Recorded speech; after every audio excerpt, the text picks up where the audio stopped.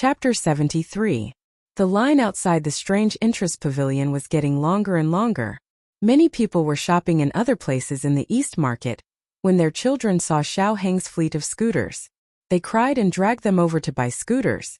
In less than an hour, there were only a few dozen scooters left out of the 300.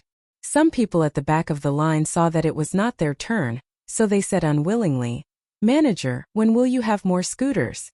Li Zixuan thought for a while and said, "Tomorrow. For those who didn't buy one today, please come early tomorrow."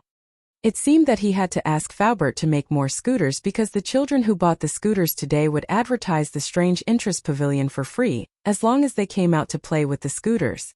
When other children saw that their friends had such fun things but they didn't, they would definitely make a fuss and ask their parents to buy them. The sales of the strange interest pavilion scooters would only increase in the next few days. Less than an hour later, the 300 scooters were all sold out. Those who didn't manage to buy any scooters dragged their crying children back home. It was likely that these families wouldn't be able to have a peaceful night. Li Zixuan turned his head and smiled at them, saying, "This is a good start." Smart Chang'e shouting, "It seems that as shareholders of the strange interest pavilion you won't lose money, haha." It was Chang'e's first time doing business, so she was the most excited.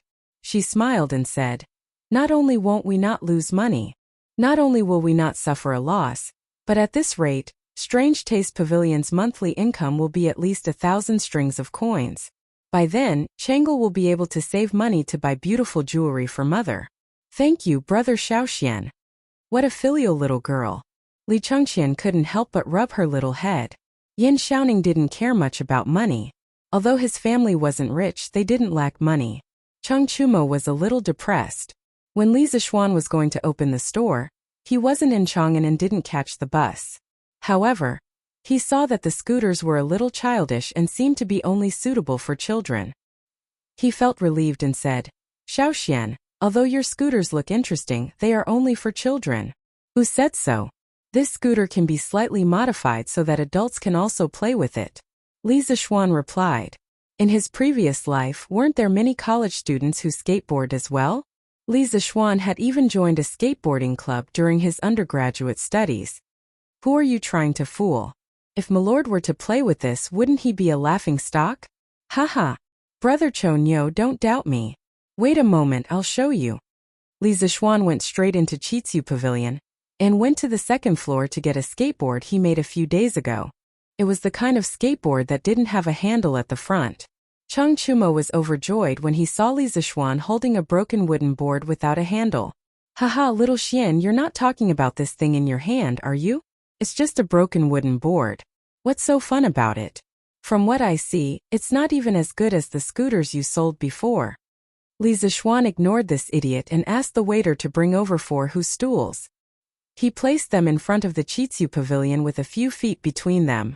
Li Zixuan then turned to Cheng Chumo and said, "Brother Chonyo, watch carefully. Brother Chonyo, watch carefully. Don't be tempted to play this game too." Cheng Chumo curled his lips and said with disdain, "Haha, whoever plays with this is a dog." Li Zixuan was furious. "Damn you. I don't have a sister. However, Xiaoxian, if you want I can introduce one to you." Haha. Li Zixuan was speechless. Li Zixuan didn't want to talk nonsense.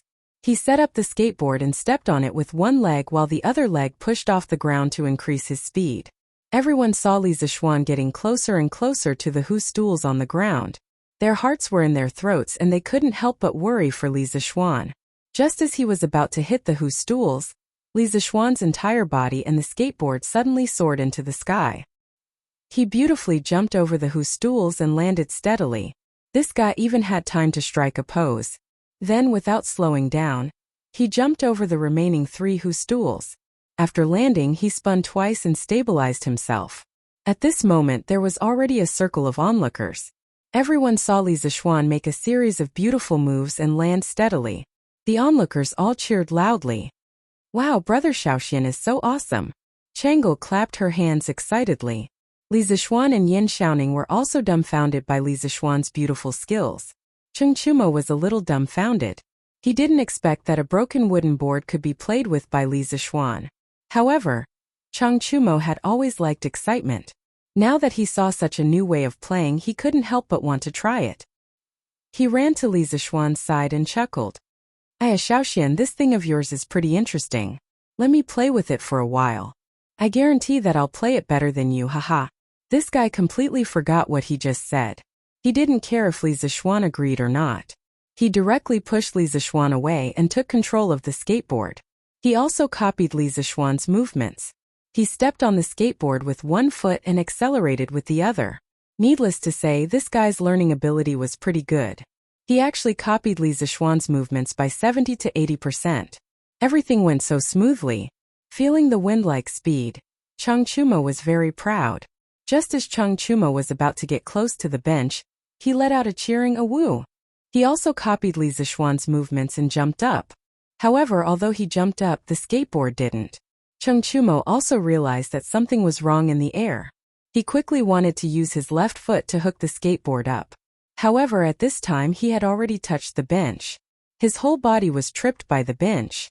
With a bang, he beautifully fell down like a wild goose landing on the sand. He fell flat on his face, causing smoke and dust to rise around him. The field suddenly went silent for a few breaths of time. Then there was a burst of laughter.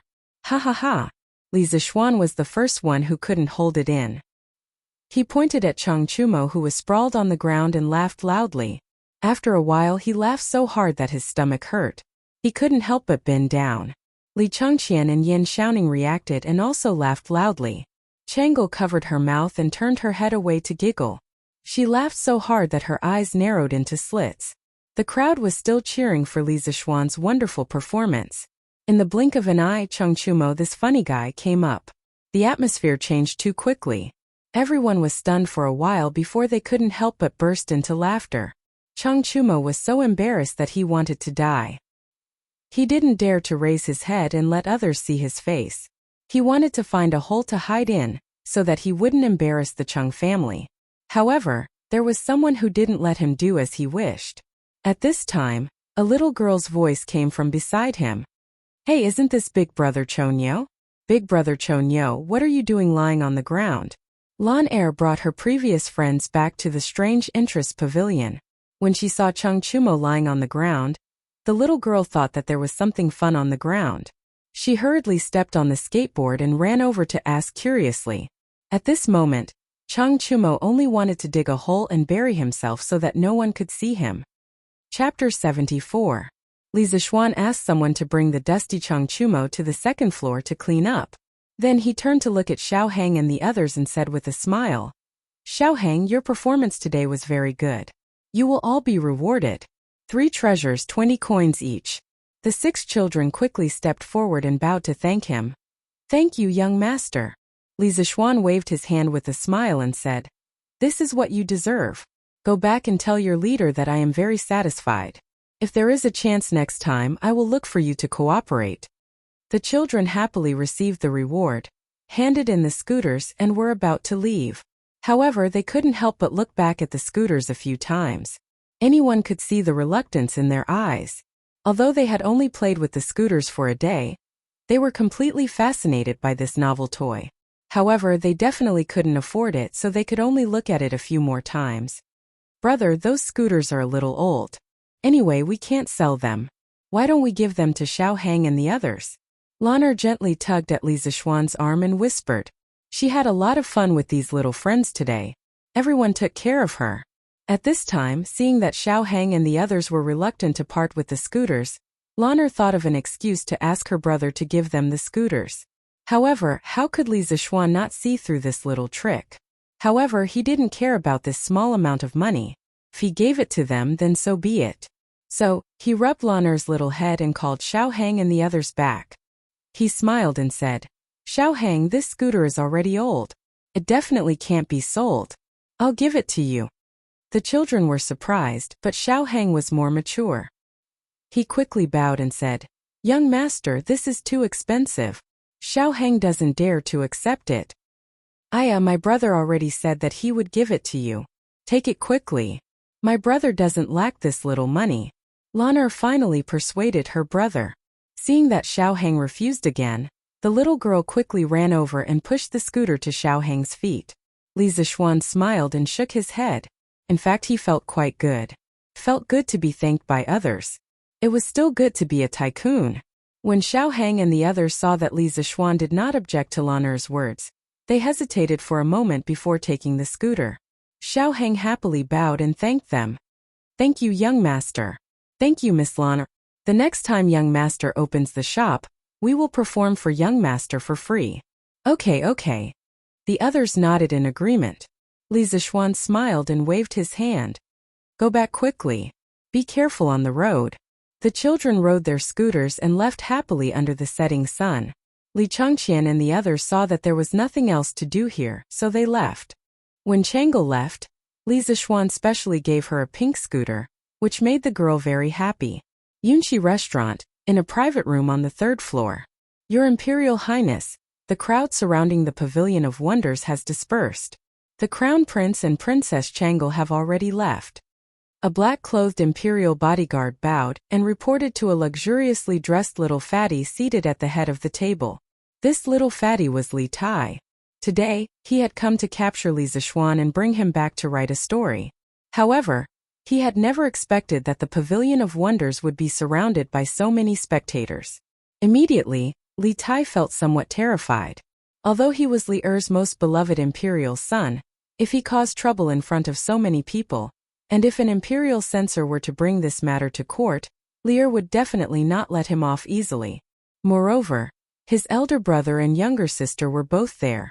If they were to speak up for Li Zixuan, it would be difficult for him to do anything.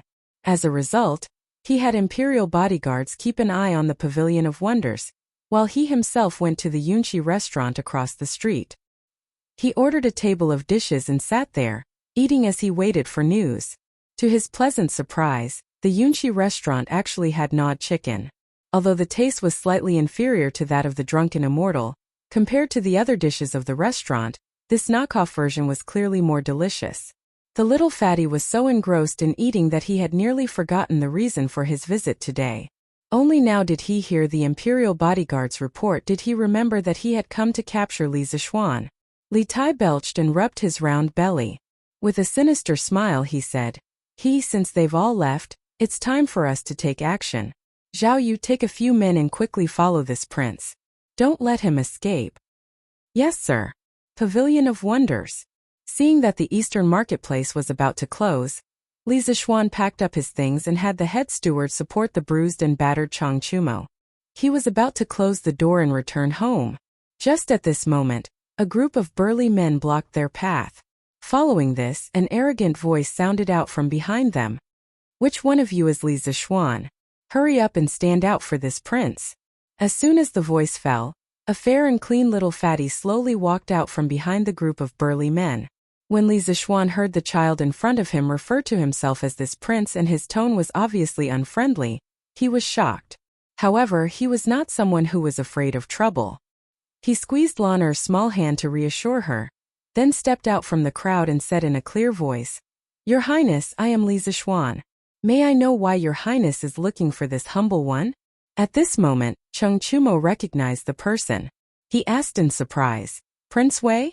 When Li Tai heard that someone recognized him, he hurriedly looked in the direction of the voice. After a long while, he finally recognized that the bruised and battered person in front of him was Chang Chumo. He turned his head and glared at Zhao Yu. Chang Chumo was also here. How could the guard not report such important information? This was an injustice to the guard. Chang Chumo had injured himself while skateboarding and had been recuperating on the 2nd floor. Not daring to come out and embarrass himself, how could the guard know whether Chang Chumo was here or not? Although Li Tai was a prince, he was still quite wary of Chang Chumo. He thought to himself, it seems like I can't take her by force today. This was because he had heard that Li Zixuan had a good relationship with Chang Chumo. If he took her away in front of Chang Chumo, Li Er would definitely not let him off easily. Oh, so Chonyo is here too. Haha, what a coincidence. Li Tai said awkwardly. Chang Chumo could tell from Li Tai's first words that he did not come here with good intentions. He was probably here to cause trouble for Li Zixuan. Of course he would support his brother at this time. Chang Chumo walked to Li Zixuan's side and patted Li Zixuan's shoulder hard. He laughed loudly at Li Tai. Today is the opening of my brother's new shop. Of course I old Chang have to come to support. Haha. May I know why Prince of Wei is here today? The crown prince and the princess just left. He pretended to be close and deliberately mentioned Li Changqian and Chang'e. Naturally, he implied that he wanted to intimidate Li Tai and remind him not to deliberately make things difficult for Li Zishuan. He was usually a simple-minded person, but that was just because he did not want to use his brain. But today, his good brother was in danger. He had to use his brain to help. Although he could defeat this group of people, he would definitely cause trouble for his father after the fight. How could Li Tai not hear the hidden meaning in Chang Chumo's words? Even though he knew that Chang Chumo was speaking the truth, he, Li Tai, would not be threatened by anyone other than Li Er and Chang Sun. At this moment, Li Tai said with a fake smile, "Oh, Cho Niao, are you representing your Chang family to stand against this prince?" Chang Chumo was momentarily speechless. Regarding the issue of a prince's side, he naturally could not represent his father. He did not know what to do when Li Tai used his power to suppress others. Your Highness Prince of Wei must be joking. Brother Cho Niao was only joking. Your Highness Prince of Wei should not take it to heart. May I know why your Highness is looking for this commoner today? Li Zishuan could not sit still when he saw his good brother stand up for him. Thus, he stepped forward to help Chang Chumo out of his predicament. Chapter 75. East Market in front of Strange Interest Pavilion. When Li Tai saw someone come forward to admit it, he looked at Li Zishuan and asked proudly, "Did you write Journey to the West?" What did this have to do with Journey to the West? Li Zishuan was a little puzzled, but he still nodded and admitted, "Journey to the West was indeed written by me." "What does your Highness mean by this?" "Well, I'm here to find you. There's a good job here. I want you to be my guest. In the future you will write stories like Journey to the West for me. Your monthly salary will be 20 strings of coins. How about it? This is much more promising than your shabby shop," Li Tai said with a look of superiority and pride. In his opinion, the shabby shop in front of him could at most earn 10 strings of coins a month. How could it be as good as writing stories for him? He was not like that poor Li Changqian. Li Er and Zhang Sun had always doted on him and gave him a lot of rewards every month.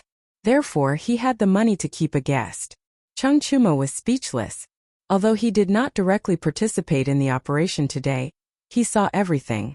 The daily turnover of Strange Interest Pavilion was more than 100 strings of coins. After deducting the cost, the profit was at least 40 to 50 strings of coins. He really did not know where Li Tai's confidence came from. Li Zishuan looked at the little fatty who was flaunting his wealth and superiority in front of him, and the corner of his mouth twitched. He wanted to tell Li Tai that he would give him 40 strings of coins a month as long as he stopped bothering him. But after thinking about it, he felt that this would be too hurtful. Li Tai would probably be angry, so he did not say it. Li Zishuan could only say tactfully, "I'm afraid I'll have to disappoint your Highness. This humble one is undisciplined and only wants to stay at home and open a shop. I have no intention of becoming a guest of the prince's residence." Li Tai was standing there waiting for Li Zishuan to agree, but he did not expect Li Zishuan to reject him without hesitation. He was very angry and secretly thought that this brat really did not know how to appreciate favors. Li Tai, who had been living a smooth life since he was young, was a little embarrassed at this moment. He said with an ugly expression, "Are you sure?" Li Zishuan knew that this little fatty was going to get angry, but he was sure that Li Tai did not dare to do anything to him. He was doing legal business and did not do anything to steal chickens and dogs. Tang Chu's governance was relatively clear, so he was not afraid that he would use his identity to avenge private wrongs. Moreover, Chang Chumo was still standing next to him, so his heart was not afraid. Li Zishuan nodded affirmatively. "I'm sure." When Li Tai heard this, he was so angry that he laughed. "Good, very good. Do you think this king can't do anything to you? This prince heard that you and Yan Xiaoning, the son of Minister Yan, have a workshop. The craftsmen in the workshop were all from the General Works Directorate. Tell me, if this prince were to ask Imperial Father to bestow those craftsmen to me, do you think Imperial Father will agree?" "You." Chang Chumo was angry when he heard this and was about to step forward to argue, but Li Zishuan quickly pulled him back. Changchumo had already helped him enough, so he could not drag Changchumo down with the rest of the matter. What Li Tai had just said was indeed the weakness of Strange Taste Pavilion. The status of craftsmen in this era was very low, so Li Er would not refuse Li Tai's pleas for a group of craftsmen. If that happened, the foundation of Strange Taste Pavilion would be shaken. Even if Li Zixuan had countless inventions that could make money, without craftsmen, he could not make them. Everything would be in vain. Strange Taste Pavilion was very important in the future, so Li Zixuan absolutely would not allow this to happen. This little fatty's move was really ruthless. Li Zixuan's mind raced. Since force did not work, then he could only use soft methods. This Prince of Wei was actually making things difficult for him today, just because of a book, Journey to the West. It was clear that he was still somewhat of a child. Moreover, it was said that Li Tai was full of talent and was extremely arrogant. Li Zixuan suddenly thought of a plan and smiled. I can write a book for your highness, but I have heard that your highness is very knowledgeable. You are proficient in calligraphy, painting, the classics, and arithmetic. I wonder if your highness can answer a few questions of this commoner? When Li Tai heard Li Zixuan praise him like a flower, a trace of pride flashed across his face. This was where he, Li Tai, was more awesome than the crown prince. He was full of talent, so Li Tai doted on him. When he heard that Li Zixuan wanted him to answer a question, Li Tai frowned. Even though he was very talented, who knew what questions Li Zixuan would ask? He was not stupid. Why would he agree? Now that he had the absolute advantage, there was no need to complicate matters. Why should this prince answer your question? Li Tai's face was full of arrogance. This little fatty was not old, but he was quite smart. Li Zixuan had already guessed that he would not agree so easily. He clasped his hands behind his back and smiled. If your highness insists on forcing me to write a story, even if I write one, it will definitely not be as exciting as Journey to the West. Your highness will not be satisfied with it. How about this? I will ask 10 questions. As long as your highness can answer one of them, I am willing to write for your highness for 3 years without any salary. Furthermore, the story I write will be even more exciting than Journey to the West. However, if your highness cannot answer a single question, then please do not make things difficult for Strange Taste Pavilion in the future. How about it? Disdain. This was blatant disdain. Even though Li Tai knew that Li Zixuan's questions would be extremely difficult, he was proud of his talent. How could he not be able to answer even one question out of 10? Li Zixuan had successfully angered him. Furthermore, Li Zixuan's first half of the sentence was reasonable. Even if he used his power to force Li Zixuan to write a story for him, if Li Zixuan was unwilling, then the story he wrote would definitely not be good. Then everything he did would be meaningless. Alright, then it's a deal. If you lose, then you have to write a story for this prince for 3 years. But your question must have an answer, otherwise it won't count. Although Li Tai was enraged, he still retained his rationality. If Li Zixuan asked questions that he had no answer to, such as how many hairs a person had on his head, how could he answer? This little fatty doesn't know that, as the saying goes, virtue is 1 foot tall, the devil is 10 feet tall. He was still too inexperienced. Li Zixuan simply nodded and agreed. Of course, how would this humble one dare to maliciously make things difficult for your highness? At this time, Lan'er pulled Li Zixuan's arm worriedly. Li Zixuan smiled at her and shook his head, indicating that he was fine and not to worry. He was someone who had experienced the information explosion of the 21st century. He didn't believe that this little fatty would be able to answer a few random questions. Li Tai nodded his head in satisfaction and called for the guards behind him to bring him a stool. After standing for so long, he was a little tired. He sat down on the stool and raised his chin at Li Zixuan, saying, Li Zixuan, if that's the case, quickly ask any questions you have. This prince is anxious for you to write a story for me. Haha. Li Tai was confident that he would not lose. Just thinking that he would be able to read a story better than Journey to the West made him happy. However, he never expected that he would soon be tortured to the point of doubting his life. Chapter 76. Since Li Tai couldn't wait to be abused, Li Zixuan naturally had to satisfy the little fatty's wish. Li Zixuan walked 2 steps with his hands behind his back and slowly said, Then, your highness, please listen to the first question. What are paper and paper afraid of? Li Tai laughed and said, "Such a simple question. Li Zixuan, you're bound to lose. Haha, paper and paper are of course afraid of fire. It seems that you're bound to be a follower of the prince's residence." Li Zixuan shook his head and said lightly, "Your Highness, you've answered incorrectly." Li Tai said in disbelief, "Is there another answer? I think you're deliberately acting shamelessly. If you can't give a convincing answer today, I won't forgive you." Li Zixuan ignored his threat and said with a smile, "Haha, I don't know if your Highness has heard of the saying, 'Don't paper, fear 10,000, only paper, fear what if.' The answer to this question is in this sentence, so I said that your Highness has answered incorrectly." Chang Chumo was stunned for a moment when he heard the answer. Then he almost laughed out loud. He didn't expect Li Zixuan to be so mischievous and come up with such a tricky question. The people of the Tang dynasty had never heard of a brain teaser. Li Tai was stunned for a moment before he reacted and said angrily, "You're playing word games. It's just a small trick. I've already understood the trick of your question. Quickly come up with the next question." "Haha, you think you've understood, but you don't know that you've just fallen into a big hole." Li Zixuan disagreed and continued, "Then, Your Highness, please listen to the second question. From 1 to 9, which number is the most hardworking and which number is the laziest?" Li Tai stood up and scratched his head. After thinking for a long time, he still couldn't think of anything. Li Zixuan reminded him from the side, "Don't worry. Your Highness, hurry up. It's getting late." Li Tai waved his hand and said impatiently, "This king can't think of anything. You win this question. Quickly tell me the answer." Replying to Your Highness, the answer to this question is 1, the laziest, 2, the most hardworking. As for the reason, I don't know if Your Highness has heard of the saying, 1 does not do, 2 does not rest.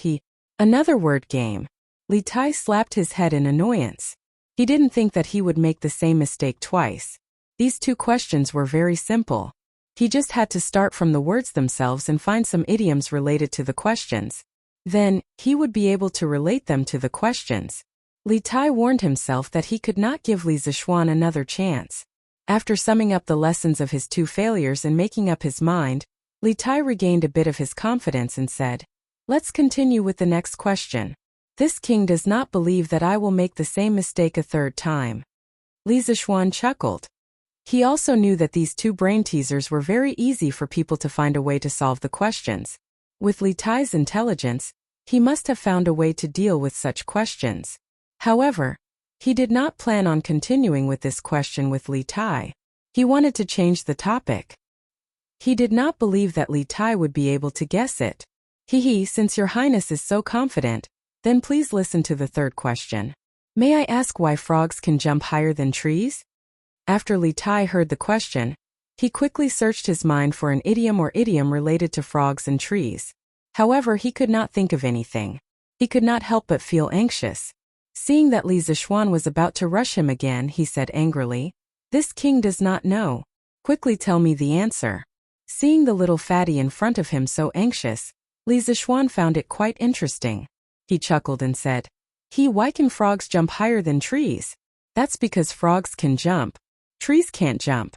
Of course they can jump higher than trees." Ha ha. Chang Chumo's face turned red. He could not hold it in any longer and finally laughed out loud.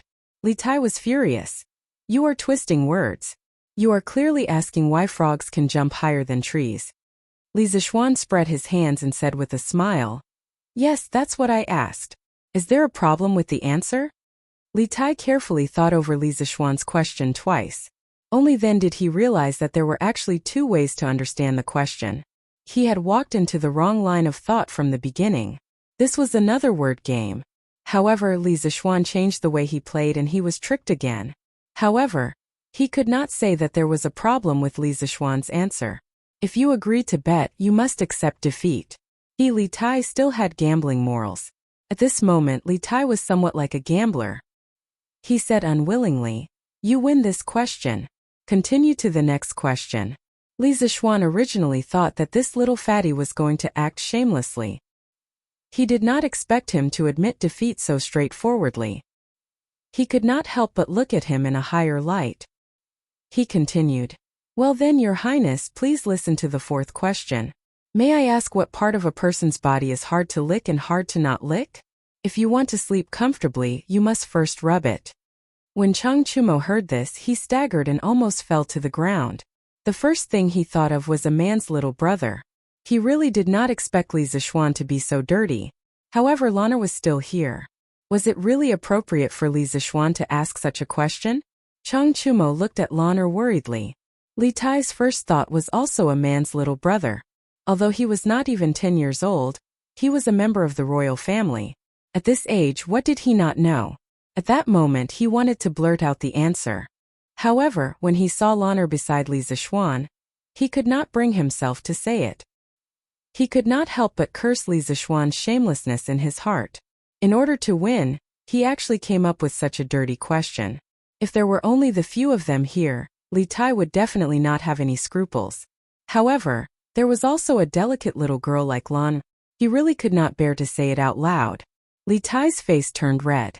In the end, he could only say angrily, "You are shameless.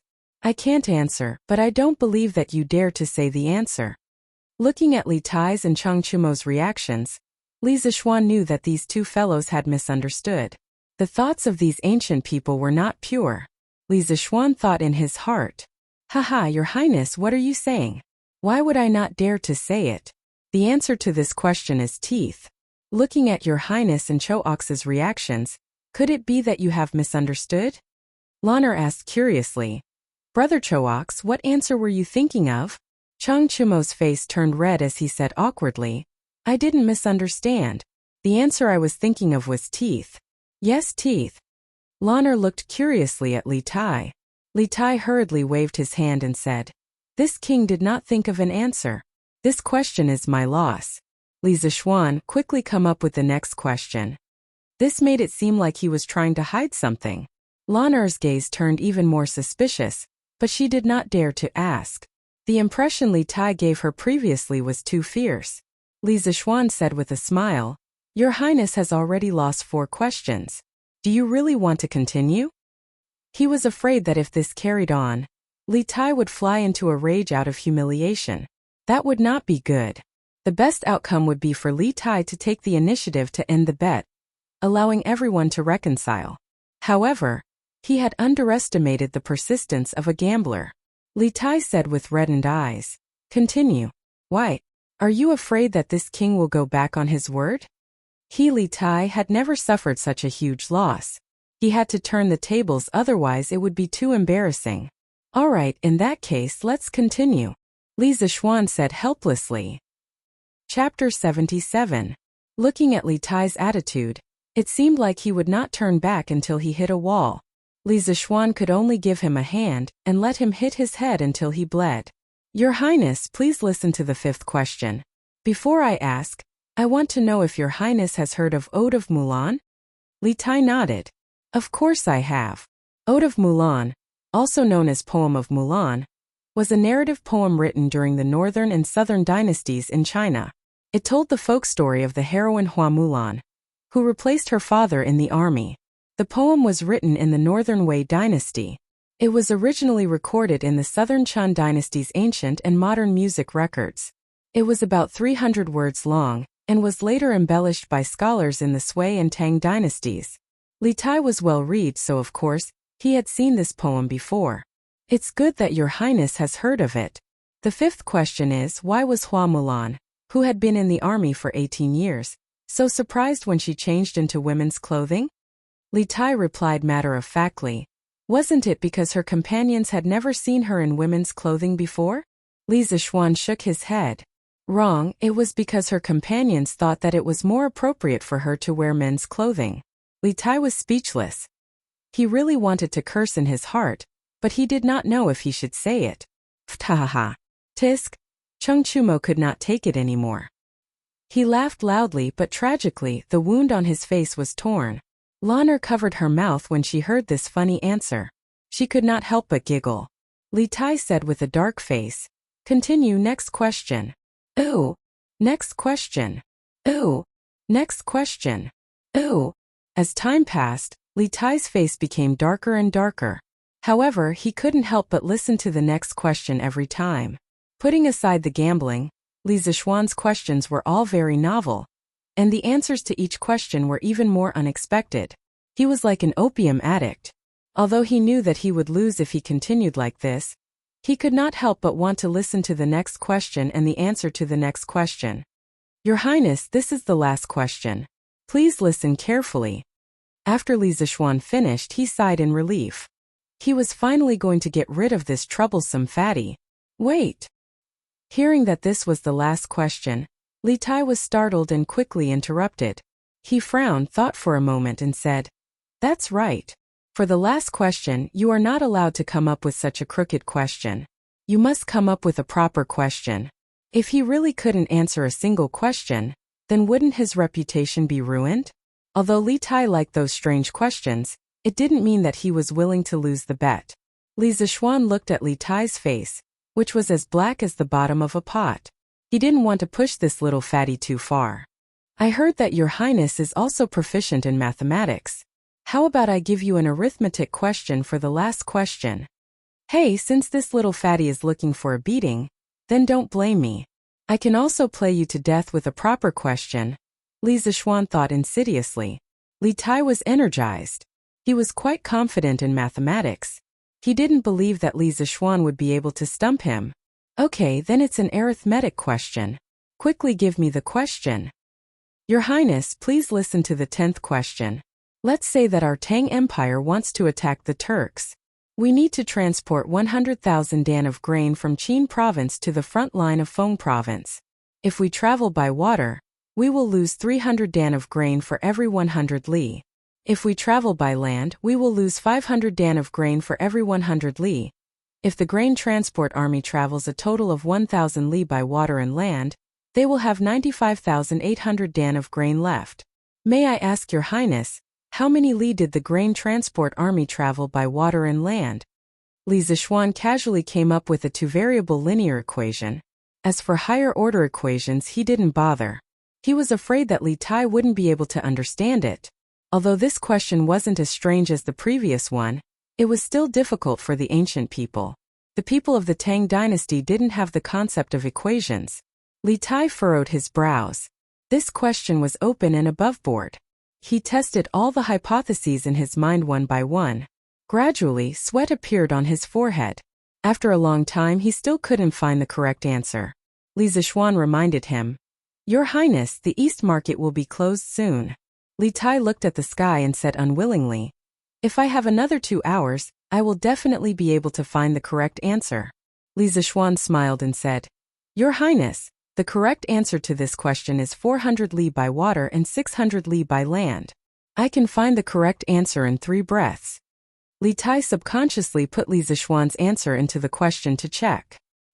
He found that it was correct, but he still couldn't believe it. "You must have calculated the answer in advance. That's why you can say it so quickly. If Your Highness doesn't believe me, you can change a few numbers in the question. Let's see if I can find the answer in 3 breaths. If I can't, I will lose today's bet." "Alright, that's what you said. Then, this prince will change the remaining provisions to 96,500 dan. You can calculate how many li we have traveled by water and land respectively." Li Tai changed a number casually. He didn't believe that Li Zixuan could find the answer in 3 breaths. Li Zixuan's mental strength was far beyond that of ordinary people.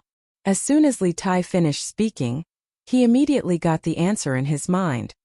"Your Highness, the soldiers traveled 750 li by water and 250 li by land. So fast. It didn't even take a breath." Li Tai was shocked.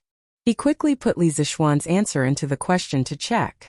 A moment later, Li Tai's eyes widened and he muttered, "It's completely correct. How is this possible? Even Dr. Liu from the Imperial College can't do it." Although Cheng Chumo didn't know how to calculate, seeing Li Tai's reaction, he knew that his good brother had calculated correctly. He couldn't help but change his understanding of Li Zixuan. He thought to himself, "It's fine if his martial arts are better than mine, but why is he smarter than me? How am I supposed to live in the future?" When Li Tai wanted to compete with Li Zixuan in mathematics, Lan'er wasn't worried at all. She still remembered Li Zixuan's heroic performance in the clothing store. "Your Highness, what about today's bet?" Seeing Li Tai in a daze, Li Zixuan asked worriedly. Li Tai had been tortured miserably today. He waved his hand dispiritedly and said, I lost. A bet is a bet. This king will not make things difficult for your strange interest pavilion in the future. Thank you, Your Highness, for keeping your promise. We'll take our leave now. Li Zixuan admired this little fatty's character of being willing to admit defeat and keeping his promises. Wait, are you really not willing to write a story for me? If you have any requests, you can tell me. I'll consider it. Li Tai was still unwilling to give up, but his tone was no longer as arrogant as before. Not only was this person in front of him good at writing stories, he was also quite talented and had strange ideas. He was a smart and interesting person. Li Tai really wanted to rope him in as a guest of the palace. Li Zixuan shook his head and said, Sorry, this humble one's ambition does not lie in this. Looking at the little fatty's disappointed expression, he also felt that Li Tai's tone was no longer as arrogant as before. He thought to himself that this fatty was just a child spoiled by his parents. Li Zixuan then added, But in my free time I'll write some stories. When the time comes, I'll engrave them into books and sell them at Strange Interest Pavilion. Li Tai's eyes lit up and he said with a smile, Okay, I'll definitely get someone to buy a few books. But you must tell me about your learning skills in the future. I'll definitely treat you well. Li Zixuan smiled and said, Of course. Ooh. The few of them bade farewell. Li Zixuan looked at the sky and estimated that the market would close in a few minutes. He let Wang Zhong take Lanner back first. He quickly walked to Strange Interest Pavilion's workshop and happened to meet Faubert, who was preparing to go home. He asked Faubert about the progress of the curved plows. Faubert smiled and said, Young master, the 20 curved plows you wanted have all been made. They're just waiting for you to send someone to take them away tomorrow. I'll go to the manor with you tomorrow to see how effective the curved plows are. Li Zixuan nodded and said, Okay, that's good. I'll send someone to take these curved plows away tomorrow. At this moment, Faubert seemed to have thought of something and said, Oh, that's right. Young master, the roller bearings you mentioned before have been made in the workshop. Now we can make roller bearings of various sizes. Li Zixuan was overjoyed and said with a smile, That's great. After I'm done with this, I'll give Faubert a blueprint. Faubert can help me build a carriage with roller bearings for all the parts that need to be rotated. Li Zixuan was very happy that there was finally hope for the luxurious carriage that he had been longing for. Faubert smiled and said, Okay, no problem. Ooh. Chapter 78. As night fell, all of Chang'an was shrouded in darkness. Because of the curfew, all the streets were dark except for the brothels. After dinner, the people of Chang'an went to bed.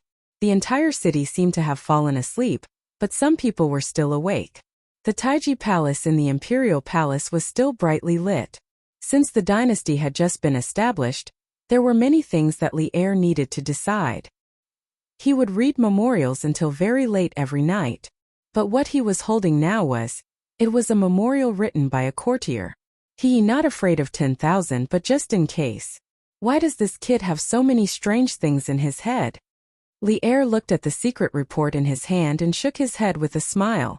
Li Zixuan would never have thought that he would enter Li Er's sight again after the nibbled chicken incident. Haha.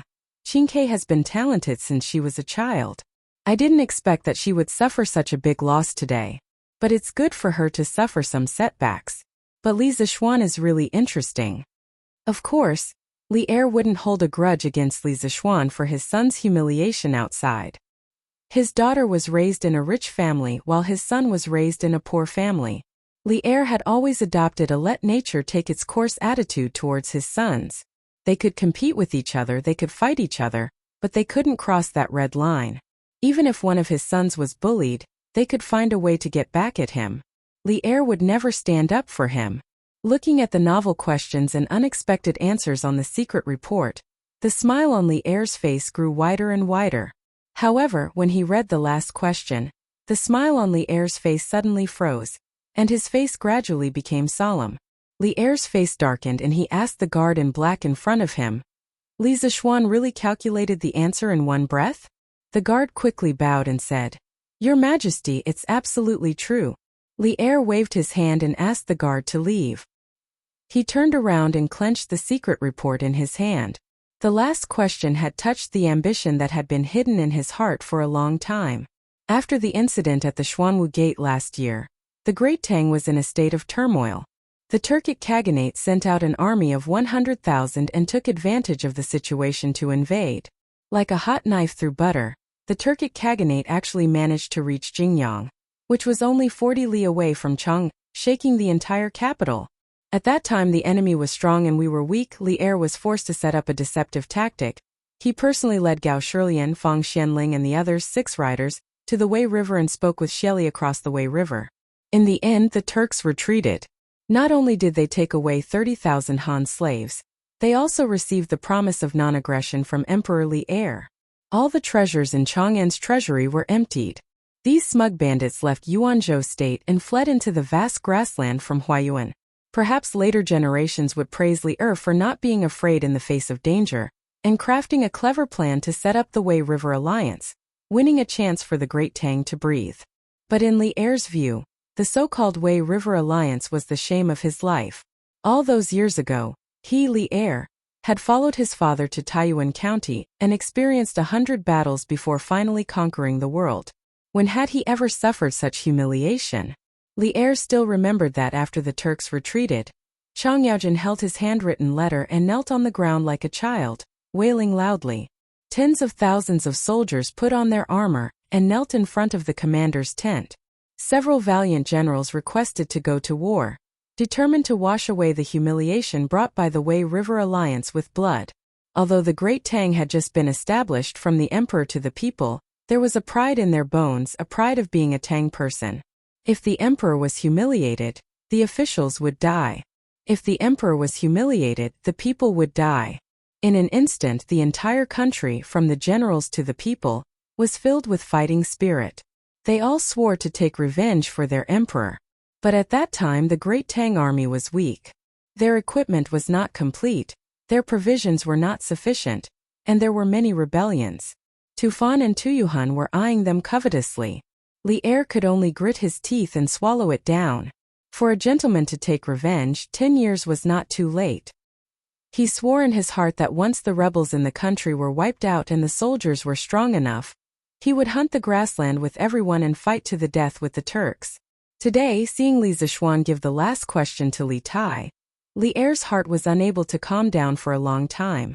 Speaking of Li Zishuan, Li Er could not help but think of the conversation he had with Chang Yaojin 2 days ago in Taiji Palace. Jijia, how has second brother Qin been recently? Li Er sat on the dragon throne, his face full of concern. Qin Shubao had followed him on many bloody campaigns and had saved his life several times. Thus, Li Er had always been very grateful to Qin Shubao. Even after he became the emperor, he still called Qin Shubao second brother Qin in private. Your Majesty's second brother Qin had many hidden injuries in his early years. Now that he is old, the injuries have flared up, and his body is getting worse by the day. A few years ago, second brother could still beat me in martial arts, but a few days ago, I went to the Qin residence to see second brother. Second brother, Your Majesty, I am heartbroken. As Chang Yaojin spoke, he could not help but beat his chest and cry. This old general of the Great Tang had once faced countless powerful enemies without batting an eyelid. Now that he saw his best brother's body getting worse, he could not help but cry. Men did not cry easily, but they had not yet been deeply hurt. Li Er's eyes were also moist. He was silent for a while, then said in a low voice, Jijia, do not be sad. I will have Dao's son go to the Qin residence to take a look at second brother Qin. As long as it can alleviate second brother Qin's pain, I am willing to have people find it, no matter how precious the medicine is. Chang Yaojin hurriedly expressed his gratitude. I thank your Majesty on behalf of second brother. Li Er sighed and said, time flies. Time is unforgiving. Seeing all of you brothers who had followed me to conquer the world grow old day by day, I don't feel good in my heart. When our generation is old, who can help Changqian protect the Great Tang? Your Majesty, there are talented people in every generation. The children and grandchildren have their own fortune. There are also many loyal and brave people in the younger generation. Chang Yaojin spoke a rare literary sentence. Li Er shook his head and said, Jijia, the younger generation is relying on their parents' influence. How many of them are successful? Chang Yaojin thought for a while, then suddenly smiled and said, Your Majesty, I met a young man a few days ago. I sparred with him and found that his martial arts were on par with mine. Li Er's eyes lit up and he asked with interest, Oh, how old is that young man? He should only be 14. What? Li Er was truly shocked. Although martial arts depended on talent, it could not be without the accumulation of time. Chang Yaojin had been through hundreds of battles, and his martial arts were at least in the top 10 of the generals of the Great Tang. Now that Chang Yaojin said that a 14-year-old young man was on par with him, how could Li Er not be shocked? How can a 14-year-old young man be on par with Jijia in martial arts? How come I have never heard of such a young talent in Chang'an? Your Majesty, it is true. This person is called Li Zishuan. He lives in Chang'an's Yongla Lane. He was on good terms with my son, so I met him. Li Zishuan? This name was so familiar. Li Er stood up, frowned, and walked 2 steps before he suddenly remembered. Is it Li Zishuan who invented the chicken nibbling technique? Hearing about the chicken nibbling technique, Chang Yaojin subconsciously licked his lips and said, Yes, it is him. Your Majesty, do you know him before? Li Er did not answer him and said, I only heard that he went to Mount Longhu to learn martial arts for 8 years, but I did not expect his martial arts to be so strong. Chang Yaojin explained, Your Majesty, Li Zishuan was spiritual master Lingshu's disciple, so it is not strange that his martial arts are so outstanding. Li Er was a little absent-minded and muttered, I see. Your Majesty, it is late. I beg your Majesty to rest early. The old eunuch Zhao Song cautiously came forward to persuade him. Li Er collected his thoughts, nodded, and was about to leave when he suddenly turned his head and ordered, Zhao Song, ask Baiqi to pay more attention to Li Zishuan. I want to know more about him. Yes, your Majesty. This young man's martial arts were strong, but he was also very smart. He was quite accomplished in mathematics. If he was a talented general, then he should be nurtured. The younger generation of the empire needed a leader. Even if he was not a talented general, he could be transferred to the army as a clerk. If he was in charge of the allocation of provisions, it would probably reduce a lot of losses on the journey. It was time to find an opportunity to transfer this young man into the army and train him well. Li Er thought so. Chapter 79. The next day, Li Zishuan didn't laze around in bed. He got up early. He still had to go to the Han village to deliver the plow today. As for the business of Chitsu Pavilion, Li Zishuan had already told his father last night to send a reliable shopkeeper to take care of it today. Chitsu Pavilion's reputation had already spread yesterday, so the rest of the work just had to be done step by step. Li Zishuan didn't need to stay there every day. It was best for him to be a shopkeeper who didn't do anything. Before Li Zishuan ate breakfast, he asked Sanbao to quickly go to the carriage house to hire 4 carriages that were specially used to transport goods. Sanbao didn't go with Steward Wang to buy chicken seedlings today. Li Zishuan asked Wang Zhong to take Fu with him. He wanted Sanbao to go with him to the village today. After breakfast, he went to the door to see if Sanbao had returned. In the end, he didn't see Sanbao. Instead, he saw Cheng Chumo. Hey Chonyo, why are you here? After Cheng Chumo went back with a bloody nose and a swollen face last night, he naturally couldn't avoid being interrogated by Chang Yaojin. When old Cheng saw him like that, he thought that he had run out to fight with someone again. Cheng Chumo explained for a long time before Chang Yaojin reluctantly believed him. He glared at him angrily. Useless thing. How can you fall like this from playing with a lousy carriage? You're really embarrassing me. Cheng Chumo also knew that he had lost a lot of face this time, so he stood there silently and didn't dare to talk back. Who knew that Chang Yaojin would continue to say, Another day, ask Xiao Xian to make one for me. I want to see what kind of carriage can make you fall like this. Cheng Chumo cursed in his heart. I'm afraid that when the time comes, you'll fall even more miserably than me. Cheng Chumo suddenly remembered something this morning.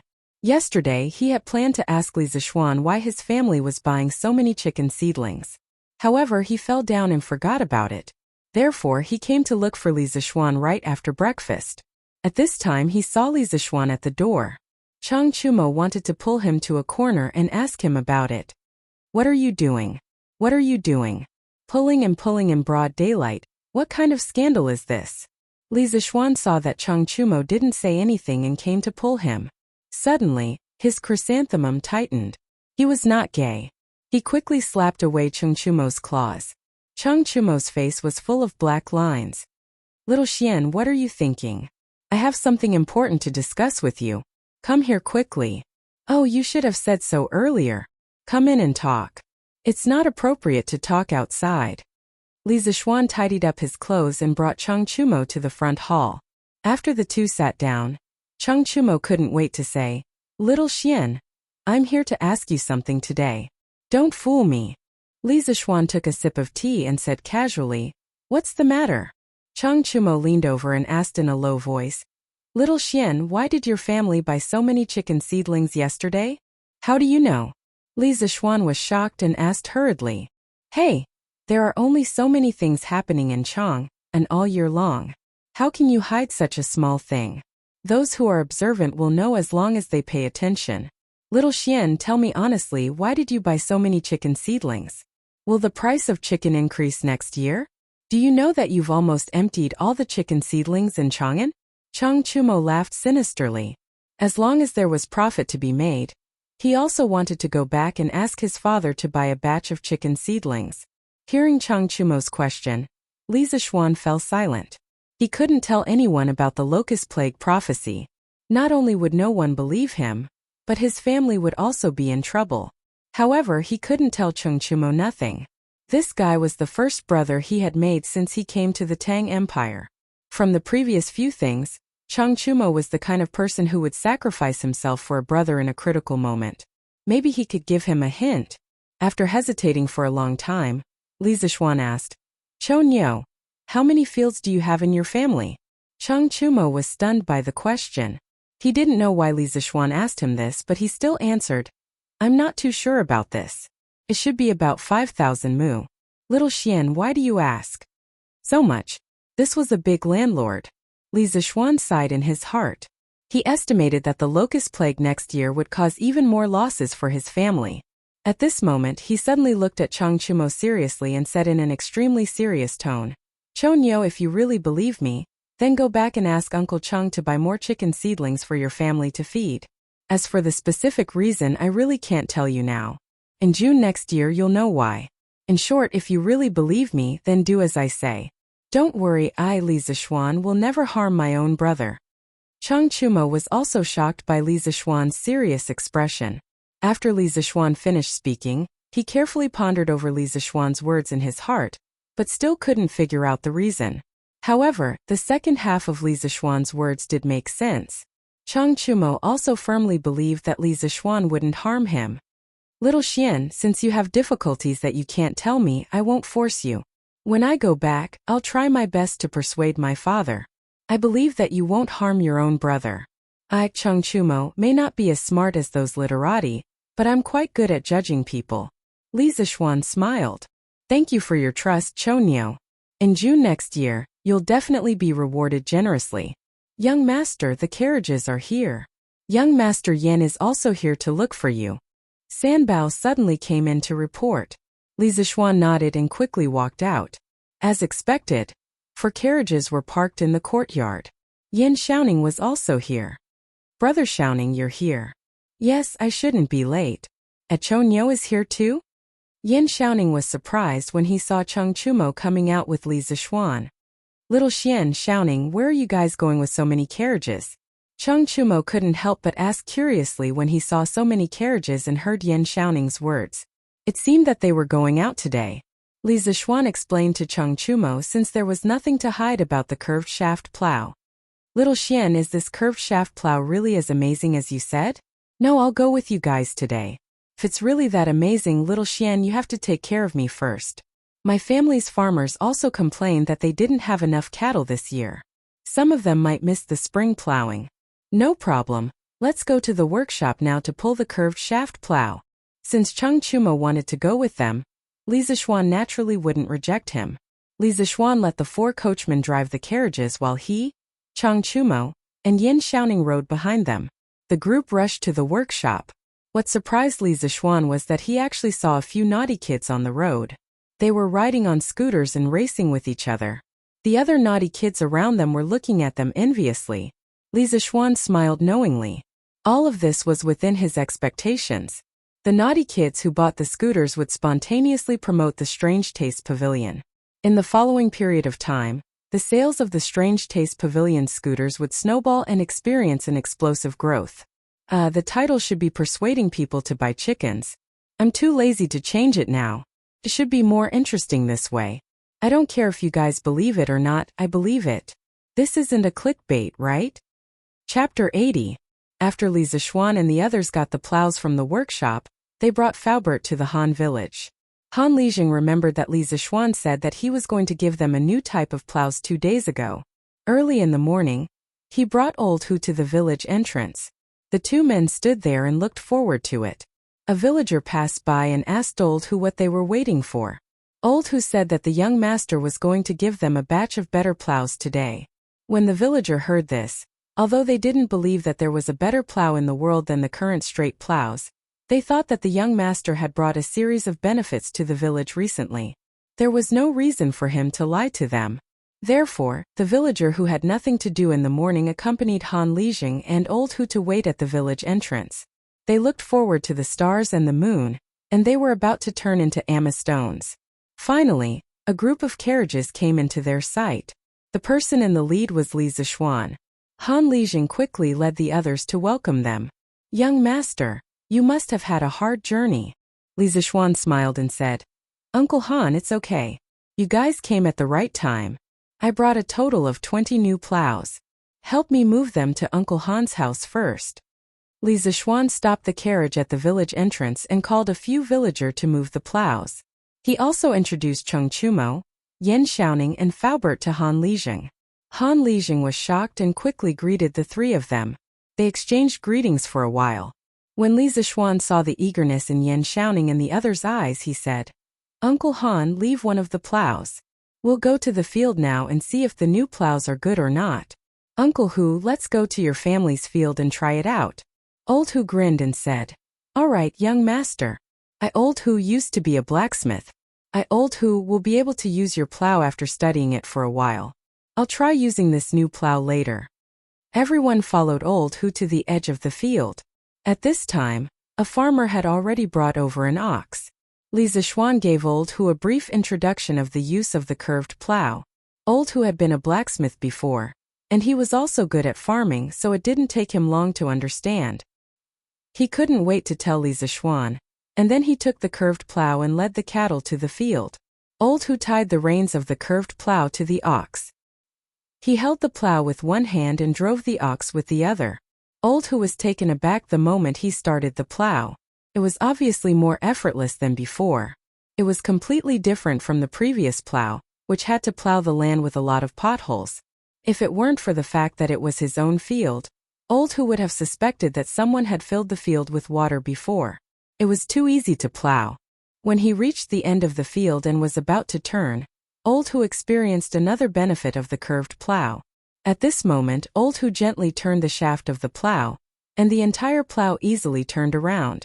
It was not like the long and straight plow in the past, which had to be tilted and expended a lot of effort to turn around.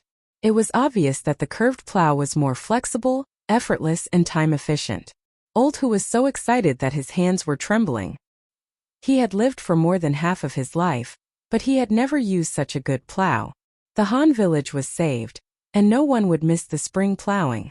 At this time, there were already many farmers surrounding the embankment. When they saw how fast Old Hu was plowing, they couldn't help but be shocked.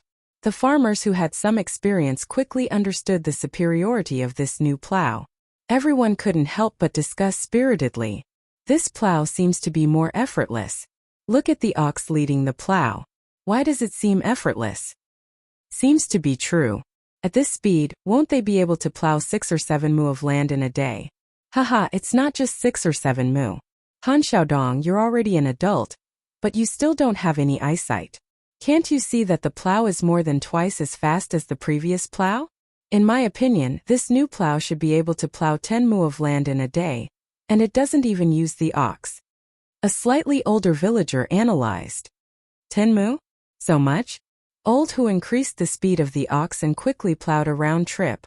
At this time he pushed the plow to a place slightly closer to Li Zishuan and the others. He shouted excitedly, "Young Master Li Zheng, this plow is really good. The plow is more than twice as fast as before. I, Old Hu, even feel that a slightly stronger adult can pull this plow." Hearing Old Hu's words, everyone on the ridge was shocked. They all thought that Old Hu was bragging. Who could pull a plow? Han Lijing also said suspiciously, "Old Hu, it's not as exaggerated as you say, right?" Old Hu anxiously said, "Li Zheng, if you don't believe me, come down and help me hold the plow. Old Hu will pull it." Han Lijing also wanted to experience it. He excused himself from the people on the ridge, rolled up his trousers and went down. Old Hu pulled the ox to the side and let a farmer lead it. He hung the rope of the plow on his shoulder, leaned forward and pulled one end of the rope. He shouted behind him, "Li Zheng, are you done holding it?" Han Lijing replied, "Yes, you can start." Everyone held their breath and stared at Old Hu without blinking. In history they had never heard of people pulling the plow. At this time the muscles on Old Hu's arm bulged. Old Hu shouted and the plow began to move slowly. It moved, look, the plow actually moved. It's true, it's actually true. God, what kind of plow did young master bring us? An old farmer trembled as he knelt on the ground and muttered, "A divine plow, a divine plow. This is the divine plow of our Tang Empire." Faubert was also trembling with excitement. 2 days ago, when Li Zishuan explained the advantages of the plow to him, although Li Zishuan's words were clear and logical, he still had some doubts. But today the facts were in front of him. He had no choice but to believe. The plow in front of him was even better than what Li Zishuan described that day. "Young master, facts speak louder than words. This old man is convinced. This plow can really be called the divine plow of our Tang Empire. In the future, millions of people will be grateful for young master's kindness." Faubert looked at the excited farmer in front of him and couldn't help but say. Li Zishuan smiled and said, "This is also thanks to Faubert's help. Without Faubert's exquisite skills, how could we make such an efficient plow?" Yin Xiaoning was breathing rapidly as if he had taken drugs. He grabbed Li Zishuan's arm and said incoherently, "Xiaoxian, this is a divine plow. This plow must be widely promoted. When I go back, I must tell my father to let the Ministry of Works purchase this plow. This is the good news of our Tang Empire's people." Li Zishuan was speechless. It was just a plow. Did these people have to praise it so much? Cheng Chumo jumped out excitedly at this moment. He patted Li Zishuan's shoulder and shouted, "Xiaoxian, if you treat me as a brother, then supply my family with 100 of these plows first. My farmer needs them urgently." 100? Why don't you go rob a bank? Li Zishuan was furious. This guy was really asking for too much. The Han village only got 20. Moreover, even if he gave Cheng Chumo 100, did his farm have so many cattle? Wasn't this a waste of resources? Then let's start with 50, no less. My family's farmstead has 50 cattle. Cheng Chumo said with a flattering smile. Li Zishuan nodded. This was more like it. At this moment he said to Faubert, "Faubert, when you go back to Chang'an, ask all the craftsmen in the workshop not to do anything but focus on making the plow. In addition, you are in charge of finding a group of skilled and reliable craftsmen. I wouldn't mind even if there were 40 or 50 of them. Don't worry, I don't lack money." Li Zishuan expressed that he was rich and could do whatever he wanted. Faubert nodded and agreed. "Yes, young master. This is an important matter. I will arrange it well." Chapter 81. After the villagers on the ridge saw the magic of the curved plow, some of them quickly spread the news back to the village. One person spread to 10, 10 spread to 100, and then the entire Han village was in an uproar. As soon as Li Zishuan and his group returned to the village, they were surrounded by enthusiastic villagers. "Young master, is this divine plow for sale?" "Yes, young master, where can I buy this divine plow? I want to buy one too. But I don't know if this divine plow is expensive." "Oh!" Li Zishuan waved his hand to stop the noisy crowd and shouted, "This plow is called the curved plow. I have already sent 20 plows to the Han village today. They are considered the public property of the village. If you can't afford a curved plow, you can rent one from Han Lijing. The rent is 5 copper coins a day. If you want to buy one, you can go to the Strange Interest Pavilion in the East Market of Chang'an City tomorrow. They sell one for 170 copper coins. If you want to buy one, please come early tomorrow. The other villages don't know about this plow yet, so no one will fight with you. The cost of a curved plow was about 150 copper coins. Li Zishuan didn't want to earn money from these poor villagers, so he set the price very low. He only wanted to earn money for his hard work. He didn't want the villagers to be grateful to him. He only wanted to feel at ease. As soon as Li Zishuan finished his words, the crowd started to discuss. Master, it's only 170 copper coins. It's only 30 copper coins more expensive than the straight plow we bought before. Why don't we buy one too? Yes, it's better to buy one. You have to wake me up early tomorrow morning, or else we won't be able to buy it. Xiaodong, is your family buying it? Of course, only a fool wouldn't buy such a useful plow. Didn't you hear what young master said? When the other villages know about it, you won't be able to buy it even if you want to. Yes, that's right. Young master is really good to us villagers. Of course. Oh. Li Zishuan walked out of the crowd with Cheng Chumo and the others when he saw that they were having a heated discussion. At this moment, Yin Xiaoning and Faubert both said goodbye. Yin Xiaoning had already achieved his goal of coming to the Han family manor today. Now, he only wanted to return home as soon as possible and report to his father how efficient it was to use the curved plow to plow the land. It would be able to solve the urgent problems of the imperial court to a large extent. Today Faubert had witnessed the miraculous power of the curved shaft plow. He wanted to return to the workshop as soon as possible and recruit more craftsmen to mass-produce the curved shaft plow. Time waits for no man. If he builds one more curved shaft plow, there would be one less family missing the spring plowing. Faubert felt that his body was filled with passion for work. His waist was no longer sore, and his legs were no longer painful. His entire body was filled with energy. Li Zishuan saw that Cheng Chumo seemed to want to leave in advance, so he hurriedly pulled him back and said, Chonyo, don't go yet. I'll bring you to see the Han family manor's chicken farm. If your family's farm also wants to raise chickens on a large scale, then do it like this. Otherwise, the chickens will easily catch the foul plague. Cheng Chumo thought for a moment and nodded in agreement. All right, then we'll listen to little Xian and go take a look. The two of them followed Li Zishuan to the back mountain of the manor. Compared to the first time Li Zishuan came, the back mountain had changed a lot. In the forest, the farmers had used bamboo or tree branches to form chicken farms one after another.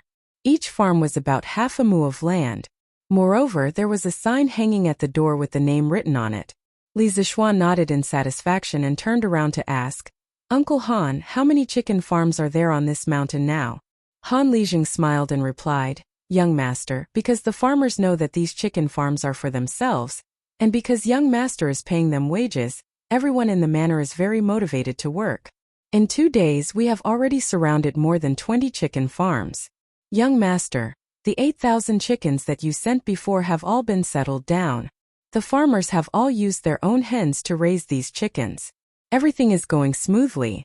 Then I'm relieved. Uncle Han, follow me in to see the chicken coop. Li Zishuan chose a chicken farm next to him and directly pushed the door open. Cheng Chumo and Han Lijing also followed in. They saw a few old hens and a few groups of chickens. There were about 300 to 400 of them. They were looking for food everywhere. The chicken farm was noisy and lively. There was also a row of neatly arranged chicken coop inside. It was spacious and airy. Li Zishuan nodded in satisfaction and said, Uncle Han, this chicken coop is very well done. Uncle Han, this chicken farm is done very well. Just build the rest like this. You have to hurry up. Now we've only delivered 8,000 chickens to you. There are still 72,000 left. Steward Wang will continue to deliver more to you in the next few days. Uncle Han, I suggest that you pick some people to manage the farm. It's best if you pick those who have learned the ability to control chickens. Let them get familiar with the chickens as soon as possible. These chickens are very important to me. Nothing must go wrong. Later, I will give you another 1,000 strings of cash. Go to Chang'an City and buy more quicklime. You have to sprinkle quicklime around the chicken coop regularly. Han Lijing nodded solemnly and said, "Young master, don't worry. I will arrange it well." Then Uncle Han, you go ahead. Cho Nyo and I will walk around here." Han Lijing nodded and smiled. "Okay, young master, I will go back first." Ooh. After Han Lijing left, Li Zixuan did not hear any movement from Cheng Chumo for a long time. He could not help but turn around and found Cheng Chumo staring at him in shock. Li Zixuan touched his face strangely and asked in puzzlement, "Cho Nyo, what happened to you? Were you struck by lightning?" Cheng Chumo wanted to kick Li Zixuan angrily, but Li Zixuan easily dodged it. "Damn you, you are the one who was struck by lightning. I say, Xiao Xian, from what you said before, are you planning to buy 80,000 chickens?" Yesterday, he received news that Li Zixuan had bought at least 7,000 chickens. He was shocked by this number at that time. He never thought that it was just a drop in the bucket. Li Zixuan was playing too big, far beyond his imagination. Yes, what's wrong with this? What's wrong with this? Are you crazy? 80,000 chickens? Chang'an City consumes less than 80,000 chickens in a month. Who are you going to sell these chickens to when they grow up? Cheng Chumo said angrily. Li Zixuan touched his nose and said awkwardly, Cho Nyo. Actually, the most valuable part of a chicken is not its meat, do you know? Cheng Chumo heard him and looked at him as if he was an idiot. He was speechless, but what he wanted to say was written on his face. He was clearly saying, "I am not educated, don't lie to me." Li Zixuan also knew that he could not explain it clearly, so he could only say vaguely, "Cho Nyo, you will understand what I mean next year. Your family's chicken farm must be built like the Han family's. Take a good look. Your family cannot buy so many chickens like me, but you must buy them, or you will regret it next year." Seeing that Li Zixuan was serious, Cheng Chumo could only nod and say, "Okay, I will tell my father tonight. P.S. Regarding the issue of updating, I would like to clarify. Swordsmen were surprised when I saw that many readers were urging me to update the book in the comments section. I can finally say goodbye to the single-player game. Swordsmen are honored that everyone is urging me to update the book. Swordsmen would like to clarify the issue of updating the book. Usually, the book will be updated at least 2 times a day, and occasionally 3 times. This book has been open for more than 40 days, and it has never stopped updating. Usually, a chapter will be updated at noon, and a chapter will be updated at 10 p.m. Due to the lack of popularity of his new book, there were fewer recommendations. Therefore, Vigilante could only release his new book at certain times, hoping that others would be able to read his new book amidst the sea of books. Although this method was stupid, Vigilante had no other choice. If there are many people reading the book, Swordsman will release 2 or 3 chapters at once to prevent people from waiting in the middle. In the end, it's all about understanding. I hope that everyone can understand. Also, if you find out that your comments on the bookstore's book review section have been deleted, don't blame it on Vigilante. That's because your comments contain sensitive words that are automatically deleted by the system. Vigilante. Vigilante's own comments have been deleted many times. As for which sensitive words are Vigilante, Vigilante doesn't know. Everyone will ask why you did not put this paragraph in the comments section, or put it in the author's words section. Are you trying to increase the word count by putting it there? First of all, Vigilante tried to post it in the book reviews and comments section, but it was instantly deleted by the system.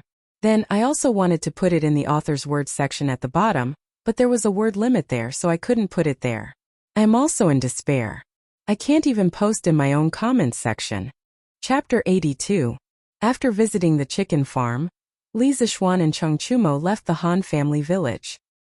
He originally wanted to see Hu Jing and his younger brother, but after thinking about it, he realized that he had been busy with the affairs of Strange Interest Pavilion these past few days and had forgotten to ask Li Changqian to help him inquire about Sun Simiao's whereabouts.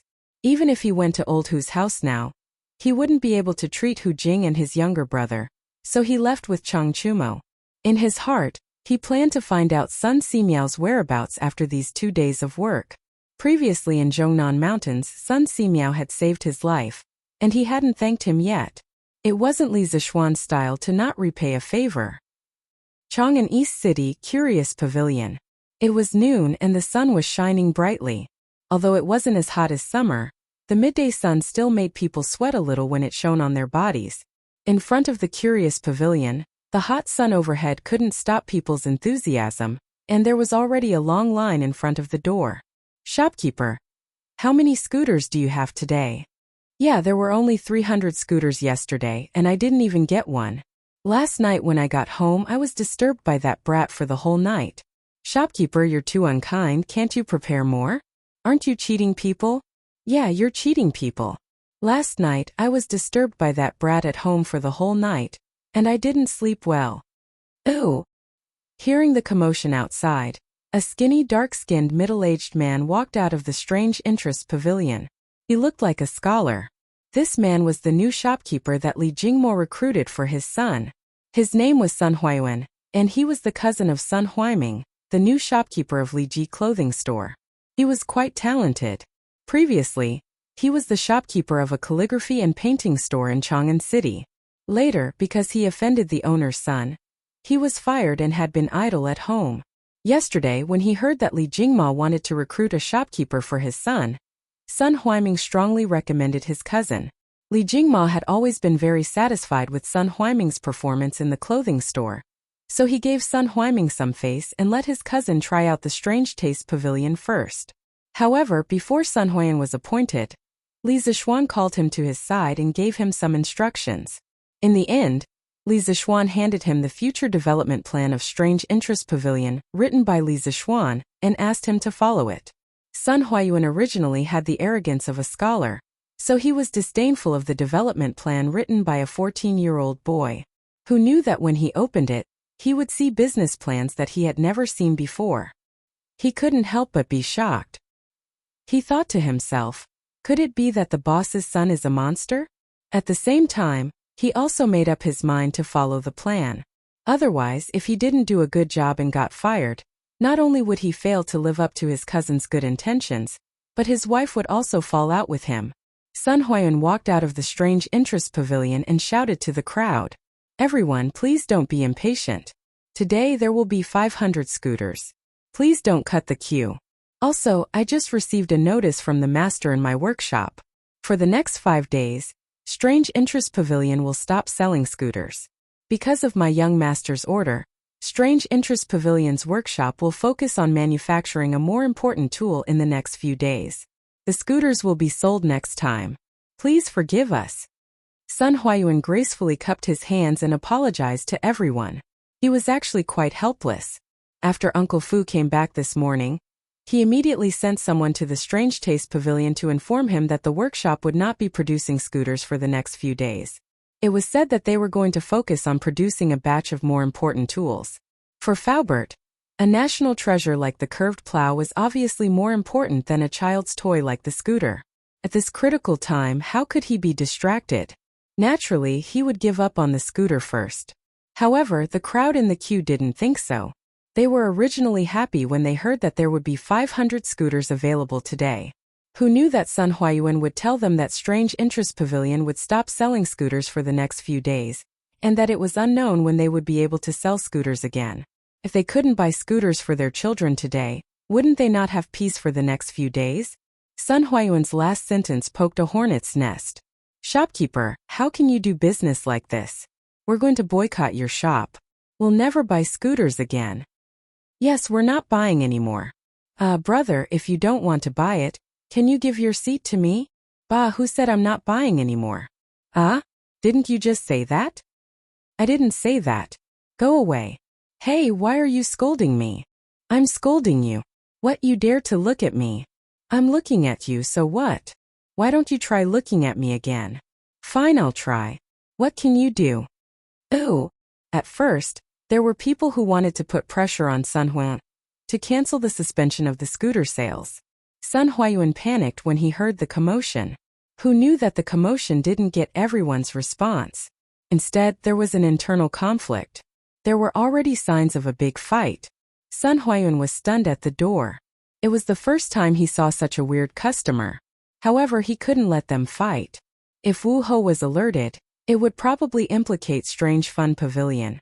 Sun Huaiming quickly went down to mediate. "Please calm down. Please don't fight. Although we will temporarily suspend the sale of the scooters for a few days, You can use our membership card to reserve the scooter first. When we have the scooter, we will send it to your home as soon as possible. Membership card? What membership card? The burly man who wanted to boycott the Strange Interest Pavilion asked in surprise. The rest of the people also looked over curiously. At this time, Sun Huiyun loudly explained to the crowd, "Friends, in order to save everyone's time, our Strange Fun Pavilion will introduce a membership system. We will also arrange a corresponding membership channel. Customers who pay 500 coins in one go will receive a white membership card. Those who pay 1,000 coins in one go will receive a green membership card. Those who pay 1,000 coins in one go will receive a blue membership card. Those who pay 20 coins will receive a purple membership card. Those who pay 100 coins will receive an orange membership card. Those who pay 500 coins will receive a red Supreme membership card. Our Strange Fun Pavilion's membership levels from low to high are white, green, blue, purple, orange, and red. In the future, all members can line up in the membership channel. Of course, the higher the membership level, the higher the priority you will receive when you line up. Correspondingly, you will receive better discounts when you buy products. The Red Supreme membership card will give you a 40% discount when you buy products. Every membership card that we give out is special and requires a fingerprint. It will not be counterfeited. Every sum of money that you deposit and withdraw from Strange Fun Pavilion will be recorded in detail. There will be no mistakes. Friends who didn't buy a scooter today can apply for a membership card to reserve it. Everyone, don't miss this opportunity. Our Strange Fun Pavilion will have even more novel products in the future. There are only things that you can't think of. There is nothing that we can't do. Sun Huiyun introduced the business plan that Li Zixuan had written for him to the crowd. Li Zixuan had used the color of the character cards and equipment from the online games in his previous life to Strange Fun Pavilion's membership cards. He wanted to tell the people of the Tang dynasty that life was like playing an online game. If you want to be awesome, you have to spend money. It was just like the online games released by a certain company in his previous life. If you don't spend money, you won't be able to play. The audience was stunned by this membership system that they had never heard of before. The people who bought the scooter yesterday were secretly glad. They only spent 360 copper coins yesterday, and they actually got a white membership card that was worth 500 copper coins. This wave of people did not suffer a loss. Most of the people in front of the line were watching. They were in front of the line and should be able to buy a scooter today. Therefore, they were not in a hurry. They were waiting to see if anyone was willing to apply for a membership card. However, the people at the back of the line could not sit still. "Shopkeeper, I want to apply for a green membership card. I want to use your members channel. I also want a green membership card." Green was the color that protected the environment. Everyone liked it. Behind the crowd, there was an elegant young man wearing white clothes and holding a folding fan in his hand. He was looking at the noisy crowd. The corners of his mouth were raised into a meaningful smile. He ordered the manservant beside him, "Don't worry. Lu Yun, go and apply for a Red Supreme membership card for this young master." "Ah, young master, this?" The servant suspected that he had misheard. The white-clothed young master frowned. He naturally had a dignified aura. He did not want to repeat himself. "Yes, young master. This servant will go now."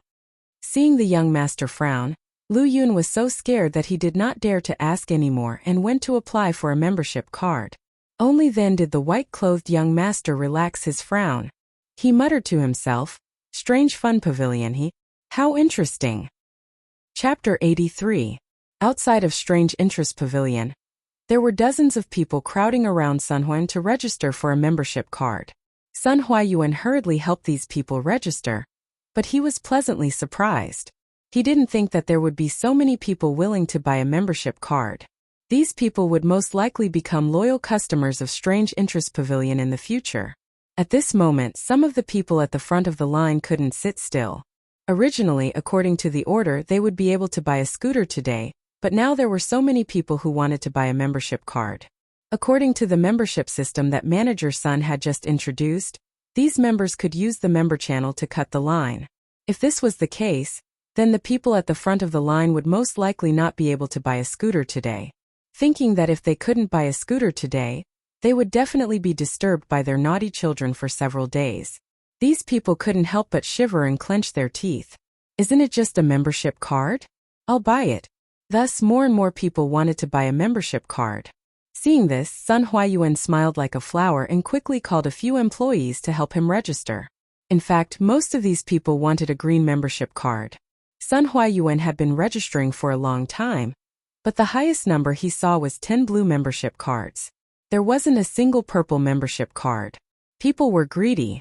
At first, Sun Huayuan was worried that no one would be willing to buy a membership card, but now he was hoping that someone would buy a few purple membership cards. He was disappointed in his heart when he heard a young man's voice. "Manager, buy a red Supreme membership card for my family's young master." Shua! The noisy crowd instantly quieted down and looked at the person who spoke. Sun Huayuan also suspected that he had misheard and asked with uncertainty, "Dear customer, what kind of membership card did you say you wanted?" "I'm not the one doing it. I'm just doing it for my family's young master. He wants a red Supreme membership card." "Manager, hurry up, we're in a hurry. This is the membership fee, see if it's enough." Lu Yun tossed 5 golden pancakes to shopkeeper Sunday. After all, 500 strings of copper coins could be pulled by an ox cart. It was really inconvenient to carry them when going out. In the Tang dynasty, gold could be used for large transactions, but silver could not be used. In fact, there was silver in the Tang dynasty, but before the Song dynasty, most areas in China did not use silver as currency. In the Tang dynasty, the annual production of silver was only 15,000 taels. At that time, for ordinary people, there were only 3 sources of silver. The first was a reward from the emperor, the second was a bribe from local officials, and the third was the payment from foreign merchants. Regardless of the source of the silver, no one would use it for trading. In large transactions, gold chains and gold pancakes were more commonly used. That's enough, that's enough. I'll handle it for you right away." After Sun Huayuan confirmed that he didn't mishear, he quickly took the golden pancake and weighed it in his hand. Then, he wiped the sweat on his forehead and began to register. "May I know your young master's name? We need to register and press our fingerprint." Sun Huayuan raised his head and asked. Lu Yun frowned and said, "It's inconvenient to reveal the identity of my young master. You can just write the word Wang, and I'll press the handprint." As Sun Huayuan was a little confused. This was the first time he encountered such a situation. However, this person wanted to apply for a red card, so he should take care of him. He could only nod and say, "Okay, we'll do as you say." The 500 scooters of the Strange Interest Pavilion were all sold out in 4 hours. Those who applied for a membership card had all bought one. Many people in front of the line who thought that they would be able to buy one didn't. They couldn't help but beat their chests and stomp their feet. They definitely wouldn't have a good time in the next few days. Including the scooters that were sold yesterday, there were currently 800 scooters in Chang'an City. The naughty kids who owned scooters naturally formed groups and began to show off in all kinds of fancy ways in Chang'an City. They were all risking their lives. For a moment, the streets and alleys of Chang'an City were filled with naughty kids on scooters chasing each other. Naturally, all kinds of accidents were caused. The entire Chang'an City was in chaos. People and horses were thrown off their feet. Yongxing City. Nay!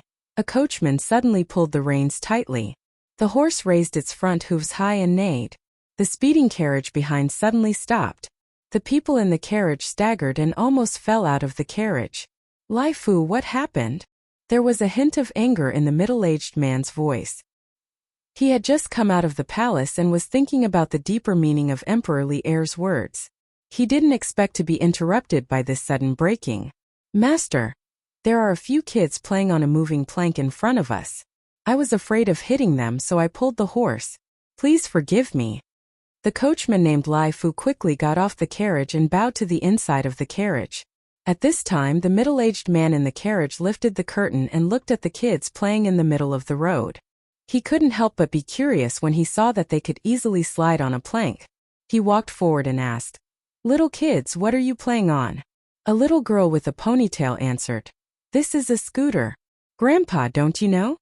The middle-aged man asked, "Where did you buy this scooter?" "Strange Interest Pavilion in the East City. My father bought it for me with great difficulty." The middle-aged man stroked his beard. He silently remembered this strange interest pavilion. He smiled at the kids and said, "Go play in other open spaces. Don't play in the middle of the road. It's dangerous." "Okay, thank you, Grandpa." The middle-aged man turned around and frowned. He muttered to himself, "Strange interest pavilion, selling this kind of children's toy that disturbs the order of Chang. They don't care about the safety of children. I must report them tomorrow. Lai Fu, let's go back." "Yes, master." The carriage moved slowly again and finally stopped in front of a mansion. The words House of Wei were hanging on the lintel. Li Zixuan didn't know that someone was unhappy with his scooter. He called Wang Zhong when he got home and asked about the purchase of chicken seedlings today. "Young master, we bought 10,000 chicken seedlings today. The peddlers sent a large batch of chicken seedlings from the vicinity of Chang, and yesterday." "Young master, you are very smart. The price of the chicken seedlings today is indeed more expensive. It has risen to 100 copper coins each. Correspondingly, the price of eggs in Chang and has risen from 2 copper coins each to 5 copper coins. I am afraid that the price tomorrow will be even more expensive, so I bought all the chicken seedlings in the East City today." Li Zixuan nodded and praised. "Well, Uncle Wang, buy as many as you have now. The price of the chicken seedlings will only get higher and higher. You did the right thing. Send this batch of chicken seedlings to the Han village now." "Yes, young master." Chapter 84. Afternoon, Yin Manor. Yin Xiaoning was pacing in the front hall, anxiously waiting for something. Young master, master is back." A servant in green rushed in and shouted, "That's great, my father is finally back." Yin Xiaoning walked out of the door quickly and arrived at the front courtyard. He saw Yin Lide had just entered the residence. "Father, you're finally back." When he returned to Chang'an with Faubert this morning, he wanted to tell his father about the curved yuan plow. However, the old butler said that his father went to the morning court and had not returned yet. Yin Xiaoning could only wait anxiously. The curved yuan plow belonged to Chitsu Pavilion, and he had a share in Chitsu Pavilion. Thinking about it, the curved yuan plow must be related to him. He knew that the court was thinking of a solution for the people's spring plowing. Although Yin Xiaoning had some strange ideas in the past, they were just for fun. Now that the curved yuan plow was born, he could help his father. Thinking of this, Yin Xiaoning could not help but feel excited. "Ning-er, you're looking for me?" "Yes, father. It's very important. Please follow me to the study." "In the study?" "Ning-er, tell me. Why are you looking for me? You look like you're in a hurry." After Yin Lide sat down, he asked curiously. Although this son of his wasn't like the other hedonistic sons who played cockfights, walked dogs and loitered in brothels, he didn't do any proper work and spent all his time researching strange things. He really didn't know why his son was in such a hurry to find him today. "Father, has the court been thinking of a solution for the spring plowing near Chang'an recently?" Yin Lide sighed, "Yes. A few days ago, His Majesty was planning to bring in a batch of cattle from Bing province to Chang, and to solve the urgent problem. However, there was an urgent report today that a group of bandits in Bing province had robbed the cattle prepared by the court. His Majesty was furious. However, the most important thing now was not to eliminate the bandits, but to solve the spring plowing problem for some farmers. After the morning court, His Majesty asked Minister Fong, Minister Wei, and me to stay behind to discuss this matter. That's why I only came back at this hour. Ninger, when did you become interested in court matters? Yin Xiaoning smiled. Father, I already have a solution for the spring plowing problem. What? Ninger, this is a serious matter. You can't joke about it. Yin Lide widened his eyes in disbelief. Yin Xiaoning saw that his father didn't believe him, so he told Yin Lide about the invention of the curved shaft plow, and the effects he saw with his own eyes when he went to the Han family village today. After Yin Lide heard this, he stood up in shock and muttered to himself, "A divine plow has descended. The heavens are truly protecting my great Tang." Father still underestimated Li Zixuan. Ninger, you've helped the imperial court a lot this time. Father will report to His Majesty tomorrow and ask for a reward for you. The next day, at the first glimmer of dawn, there were already a dozen farmers in coarse linen clothes on the path outside Chang'an City, rushing towards Chang'an City. Oh, isn't this brother-in-law? Why are you so early today? A quick-witted young man saw that the person in front of him looked familiar and quickly sped up to catch up. When he realized that it was his brother-in-law, he greeted him. "Hey, so it's you, Xiaodong.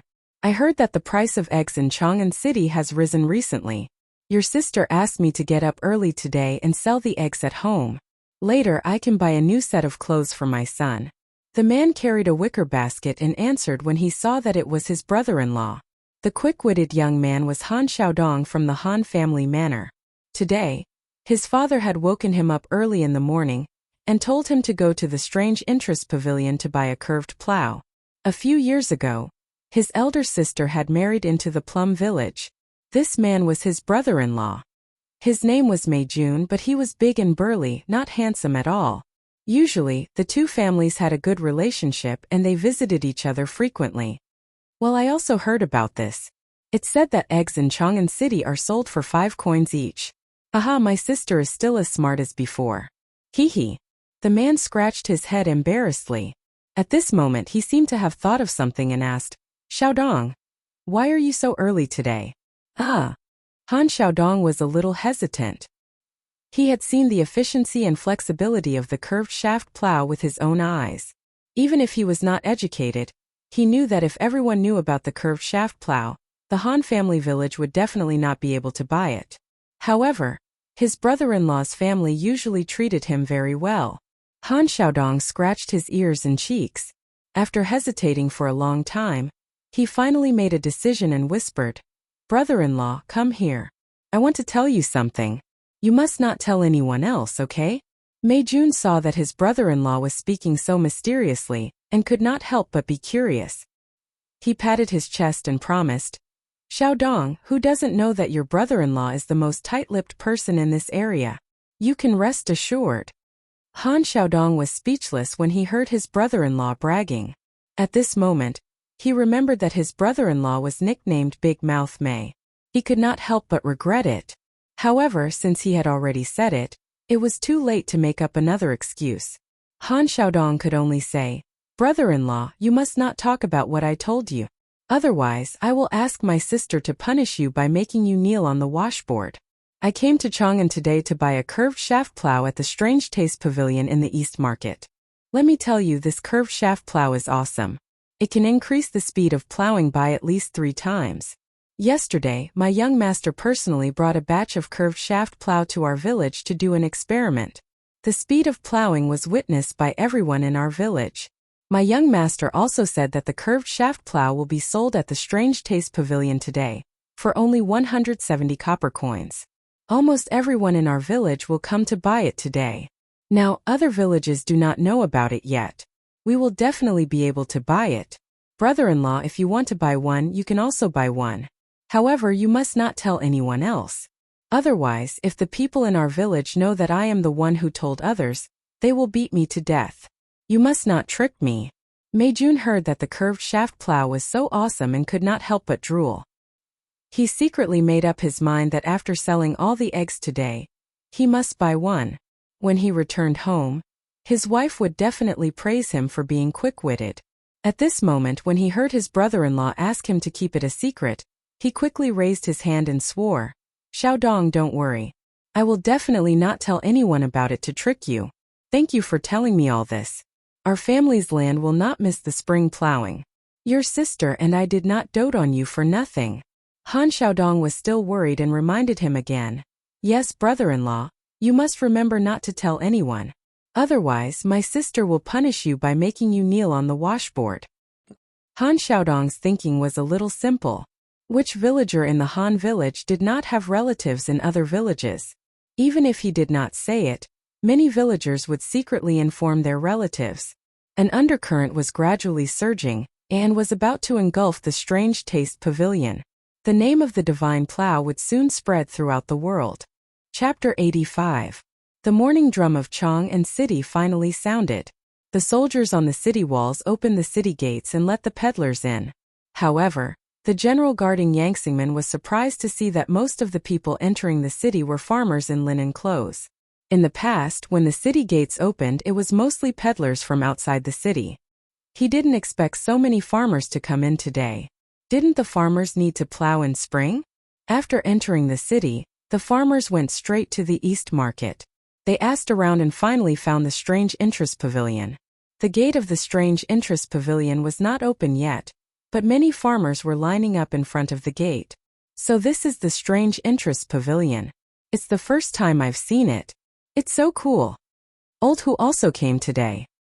His wife thought that it was more convenient and cost-effective to buy a curved plow than to rent one in the village, so she urged him to come and buy one.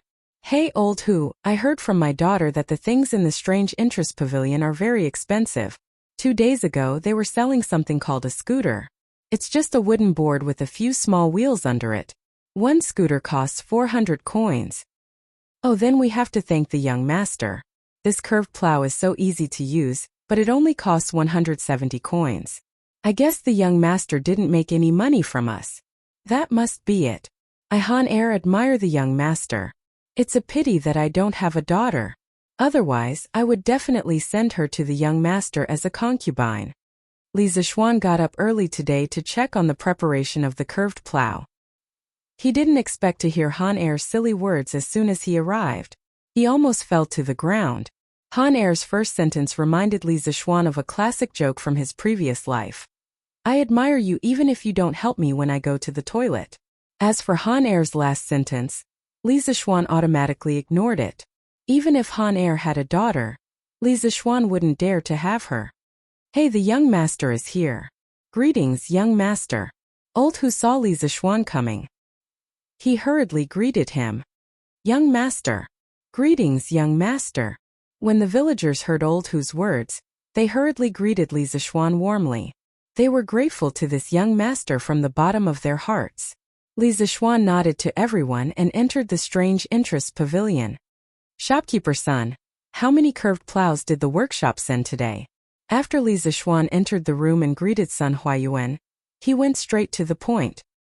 He had also read the report on the number of members that Sun Huayuan had submitted for the first day yesterday.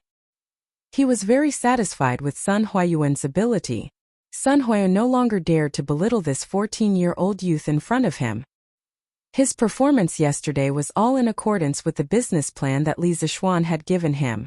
At this moment he bowed and replied. Young master, the workshop sent 150 curved plows today. It is said that they have recruited nearly 40 craftsmen. The production speed of the curved plows will only get faster and faster. Li Zishuan nodded his head. 150 was more or less enough. The Han family village only had a total of about 200 households, so it was impossible for every household to buy a curved shaft plow. The number of curved shaft plows today should be enough to supply the Han family village's households. Coincidentally, the other villages had not received the news today, so no one would fight with the Han family village. Li Zishuan was not a saint. If there were benefits, he would give them to his villagers first. Hey, father, didn't you say that the Strange Interest Pavilion would not be selling scooters today? Why are there so many people queuing up today? A father and daughter walked past the Strange Interest Pavilion. The little girl saw the long queue in front of the pavilion and stopped to ask her father. Yesterday, the shopkeeper did say that they would not be selling scooters for the next few days. Yuanyuan, let's go and ask your father. The father and daughter pair found a burly man with a rough appearance. Brother, the Strange Interest Pavilion is not selling scooters today. Why are you queuing up here? Old Who woke up before the sun rose. He was standing in the queue and was about to fall asleep when he heard someone talking to him. He opened his eyes and looked at the person in front of him. The person was well dressed and had a polite attitude. Old Who bowed and said, Brother, we are not here to buy scooters today. We can't afford those things. Then what are you here to buy?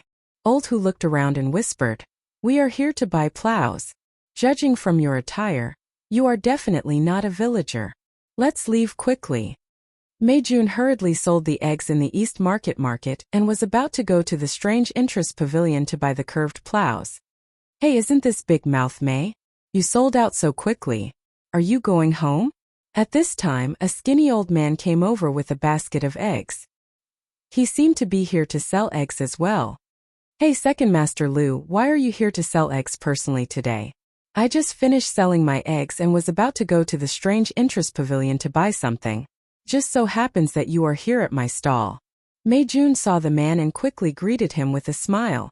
The man in front of him was quite prestigious in the Plum Village. "Brat, what can you buy at that place? You are spending money recklessly. Be careful that your wife will beat you when you go back." Second Master Lu chuckled as he placed his eggs on Mei Jun's stall. "No way." Mei Jun curled his lips. At this time he looked around and sneakily leaned over and whispered, "Second Master Lu, the thing I want to buy today is very powerful. I only told you because you are tight-lipped. Please don't tell anyone. I'm telling you." "Okay, Second Master Lu, I have to go quickly. Otherwise I won't be able to buy it." Mei Jun said a lot of things. Seeing that it was almost noon, he knew he was in trouble and hurriedly said goodbye. "Wait, I will go with you." Second Master Lu agilely picked up the eggs and followed him. At the Strange Interest Pavilion, more than 100 curved plows were quickly sold. There were only 40 left. At this time Mei Jun and Second Master Lu finally arrived and hurriedly lined up. Of course, Mei Jun's situation was not an exception. After a while, another 20 to 30 villagers came and lined up.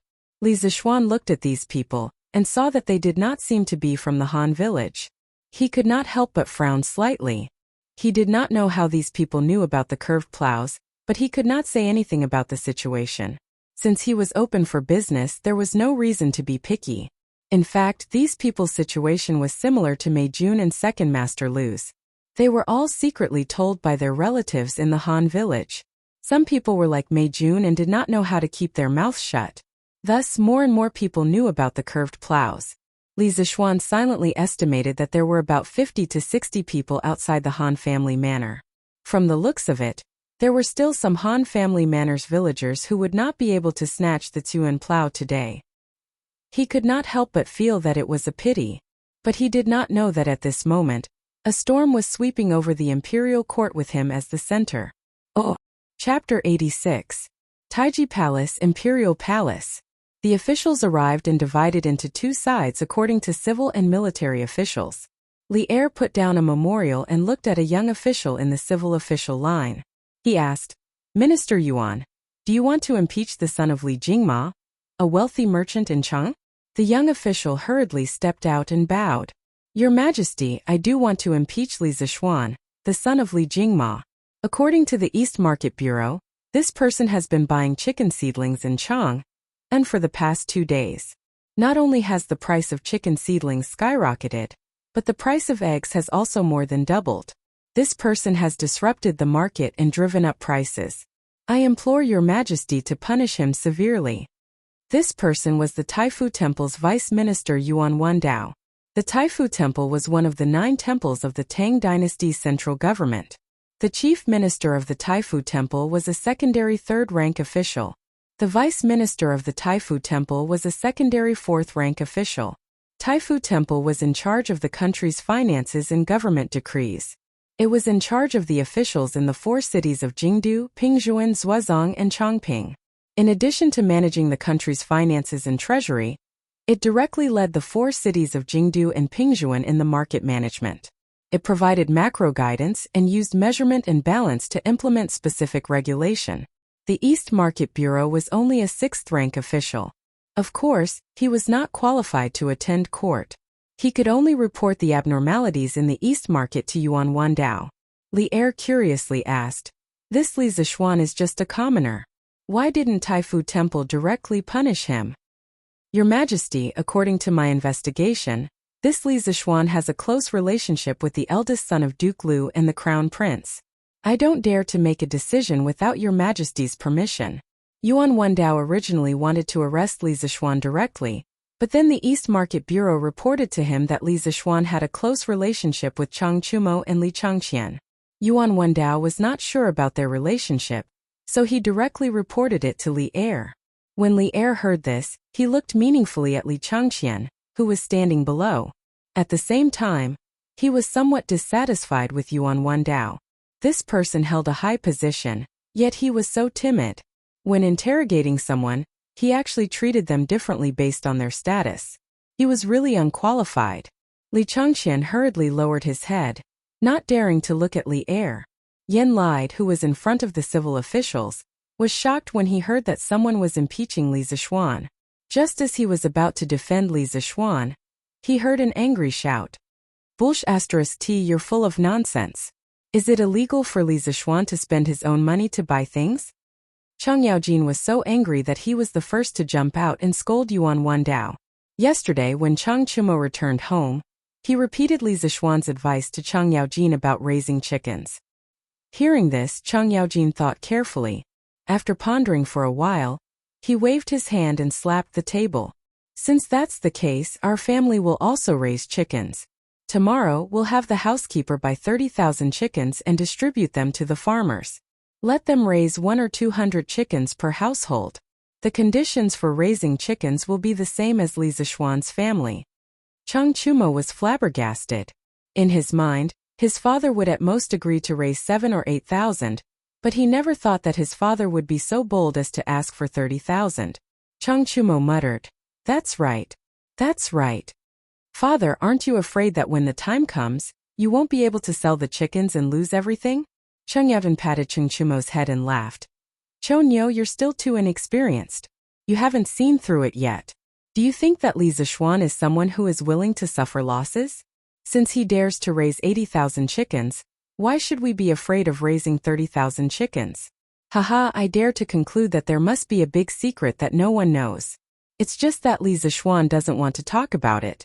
Our family will just follow behind that kid and make a small fortune.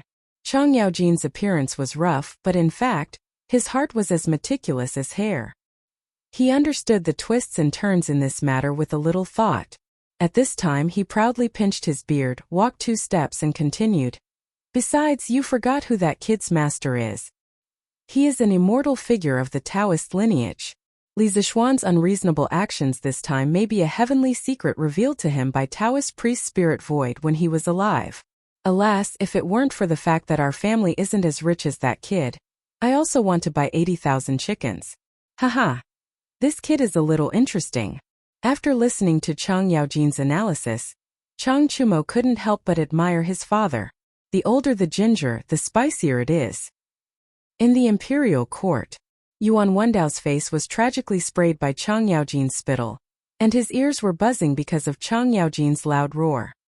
He wiped his face and angrily said, Hi Duke Liu, how can you deliberately cover up for Li Zishuan just because he has a good relationship with your son? Li Zishuan drove up prices and affected the people's livelihood. The evidence is conclusive. Hi Duke Liu, do you want to bend the law for personal gain? Cheng Yaojin was extremely angry. According to Yuan Wendao's words, his family also bought a large number of chickens today. Wasn't that also breaking the law? Cheng Yaojin was too lazy to argue with him. He directly hit Yuan Wendao's nose with his uppercut. I'm your mother. You're a villain who is twisting words and forcing logic.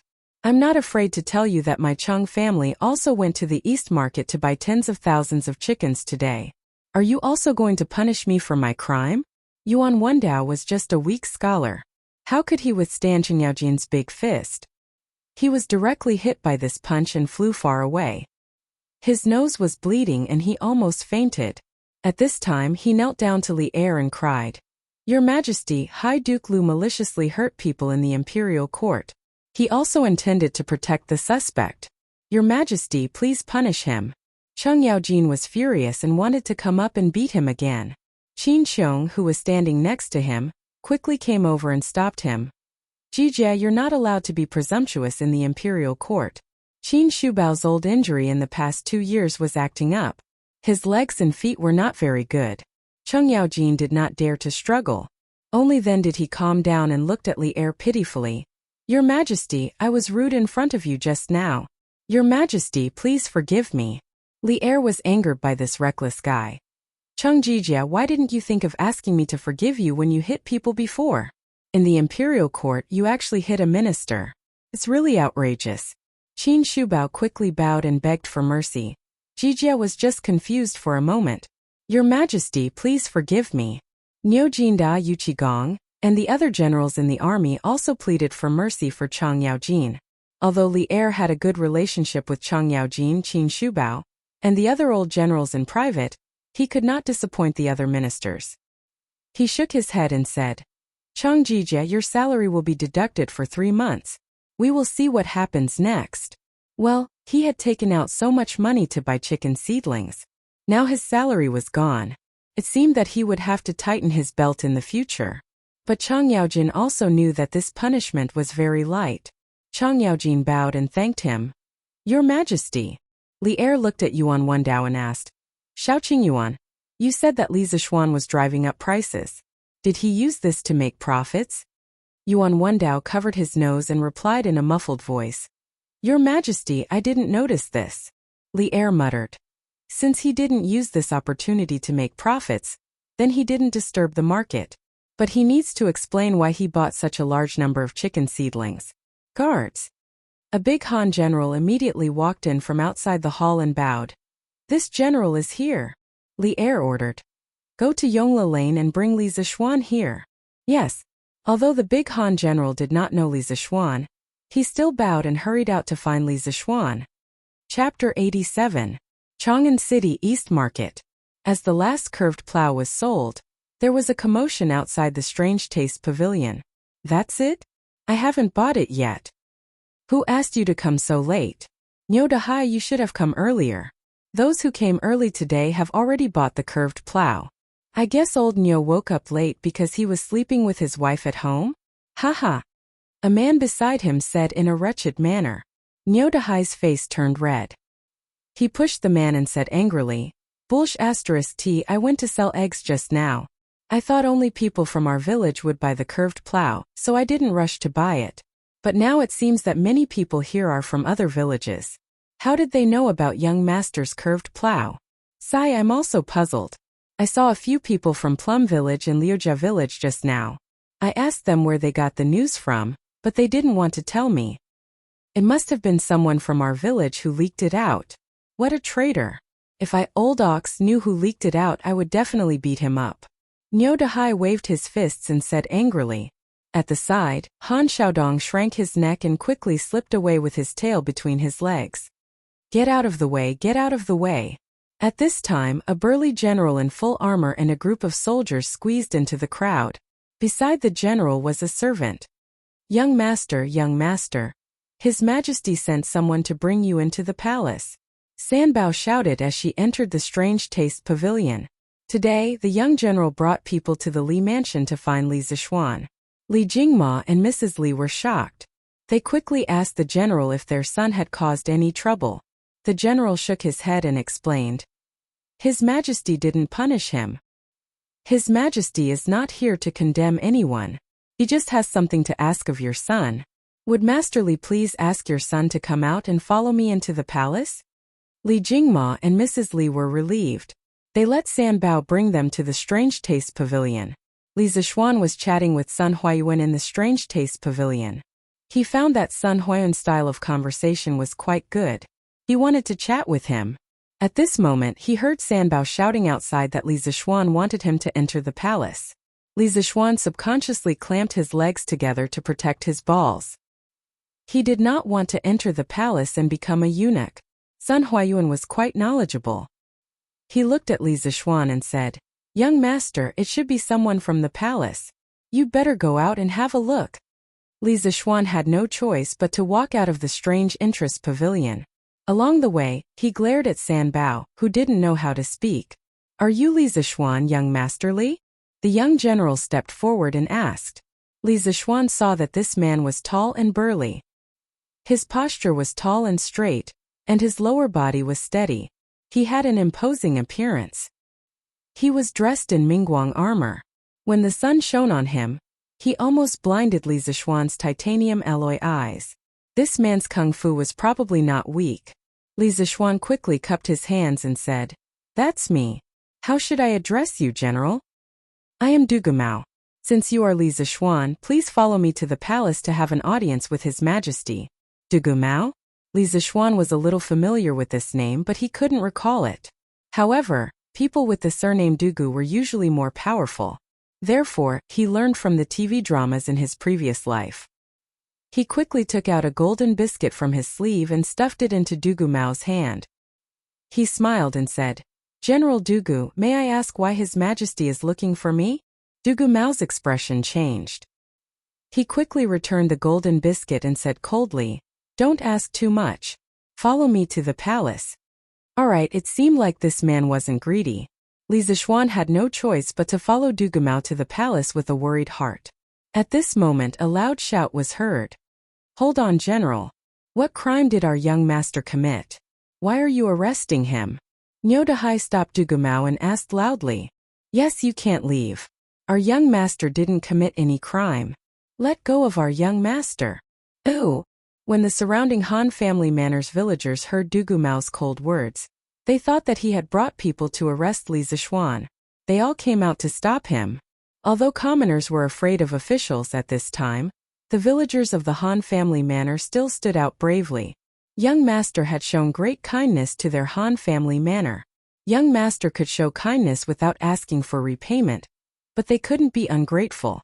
Otherwise, they would be criticized behind their backs by the villagers. Dugumao's expression changed drastically when he saw the villagers rushing over. He pulled out the saber at his waist and shouted, "His Majesty has ordered to summon Li Zixuan. Are you trying to rebel by obstructing me?" Li Zixuan hurriedly pulled Dugumao back and said anxiously, "General Dugu, please hold on. General Dugu, please wait. These villagers don't have that intention. Please allow me to speak with them." Li Zixuan was truly moved by the villagers' actions. In this feudal era where imperial power reigned supreme, they dared to stand up for him. As for him, he had only done something insignificant for them. What a simple and honest people. Li Zixuan naturally didn't want to see them get hurt because of him. Dugumao put away his saber and shouted, "Hurry up. His Majesty and the ministers are waiting." Li Zixuan nodded and walked towards the villagers, shouting, "Fellow villagers, His Majesty isn't here to punish me. He just summoned me for something. Uncles, please go home quickly." Niu Dahai shouted, "Young master, is it really okay? If His Majesty really wants to punish you, I, old Niu, will kneel in front of the palace gates and plead for young master's innocence. I believe that His Majesty wouldn't wrong a good person like young master. I want to go too." "Me too." A bunch of voices echoed from the side. Li Zixuan said helplessly, "Uncle Niu, it's really okay. Hurry up and bring the villagers back to the village." After calming everyone down, Li Zixuan followed Dugumao to the palace. After passing through the Vermilion Bird Gate and entering the palace, Li Zixuan looked around curiously. In his previous life, he had been to the Forbidden City in Beijing a few times. However, he had never been to the ancient Chang, an imperial palace in Xin. Furthermore, even if he went, he wouldn't be able to see it. At the end of the Tang dynasty, when Zhu Wen attacked Chang'an, he burned the entire city to the ground. Although the later generations repaired it, it was definitely impossible to restore it to its original state. As such, it was really not easy for Li Zixuan to see the original Tang dynasty imperial palace. Although Li Zixuan didn't know why Li Er had called him here, it was useless to worry about such things. It was better to look at the scenery of the palace. Furthermore, if Li Er really wanted to find trouble with him, the person who came would definitely not be Dugumao, but the officials from the Supreme Court. After a while, Dugumao brought Li Zixuan to the outside of Taiji Palace. Taiji Palace was built on top of 36 stone steps. Standing at the bottom of the steps, one could only see the upturned eaves. The auspicious beasts on the eaves, Xieji and Xieji, looked majestic under the faint sunlight. The pointed eaves that almost pierced through the clear sky were undoubtedly the embodiment of the supreme imperial power. "Wait here for a while, I will go in to report. When you go in later, pay attention to your etiquette. Don't forget what I just taught you," Dugumao instructed. "Thank you, General Dugu, I will pay attention." Li Zixuan cupped his hands in thanks. Along the way, other than teaching Li Zixuan about the palace etiquette, Dugumao didn't say anything else. Li Zixuan felt that Dugumao was angry about the matter of the golden pancake. In his heart he thought that he was indeed too rash. Not everyone loved money. The television dramas in his previous life had killed people. Dugumao nodded and went in to report. A quarter of an hour ago, in Taiji Palace, Li Er saw Dugumao leaving and looked at Chang Yaojin. He asked with deep meaning, "Jijia, if I remember correctly, didn't you just say that your family is also preparing to buy tens of thousands of chicken seedlings?" Chang Yaojin stepped forward and answered, "Your Majesty, I am indeed planning to buy tens of thousands of chicken seedlings. Li Er smiled and asked curiously, "Oh? Jijia, why are you and Li Zishuan buying so many chicken seedlings?" Qin Shubao, Niu Jinda, and the other generals also looked at Chang Yaojin curiously. Chang Yaojin scratched his head and pretended to be ignorant. "Your Majesty, I saw that my family's farmers were poor, so I gave them chicken seedlings for free and asked them to help raise the chickens. The eggs that they usually lay can be used to supplement their household expenses." Zhang Sunwuji, Fang Xianling, and the other civil officials looked at Chang Yaojin in disbelief. Li Er also looked at Chang Yaojin suspiciously. He didn't believe that this fellow would have such meticulous thoughts. Is it really just because of this? Chang Yaojin hurriedly stepped forward and cupped his hands. "Your Majesty, it is absolutely true." Li Er shook his head helplessly. His intuition told him that this matter was definitely not that simple. He made up his mind that when Li Zishuan came, he would definitely interrogate him properly. In fact, Chang Yaojin was wronged. He only followed Li Zishuan and raised chickens on a large scale. As for why Li Zishuan raised so many chickens, he didn't know either. Li Er looked at the officials and asked, "Do you have anything else to report?" At this moment, Yen Lide was about to walk out from the civil officials group. Who knew that another middle-aged official would be faster than him? That person walked out and bowed. "Your Majesty, I have something to report." Li Er looked at the person in front of him and rubbed his head with a headache. He asked, "What does Minister Wei want to report?" In his heart he thought, "I haven't done anything out of line recently, right? What is this Wei Xuanqing doing now?" That's right, this person was Wei Zheng. This fellow didn't care who the other party was when he scolded people. Even Li Er had been scolded by him many times. Wei Zhang cupped his hands and said to Li Er, "Your Majesty, I impeach Li Jingma's son Li Zishuan." This child showed off his strange skills and made and sold a toy called a scooter. Countless children rode on it and played wantonly on the streets of Chang'an City. Not only did it seriously disrupt the order of Chang'an City, but it was also quite dangerous for those children. "Your Majesty, please issue an edict to prohibit the sale of this item." When Li Er heard that Wei Zheng wasn't here to scold him today, he heaved a sigh of relief. When he heard that Wei Zheng was also here to impeach Li Zishuan, he couldn't help but be a little surprised. He thought to himself, "A few days ago I was still thinking about how to cultivate this kid. I didn't expect this kid to be a troublemaker. Today he actually provoked two important officials to impeach him." Li Er was about to speak when he saw Du Gumao come in. "Your Majesty, Li Zishuan has been brought here. He is waiting outside the hall." Du Gumao bowed to Li Er and said. Li Er nodded and said, "Let him in." Then he looked at Wei Zheng and said with a smile, "Just in time, this kid is here. Minister Wei, let's see how he explains it." Li Er was also looking forward to it. He had read a lot of information about Li Zishuan. In this hall, he was probably the one who understood Li Zishuan the most. Today, he was finally going to see the real person. He wanted to see how this kid was like. However, even he didn't expect to see Li Zishuan under such circumstances. Chapter 88. Outside Taiji Palace. Li Zishuan was waiting for Li Er to summon him. Since he had nothing to do, he looked around. Of course, he looked at the row of palace maids leaning against the wall outside the main hall the most. These palace maids were mostly young and beautiful, and they were all wearing pink low-cut dresses. Li Zishuan had divine skills, so his eyesight was very good. From far away, he could see the white and tender buns in the air, as well as the deep ravine in the middle. This feeling was as if he was using a telescope to look at beautiful women. This was not Li Zishuan being shameless. It was just that he was bored standing here, and he could not go to the pavilion to rest. Li Zishuan looked at this beautiful spring scenery, but in his heart he cursed. This Li Er really knows how to enjoy life, letting so many young and beautiful women wear such low-cut dresses to serve him. Li Zishuan was lost in his thoughts when he suddenly heard a sharp voice coming from the main hall. "Summon Li Zishuan for an audience." Li Zishuan quickly and quietly entered the main hall. It was the first time he met Li Er, so it would be a lie to say that he was not nervous. This was a feudal society, and the imperial power was supreme. If he made Li Er unhappy, it would be so easy to kill him. Therefore Li Zishuan was a bit cautious. "This humble citizen Li Zishuan greets your Majesty." Li Zishuan bowed. Yes, it was only a bow and not a kneeling. The Tang dynasty did not kneel, so it was a bow. Before the Song dynasty, it was impossible for a county magistrate to kneel. In the Tang dynasty, the emperor usually sat and the officials stood. Li Zixuan also didn't say anything like "Long live the emperor." Long live the emperor. On the way here, General Dugu told him in detail about the etiquette of meeting the emperor, so Li Zixuan did not make a fool of himself. No need for formalities, rise. A dignified voice came from the main hall. Only then did Li Zixuan straighten his back and raise his head.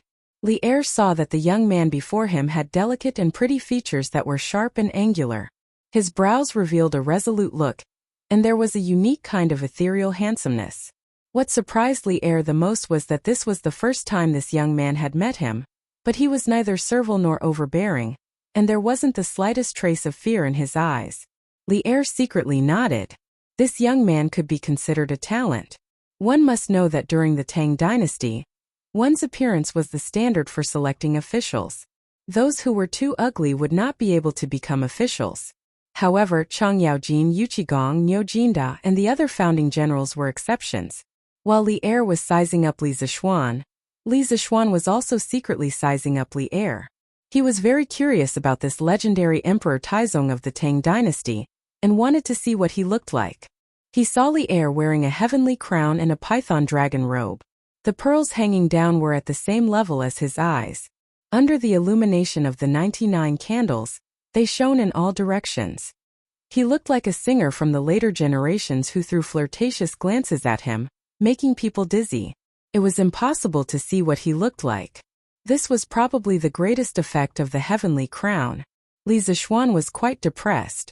He secretly thought that Li Er was too petty, not letting others see what he looked like. Could it be that he was too ugly? If Li Er knew what Li Zixuan was thinking, he would definitely cut this little brat into 8 pieces. When Li Er was young, he was also a famous wanderer in the Taiyuan area. He was handsome and his martial arts were not bad. How could he be as unsightly as Li Zixuan thought? Li Er said in a deep voice, "Li Zixuan, do you know why I asked you to come here today?" "I don't know." Li Zixuan's mouth twitched. He secretly thought, how would I know? That cold-faced General Dugu Mao didn't tell me. How would I know? Li Er pretended to be strict and said, "Humph, since you don't know, I will tell you personally. Just now, Minister Yuan of the Taifu Temple accused you of wantonly buying chicken seedlings, causing the price of chicken seedlings and eggs to skyrocket in Chang. You are driving up prices, disrupting the market, and affecting the people's livelihood. This is the first crime. In addition, Minister Wei accused you of showing off your skills and selling scooters. This scooter disrupts the order of Chang, and it affects the safety of children. This is the second crime. Li Zixuan, do you have anything to say?" Li Zixuan was shocked. He really didn't expect that the minister would make an issue out of these 2 matters. He thought quickly. After a moment, he stepped forward and bowed to Li Er. "Your Majesty, I have something to say." Li Er nodded and said, "Say it." At this time, Li Zixuan cupped his hands and asked the minister next to him, "May I ask which one is Minister Yuan?" At this time, Chang Yaojin pointed to Yuan Wandao, whose face was covered with blood, and said with a smile, "This is Minister Yuan." Li Zixuan glanced at Chang Yaojin. Chang Yaojin nodded at him meaningfully, making him feel at ease. Yuan Wandao stood up and said, "I am the minister of the Taifu Temple. What do you want?" Li Zixuan smiled and said, "Minister Yuan accused me of driving up prices. I have something to say. I need chicken seedlings, but the quantity is a bit large. I use my own money to buy what I need in the East Market. Minister Yuan, which law of the Tang Empire did I violate? Is there a law in the Tang Empire that the people can't buy chicken seedlings wantonly?" Yuan Wandao quibbled. "You are hoarding, driving up prices, and disrupting the market. You have raised the price of chicken seedlings and eggs so high. How can ordinary people afford it?" Li Zixuan walked to Yuan Wandao, looked into his eyes and said, "Minister Yuan, chicken seedlings are not like grain and fodder. They are strategic materials. How can you say that they are hoarding? The so-called market is just supply and demand.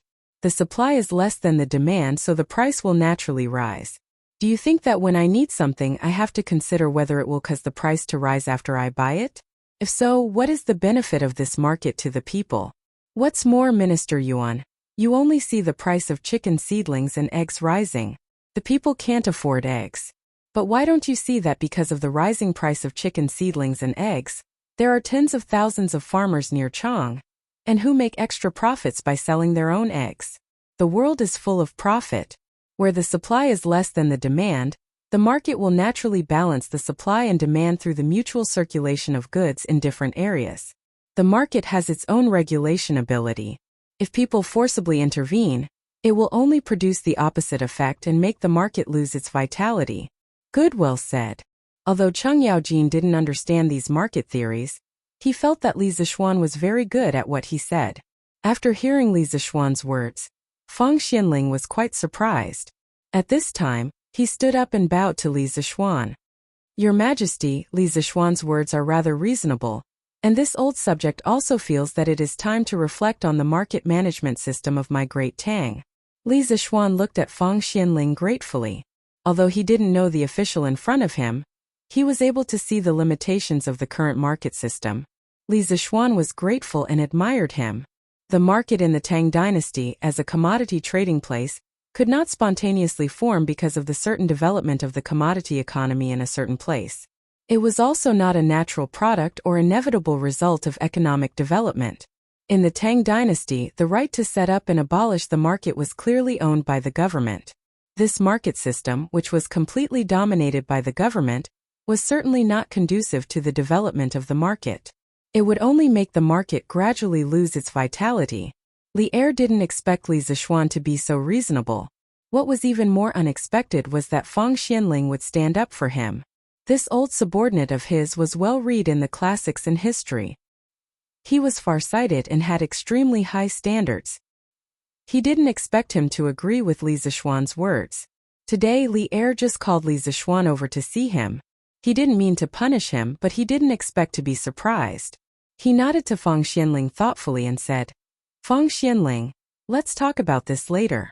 Then he looked at Li Zixuan and said, in this case, I won't pursue the crime of driving up prices and disturbing the market. But I have to ask, why did you buy so many chicken seedlings? Hearing Li Zixuan's question, Chang Yaojin also pricked up his ears to listen to what Li Zixuan would say. He was also very curious. Li Zixuan's heart skipped a beat. The question he didn't want to answer the most had come. Chapter 89. Taiji Palace. Li Zixuan and the other officials all looked at Li Zixuan. Li Zixuan immediately felt the pressure. If he wanted to convince Li Zixuan, he had to think of a proper reason. He could not be as vague as he had been in front of Chang Chumo. Li Zixuan quickly searched for all kinds of suitable reasons in his mind. Suddenly he had an idea. He stepped forward and bowed. He bowed and said, reporting to your Majesty, there are two main reasons why I bought so many chicken seedlings. First, I saw that my family's farmers were living in poverty. They didn't even have enough meat to eat twice a year. The children in the village might not even have new clothes to wear during the new year. So, by providing the farmers with chicken seedlings and reducing their annual rent, I asked them to help me raise the chickens. Moreover, the eggs that the chickens lay can be used to supplement their household expenses and improve their lives. Second, my family opened a restaurant called Drunken Immortal. A month ago, they released a chicken that was very popular with the people of Chang. I presume that all the officials already know about it. Next year, I plan to release 128 dishes with chicken as the main ingredient. These include braised chicken, stewed chicken with mushrooms, beggar's chicken, roasted chicken, sliced hibiscus chicken, multicolored shredded chicken, crispy chicken, spicy chicken, kung pao chicken, boiled chicken, roasted chicken wings, fried chicken, salt-baked chicken, fragrant concubine chicken, sweet and sour chicken, 3-cup chicken wings, honey ginger chicken, apple pineapple chicken, 100-flower phoenix wings, white cut chicken, shredded chicken, cold shredded chicken, chicken skewers, iron plate chicken, chicken stir-fried rice, and so on. Li Zixuan quickly announced the names of the dishes in a fancy way. Chang Yaojin, Niu Jinda, Yuqigong, and the other old generals listened with wide eyes. Although they had never eaten before, just hearing the names of these dishes made them salivate. This was especially true for the generals who had not eaten breakfast. It was almost noon and the court had not yet been dismissed. At this moment they were hungry. When they heard Li Zishuan's fancy list of dishes, they all stood where they were and swallowed hard. The civil officials were not much better. There were quite a few foodies among them. When they heard the names of these dishes that they had never heard of before, they closed their eyes and imagined how delicious these dishes would be. For a moment the hall was filled with gulping sounds. Li Zishuan was also a little hungry after hearing what Li Zishuan said. But his mind was still clear. He frowned and asked, Li Zishuan, if you want to launch these famous dishes, you can just go to the East Market and buy chicken. Why do you have to go through so much trouble and raise chickens yourself? Li Zishuan was already prepared. He replied, Your Majesty, the dishes I mentioned have high requirements for the quality of the chicken. Previously, I had set up a very large chicken farm on the mountain behind my family's farmstead. The chickens that this humble one bought will all be raised on this mountain, allowing them to feed on the grass, insects, and rice bran on the mountain. Compared to the chickens raised by the villagers themselves, the free-range chickens on the mountain were more lively and active, and their ability to fly was stronger. This will lead to the compact muscle structure of free-range chickens, less fat, more fragrant taste, better nutrition and better taste. In fact, there was one point that Li Zishuan did not mention in his heart. The free-range chickens could fly better, and their efficiency in catching locusts would naturally be higher. Li Zishuan had never raised chickens before. He was stunned by Li Zishuan's theory.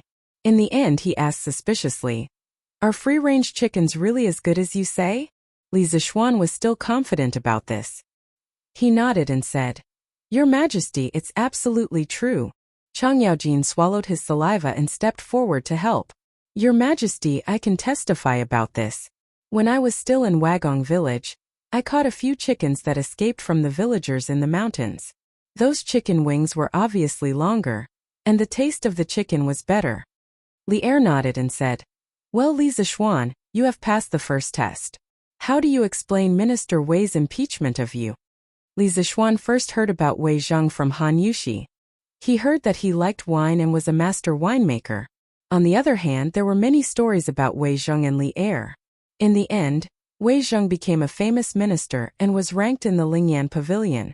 Li Zishuan did not expect that the first time he met Wei Zheng, he would be scolded by the Tang dynasty's biggest troll. He turned around gloomily and looked at the civil officials, wanting to ask which one was Wei Zheng. No need to ask. I am Wei Zheng. What I said about the impeachment is true. What do you have to say? Wei Zheng saw Li Zishuan looking at the civil officials again, and knew that he was looking for him. He did not wait for Li Zishuan to ask and directly walked out. As the Tang dynasty's #1 troll, when had he ever been afraid of anyone? Li Zishuan bowed respectfully. This junior greets Left Deputy Wei. This junior has a question. I wonder if Left Deputy Wei can answer this junior's question? What question? There's a blacksmith shop, and the kitchen knives they make are especially sharp. The world isn't peaceful, and many outlaws use this shop's kitchen knives to kill people and rob them. May I ask Left Prime Minister Wei, should the authorities punish the criminal or the blacksmith? Li Zishuan told Wei Zheng a story about whether it was a crime to kill or sell a knife. Wei Zheng said, Of course the murderer should be punished. Before he finished, he realized that something was wrong. Li Zishuan did not give him a chance to change his words. He smiled and said, Minister Wei, you are right. The same logic applies to the scooter. Why would Minister Wei punish me? Children playing with scooters may be dangerous and may disturb the order in the city. But Minister Wei should not set the relevant laws and limit the places where scooters can be used. Why would you find trouble with me? Wei Zheng was speechless. He could not think of a good excuse to refute. This kid is interesting. Zhang Sun Wuji had an inexplicable smile. He bowed to Li Zishuan and said, Your Majesty, I think Li Zishuan's words are reasonable. The Curious Pavilion should not be guilty. I agree. I agree. In an instant, the ministers in Zhang Sun Wuji's camp all agreed. The Curious Pavilion had 30% of the Crown Prince's shares. Li Chengqian had mentioned it to Zhang Sun Wuji many times. Currently, Zhang Sun Wuji was the most resolute supporter of the Crown Prince. Although the Curious Pavilion had nothing to do with the Crown Prince's foundation, if Wei Zheng's intention was to seal the Curious Pavilion, it would more or less damage the Crown Prince's reputation. Of course, Zhang Sun Wuji would definitely not be the vanguard. He only needed to deal the final blow when the situation was clear. Li Zixuan nodded. He didn't put these small matters to heart. He brought them out to give Wei Zheng some face and prevent himself from being implicated. He didn't expect Li Zixuan to be able to turn the situation around. This kid was rather quick-witted. Of course, seeing Wei Zheng being defeated, Li Zixuan was secretly happy. He held back his laughter and said, "Since that is the case, Li Zixuan is not guilty." Li Zixuan quickly bowed and thanked him. "Thank you, Your Majesty." At this moment, Li Zixuan let out a breath of relief. He looked at Zhang Sun Wuji and didn't know why this person was helping him.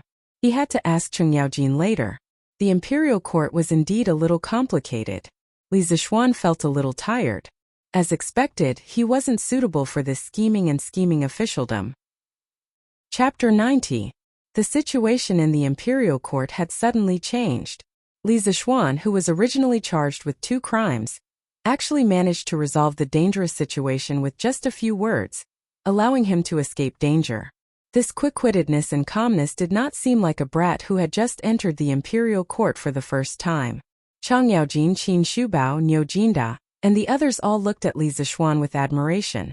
Li Er felt that everything should be fine now, so he asked, "Does anyone else have anything else to report?" Unexpectedly, someone actually stood up at this time. It was Yin Lide. Yin Lide's mood today was really full of twists and turns. He had originally planned to ask for credit for Li Zixuan at the beginning of the imperial court. Who knew that Li Zixuan would be impeached one after another? He could not understand. Li Zixuan was just a commoner. Why would the big shots in the imperial court have the time to impeach him? In the middle, he had thought of helping, but he had been obsessed with craftsmanship and architecture all his life. He was not good at scheming. What surprised him was that Li Zixuan had managed to turn the situation around by himself. Seeing that the situation was settled, he hurriedly stepped forward and said, "Your Majesty, this old subject has something to report." Li Er was just about to ask a casual question, and then prepare to dismiss the imperial court. Today's imperial court had been going on for a long time. He did not expect Yin Lai to have something to report. Li Er pulled himself together and asked, "What is it, Yin Lai?" "Your Majesty, this old subject wants to ask for credit for Li Zixuan." Oh! Li Er was energized. Today's imperial court had been very interesting. Li Zixuan, a commoner, had almost become the main character of this imperial court. "Yin Lai, what credit does Li Zixuan have?" Li Er asked with interest. The other ministers also looked curiously at this young man. "Your Majesty, Li Zixuan invented a new component a few days ago called a roller bearing. This object can be installed at the connection points of all machinery and can greatly reduce resistance. Currently, he has developed it and used it on carriages. Compared to the carriages with traditional bearings, this new type of carriage was more agile and had less resistance. After testing by the craftsman who will supervise the construction, under the same amount of animal power, the new type of carriage can carry more than 80% of the goods. It is extremely beneficial for transporting provisions when 2 armies are at war." "Oh, is there such a thing?" Li Er stood up excitedly. He had fought in wars for more than 10 years and knew the importance of efficiency. Replying to Imperial Father, "There is indeed such a matter. When I first partnered with Li Zixuan to establish the Strange Interest Pavilion, he had already proposed the concept of roller bearings, and it was also approved by Minister Yan's son, Yan Xiaoning." At this moment, Li Changqian jumped out to support his good friend. Li Er looked at Li Zixuan and then looked at Li Zixuan. He laughed and said, "Good, good, good. Li Zixuan, we didn't think that you would be so talented at such a young age. You should be rewarded." Yin Lai continued, "Your Majesty, I'm not done yet. 3 days ago, Li Zixuan invented a new type of plow called the curved shaft plow and produced a batch yesterday. Not only does this plow save more energy, it is also more agile.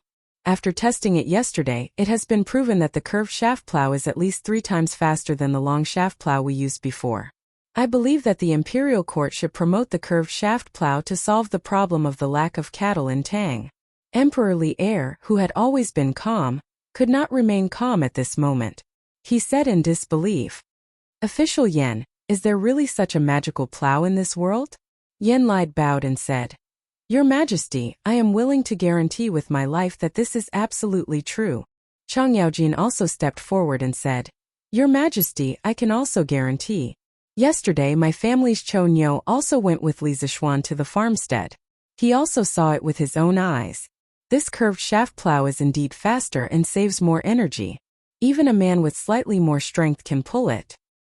Hiss! As soon as Chang Yaojin finished speaking, the officials in the imperial court immediately became excited and all of them gasped.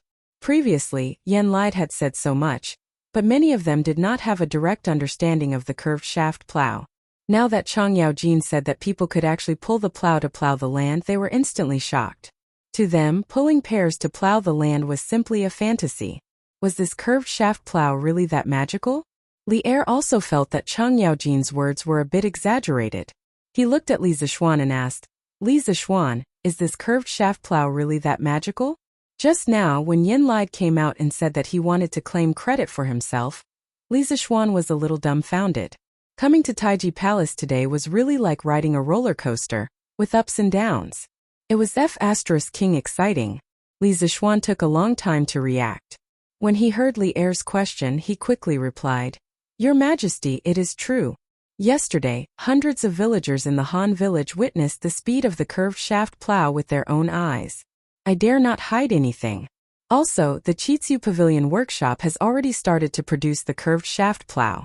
There will be more and more villagers who will be able to use the curved shaft plow. At that time, more people will know the superiority of the curved shaft plow. Good. Li Er could not help but say good. These days, he had been worried about the problems of the villages around Chang, and for the spring plowing. He originally planned to transfer cattle from the north, but who knew that he would be robbed by bandits on the way? When he received the news, Li Er was so angry that his nose was crooked. However, he did not have the time to deal with the bandits because the spring plowing period was almost over. He had to hurry and transfer cattle from other places. These days Li Er was really sullen. Now that Li Zixuan had invented the more efficient curved shaft plow, all these problems were solved.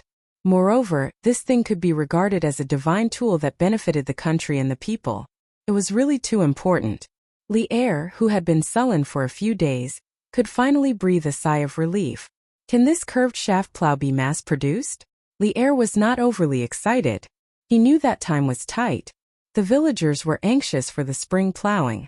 Li Zixuan replied, Your Majesty, the structure of the curved shaft plow is not complicated. My workshop can make 100 or 200 of them in a day. However, the villagers are anxious for the spring plowing. My personal ability is limited and cannot satisfy the needs of all the villagers in a short time. I am willing to give the blueprint of the curved shaft plow to the imperial court and let them make it. This way, the villagers will not miss the spring plowing as soon as possible. Firstly, the curved shaft plow did not make much money. Secondly, Li Zixuan did not have the ability to produce a large number of curved shaft plows at once. It would delay the spring plowing of many villagers. It seemed that it was better to give it to the imperial court.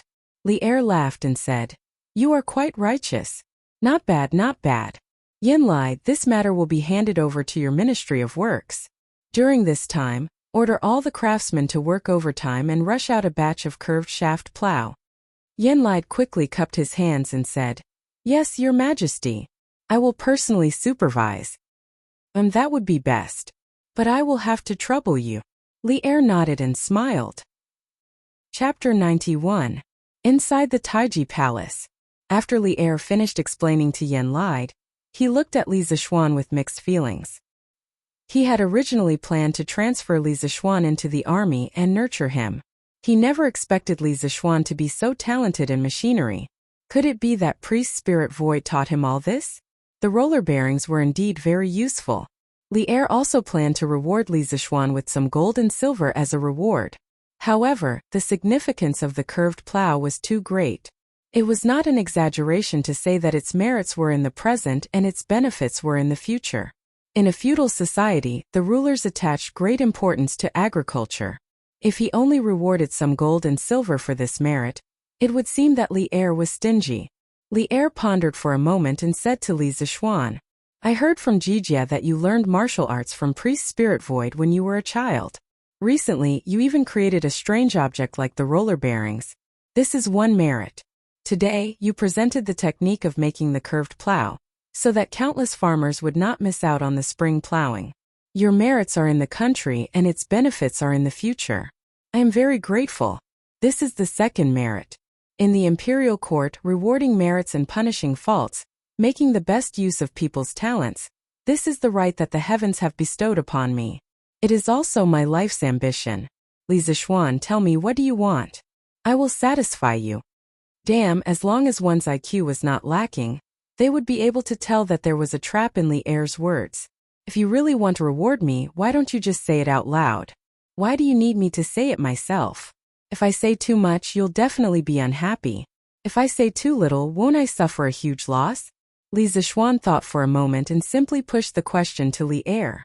Your Majesty, my livelihood is in the Tang Empire. I have already deeply fallen in love with this land. These small contributions are what I should do. I really do not dare to covet your Majesty's reward. When Chang Yaojin heard this, he anxiously glared at Li Zishuan from the side. He secretly cursed that his brain was rusty. He actually did not want to reward such a good opportunity. Li Er frowned and said, "How can I not reward a merit? If this were to spread out, how would the commoners view me? How about this, Li Zishuan? Are you willing to work under Minister Yan at the Ministry of Works?" Yan Li's eyes lit up. He also had the same idea. With Li Zishuan's talent, it would be a pity if he didn't join the Ministry of Works. Li Zishuan immediately shook his head like a rattledrum. He didn't want to enter the imperial court and fight for power. Looking at the fate of Zhang Sun Wuji, Fang Xianling, Du Ruhui, Wei Zheng, and the others who fought bravely in Zhengguan's court, according to the records of later generations, these people committed suicide, had their properties confiscated, their families exterminated, and their corpses whipped. These people were all godlike figures, and they couldn't avoid a tragic end. As a newbie in the bureaucracy, it was better for him to shrink his head and be an honest tortoise. Making a fortune in silence was the right thing to do. It would be best if he could get a position with a high rank, less responsibility, and no management. If he went to the Ministry of Works, not only would he suffer, but if he offended someone, he would probably fall into a trap. He was very envious of Chang Yaojin's unscrupulous personality. He often made a scene in the imperial court, making everyone think that he was a simple-minded boor. As long as they didn't provoke him, he would be harmless to them. Therefore, he was able to be a free and unfettered duke during Zhengguan's reign. This was why he was so awesome. Great wisdom disguised as stupidity. He never showed his talents, but he lived for 100 years. After his death, he was conferred the title of Longevity Lu Wang. He lived a rich life and survived for emperors. He could be said to be a weirdo in the bureaucracy. Li Zishuan saw Li Er's glare and quickly considered his words before explaining. Your Majesty, I'm used to being lazy. I'm afraid that going to the Ministry of Works will delay Minister Yan's matters. Moreover, I've been away from home for 8 years and finally returned home. I want to be filial to my parents. Your Majesty, please grant my wish. Well, the banner of filial piety was brought out. What else could Li Er say? Even if he was the emperor, he didn't dare to openly disobey filial piety. Li Er pondered for a while and said, if that's the case, then forget it. However, you have contributed to the country, and can't not be rewarded. How about this? I'll confer you the title of Lantian County Baron, and give you 200 households. How about that? Li Er had spent a lot of money. Everyone in the imperial court was shocked. The imperial court's nobility was divided into 5 ranks: Duke, Marquis, Count, Viscount, and Baron. Li Zishuan was conferred the title of Baron this time. It was a leap from a commoner to a lord. Under the general trend of the country, the conferment of nobility was extremely cautious. The entire imperial court was thinking about how to reduce the number of nobles and reduce the rank of nobility. Li Zishuan was actually conferred the title of Baron with a mere curved plow. Chang Yaojin hurriedly gave Li Zishuan a look, telling him to quickly agree. He was really afraid that Li Zishuan would be stupid and refuse again. Li Zishuan didn't pay attention to Chang Yaojin's message. However, when he heard Li Er's words, he was overjoyed. He thought to himself that he had leaped from a commoner to a noble. There was no reason for him to refuse. He hurriedly bowed and thanked the emperor. "I thank your majesty for your kindness." Li Er nodded with satisfaction and said, "If there's nothing else, the imperial court is dismissed." All the ministers bowed and saluted. "We respectfully send your majesty off." "Oh, haha, this old man really didn't misjudge you. You're promising." As soon as they left Taiji Palace, Chang Yaojin excitedly patted Li Zixuan's shoulder and laughed. After that, he looked at Qin Shubao and smiled proudly. "How is it, brother Qin? I told you before that this kid isn't a fish in a pond, right? Haha, old Cheng have a good eye for people." Qin Shubao laughed and shook his head. He looked at Li Zixuan and said, "This old man heard from Jijia that your master is spiritual master Ling Su. Your martial arts are excellent and not below Jijia. However, I didn't expect you to be able to make such a thing that benefits the country and the people. His Majesty has granted you the title of Baron. Since you are greatly indebted to the country, you should serve the country well in the future. However, this old man has no chance to meet such an immortal like your master. It is a great regret in my life." When Li Zixuan heard Chang Yaojin call the person in front of him as Brother Qin, he had already guessed the identity of this person. At this time, when he heard Qin Chong instructing him in the tone of an elder, Li Zixuan knew that he was treating him as a nephew for the sake of Chang Yaojin. He was moved and bowed respectfully to Qin Chong. "This must be great General Qin. In the past, when I was in the mountains, I often heard my master say that General Qin sees 3 passes in the day and 8 strongholds at night. Your martial arts are rare in the world and you are the first pillar of our Tang Empire. I will remember General Qin's teachings and will not forget His Majesty's kindness." Qin Shubao was somewhat delighted. "I didn't expect your master to know this old man. Haha, this old man will call you Xiao Xian for the time being. Since Jijia regards you as his nephew, you should also call this old man uncle to avoid estrangement." Li Zixuan hurriedly went along with it and called out to Uncle Qin. Chang Yaojin looked at Qin Chong's sallow face and sighed. "Alas, little Xian, it would be good if your master was still here." In the past, everyone in Jianghu knew that spiritual master Ling Su not only had great achievements, but also had great medical skills. He was not below Dr. Sunday. If he was still here, he might be able to cure Brother Qin's illness. When Li Zixuan heard this, he also looked at the unparalleled hero in front of him. Now he was stooping and coughing from time to time, thinking that according to the track of history, this old man probably only had less than 10 years to live. He was really a hero past his prime. For a moment, Li Zixuan's eyes were also a little wet. Qin Xiong waved his hand magnanimously and said with a faint smile, "Jijia, you are thinking too much. Life and death are predestined. Riches and honor are in heaven.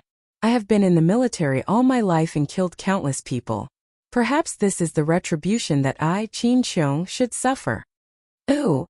Chapter 92. In front of the stairs outside the Taiji Palace. Hearing Qin Shubao's words, Chang Yaojin's eyes instantly turned red. "How can you say that? If there is really retribution, then I have killed as many people as you. The one who deserves to die the most is me." Qin Chong scolded. "Jijia, you are already so old. Why are you still acting like a child? Don't let the younger generation see you as a joke. I really don't care about it. If I can see the Tang Empire in peace and the people living and working in peace in my lifetime, I will be satisfied." Li Zixuan said at this time, "Uncle Qin, why don't you ask Dr. Sun to take a look? My master also praised Dr. Sun's medical skills when he was alive. I think Uncle Qin just has a lot of internal injuries. Dr. Sun should treat you a little." Chang Yaojin's eyes lit up and he cried, "By the way, His Majesty told me before that he would send Dr. Sun to the Qin mansion to take a look at my second brother these days." "Second brother, you can't go out these days." Qin Xiong nodded with a smile. Li Zixuan thought for a moment and said, "If Dr. Sun goes to the Qin mansion, please send someone to tell me. I was lucky to be saved by Dr. Sun in the Zhongnan Mountains. I haven't thanked him in person." Li Zixuan thought that he could ask Sun Simiao to take a look at Hu Jing and his brother. Qin Xiong nodded. At this time, Chang Yaojin pulled Li Zixuan and said, "Come, little Xian. This old man will introduce you to the elders. These are all good brothers who have gone through life and death with this old man. You should pay your respects." Li Zixuan hurriedly said yes and followed Chang Yaojin's footsteps to the people walking in front. Old fool Yuqi, Niu Sanlang, you two wait. Chang Yaojin shouted at the top of his voice from a distance. The two big men in front immediately stopped, turned around and glared at Chang Yaojin. Madman Chang, in the next competition, I must beat your stinky mouth crooked. You don't pay attention to the demeanor of an elder in front of the younger generation and talk nonsense. One of the ugly towering men said to Chang Yaojin unhappily. Chang Yaojin chuckled. Haha, wait till you can beat me, old Chang. Little Xian, come here, let me introduce you to two elders. This is your uncle Yuqi. His kung fu is only a little bit worse than this old man's, but it's not bad. Li Zixuan ignored the shameless Chang Yaojin at the side and hurriedly bowed respectfully to one of the later generation's door gods, Yuqi Jingda, and said, Greetings to Uncle Yuqi. This young one, Li Zixuan, pays respects to you. After Yuqi Jingda glared at Chang Yaojin, he hurriedly helped Li Zixuan up and laughed. Good, good, good. You're quite handsome. But for us men, it's useless to be handsome. You have to be able to pick up a sword and go on the battlefield. Previously, Madman Chang said that you were actually able to fight him to a draw. You should spar with this old man some other day. Let's see if you are as powerful as Madman Chang said. Li Zixuan almost vomited blood. Was Yuqi Jingda saying that he looked like a pretty boy? But compared to Yuqi Jingda, this tower-like man, his appearance was indeed a bit fair. Yajin said sarcastically. If everyone looked like a charcoal ball like you, whose family's daughter would dare to marry? Other than your two sisters-in-law, black and white, who blindly took a fancy to you, wouldn't other girls jump into a well if they saw your king of hell appearance? Yuqi Jingda was furious. Cursing people but not exposing their shortcomings, Chang Yaojin's words were 2F** king wicked. Madman Chang, you old thing, your mouth doesn't speak human language. Come and fight 300 rounds with this old man. As he spoke, he was about to go up and fight. On the side, Niu Jinda hurriedly pulled him back. The younger generation is still here. What's with the two of you messing around like this? At this time, Chang Yaojin chuckled and pulled Li Zixuan over. Pointing at the dark-skinned, muscular man who was pulling Yuqi Jingda, he introduced, This is your Uncle Niu. In the past, we went through fire and water together many times. His battle formation skills are quite exceptional. You kid must follow him and learn well. Of course, Li Zixuan had heard of Niu Jinda's great name. This was one of the few fierce generals of the Great Tang. Li Zixuan respectfully bowed and said, Greetings, Uncle Niu. Niu Jinda was obviously more composed than Chang Yaojin and Yuqi Jingda. He twirled his beard and smiled. Good kid, no need to be so polite. You are truly a young talent. You were able to invent the curved plow, so you can be considered the great benefactor of all the farmers in the world. Old Niu was also a farmer in the past. I know the severity of missing the spring plowing. With your curved plow, who knows how many fewer people will starve to death. Li Zixuan hurriedly said modestly, Uncle Niu, you flatter me. I was just fooling around. Chang Yaojin came over and said, Little Xian, you said before that you raise chickens to supply your restaurant with new dishes. Is that true? Li Zixuan nodded and said, That's true. Chang Yaojin slapped his thigh and shouted, Then this time my family raised 30,000 chickens with you. When the time comes, you will have to take them all. Old Chang, have really invested a lot this time. Li Zixuan widened his eyes. He did not expect Chang Yaojin to trust him so much that he directly wanted to raise 30,000 chickens. This was such a big gamble. But this was also good. When the time came, the Chang family's farm would not have to fear the plague of locusts. Thinking of this, Li Zixuan smiled meaningfully and said, Uncle Chang, when the time comes, you may find that the most precious part of your chickens is not the meat. You may not be willing to sell your chickens. What do you mean? Chang Yaojin was confused. Heaven's secrets cannot be revealed. Uncle Chang will naturally know when the time comes. Li Zixuan said with a smile. Yuqi Jingda could not help but scold Chang Yaojin. You shameless old man, you actually want to take advantage of the younger generation. You've really lived like a dog all these years. Little Xian, you don't need to pay attention to him. Hee. This old man is actually very interested in the 128 new dishes that your drunken immortal restaurant will release next year. When the time comes, you have to let this old man taste them in advance. Yes, this old bull is also interested in these new dishes.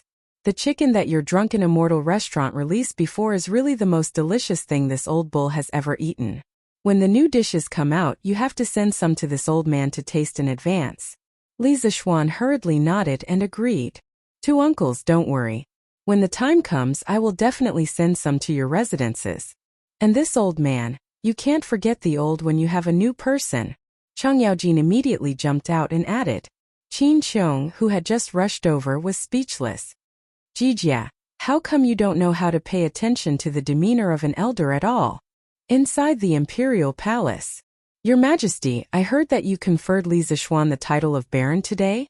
Empress Zhongsun asked curiously as she fed Li Er, who was lying on her lap, a piece of apple that she had cut. Li Er smiled gently and said, "What? Does Guanin's servant think that my reward is inappropriate?" Zhongsun hurriedly said, "I wouldn't dare. I was just asking casually." Li Er sighed.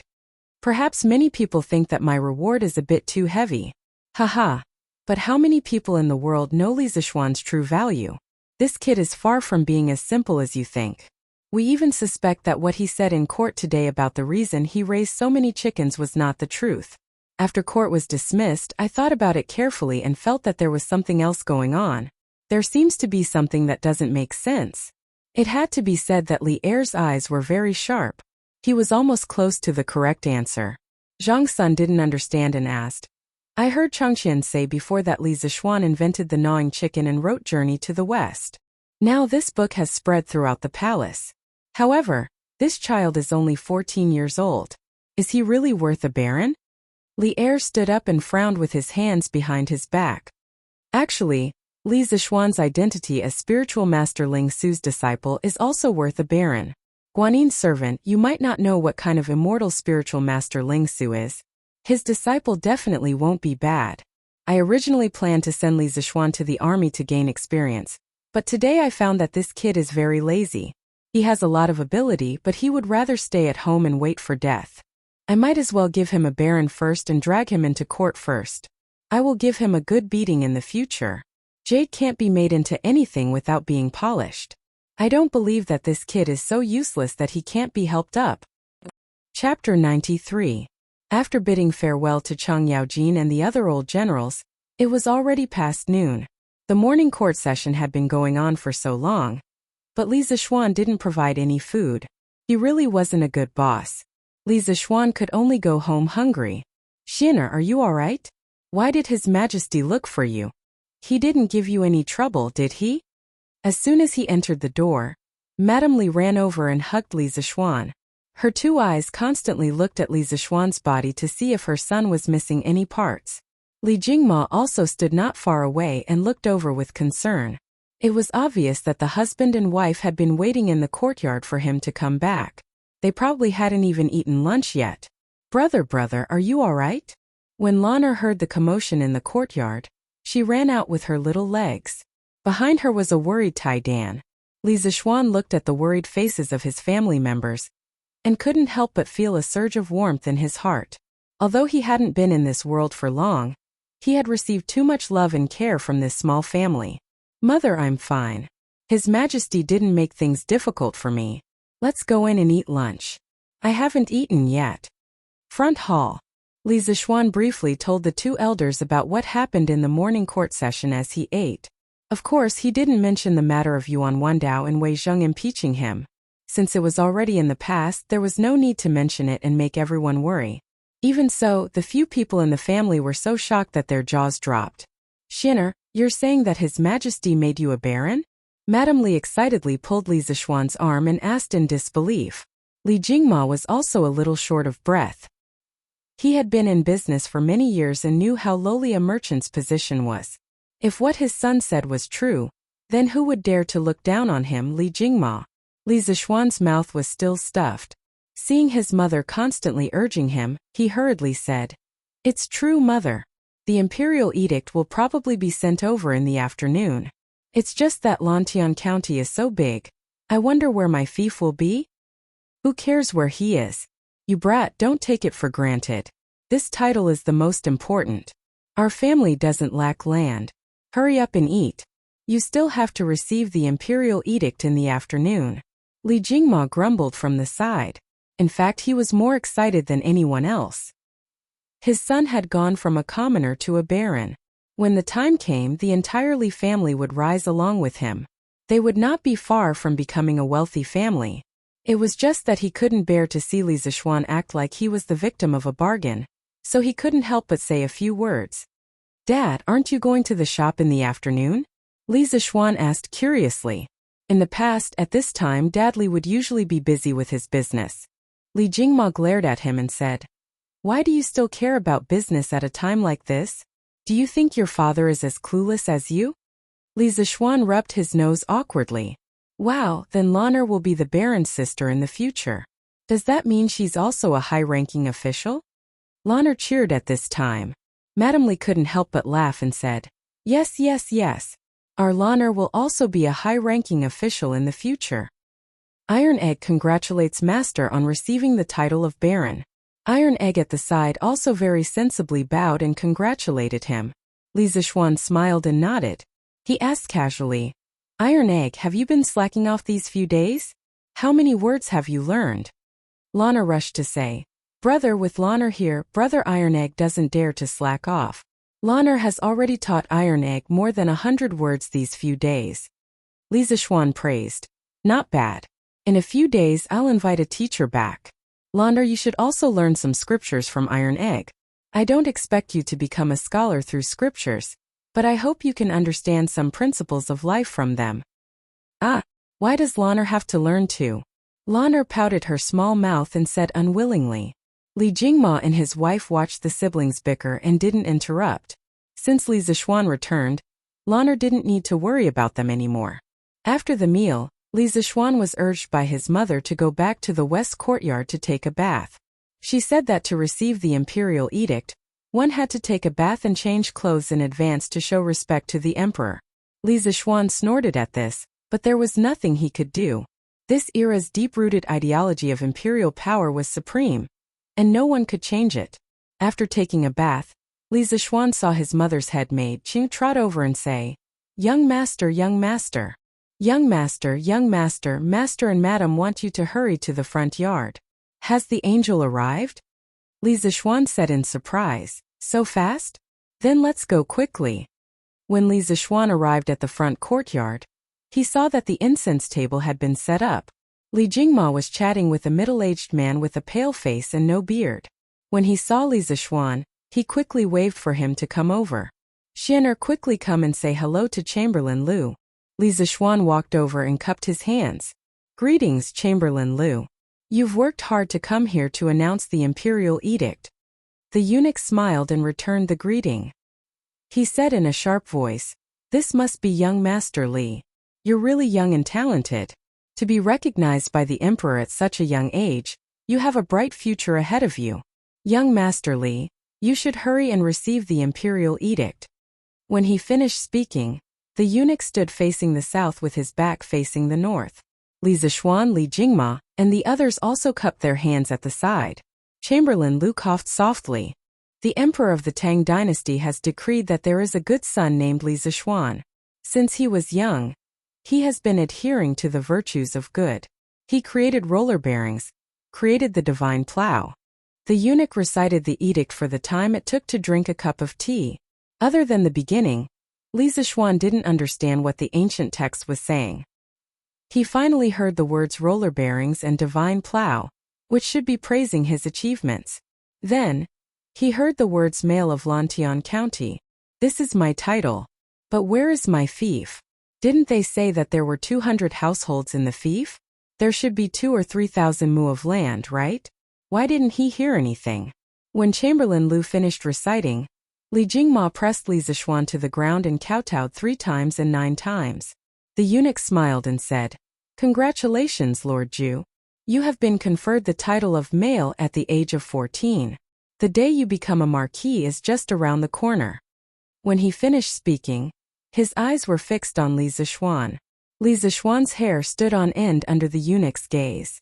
He didn't know what was going on, but Li Jingma knew better. He quickly had someone bring over a tray with a dozen golden pancakes. Li Zishuan was speechless. He secretly praised his father for being so generous. At the same time, he also understood that the eunuch was trying to get money. He was still too inexperienced. Luckily, he had his father by his side to take care of him. It was true that having an old man at home was like having a treasure. Li Jingma handed the tray to Chamberlain Lu. He smiled and said, "Both of us are extremely grateful to have Chamberlain Lu deliver the edict. Now that we have received such good news, how can we let Chamberlain Lu return empty-handed? This is a small token of our appreciation. I hope Chamberlain Lu doesn't mind." Chamberlain Lu smiled and took the tray.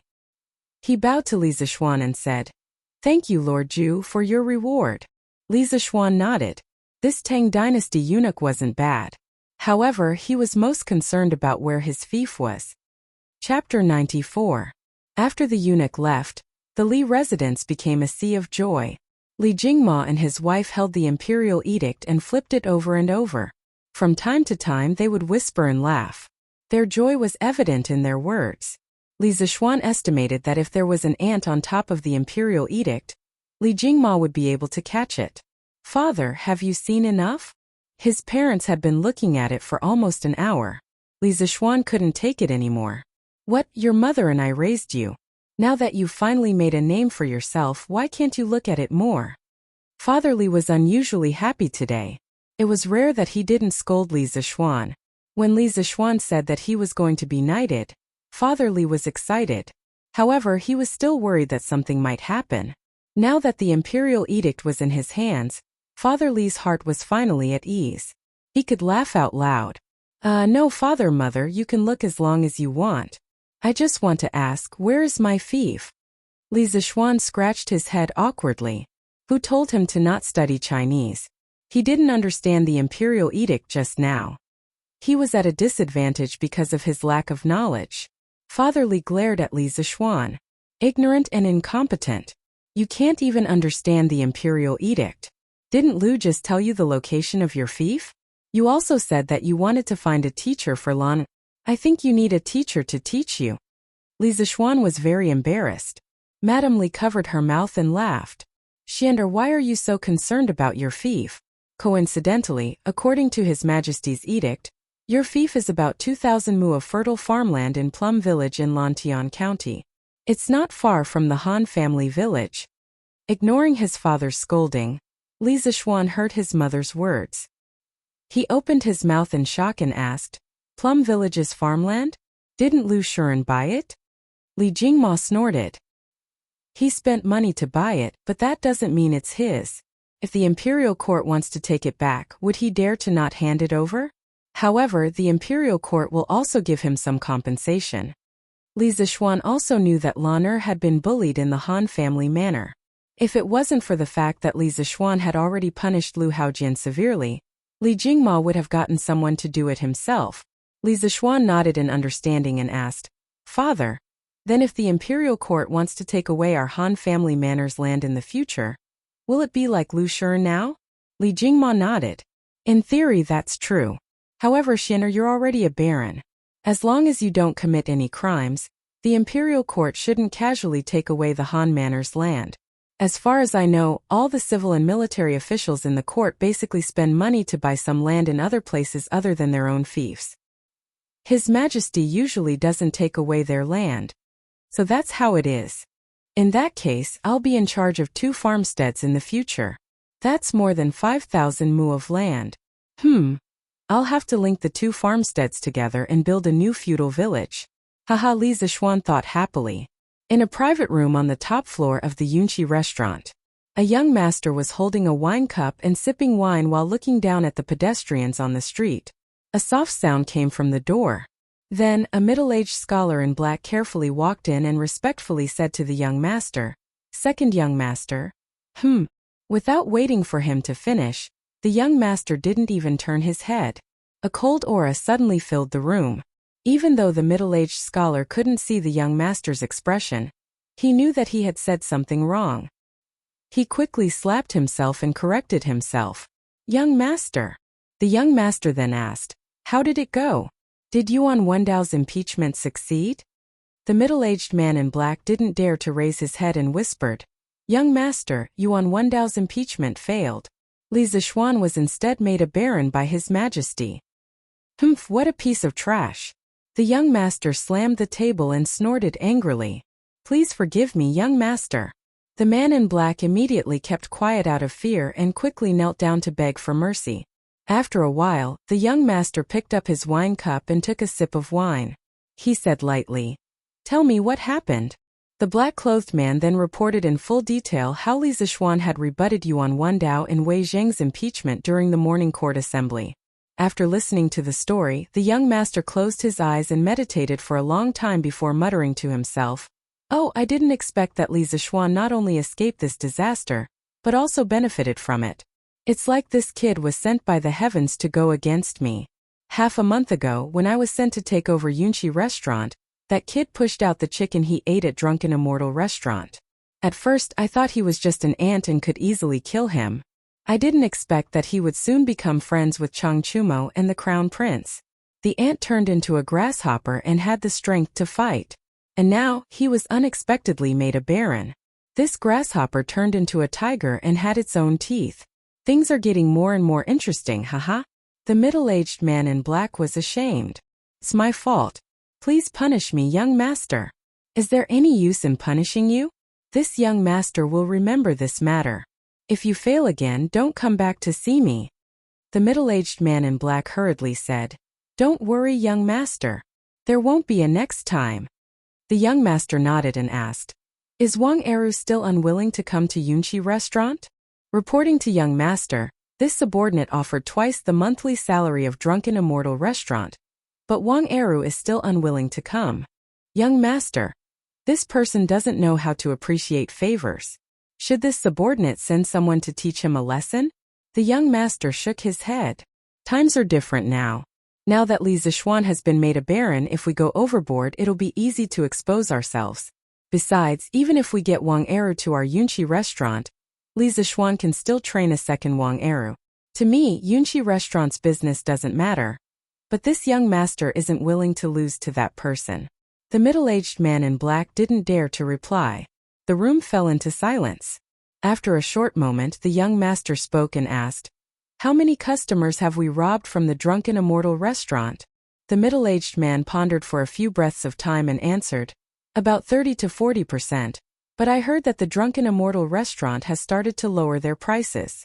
Then we'll lower our prices as well." "That's right. Did Li Zixuan explain why he bought so many chicken seedlings during the morning court assembly?" The young master suddenly thought of something and asked. Reporting to young master, Li Zixuan said that he's raising so many chickens for the farmers to subsidize their expenses. Secondly, it's for the 128 chicken banquet that his Drunken Immortal restaurant is going to launch next year. It's said that their new dish requires free-range chickens. "Humph, do you believe that?" The young master thought for a moment and snorted disdainfully. Young master, this lowly one feels that Li Zixuan's words are quite reasonable." The middle-aged man scratched his head and spoke in bewilderment. "You're a pig's head. Although I can't guess his true objective, I'm sure it's not just for this. Moreover, I don't think the emperor will believe it. Also, what's that good big brother of mine doing recently?" The young master first mocked the middle-aged man and then suddenly asked. He deliberately emphasized the words good big brother. Reporting to young master, the eldest young master hasn't made any moves recently. However, the eldest young master spent 500 strings of coins at the Strange Taste Pavilion yesterday to apply for a Red Supreme membership card. This lowly one doesn't know what the eldest young master's intentions are.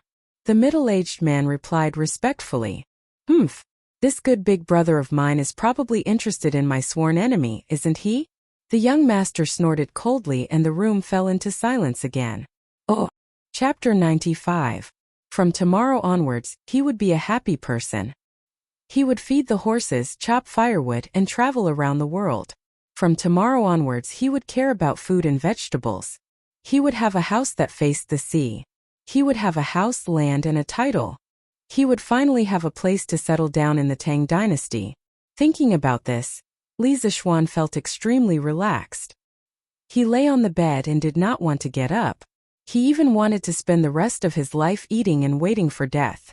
After all, he would not be able to use up all the money at home. That's right.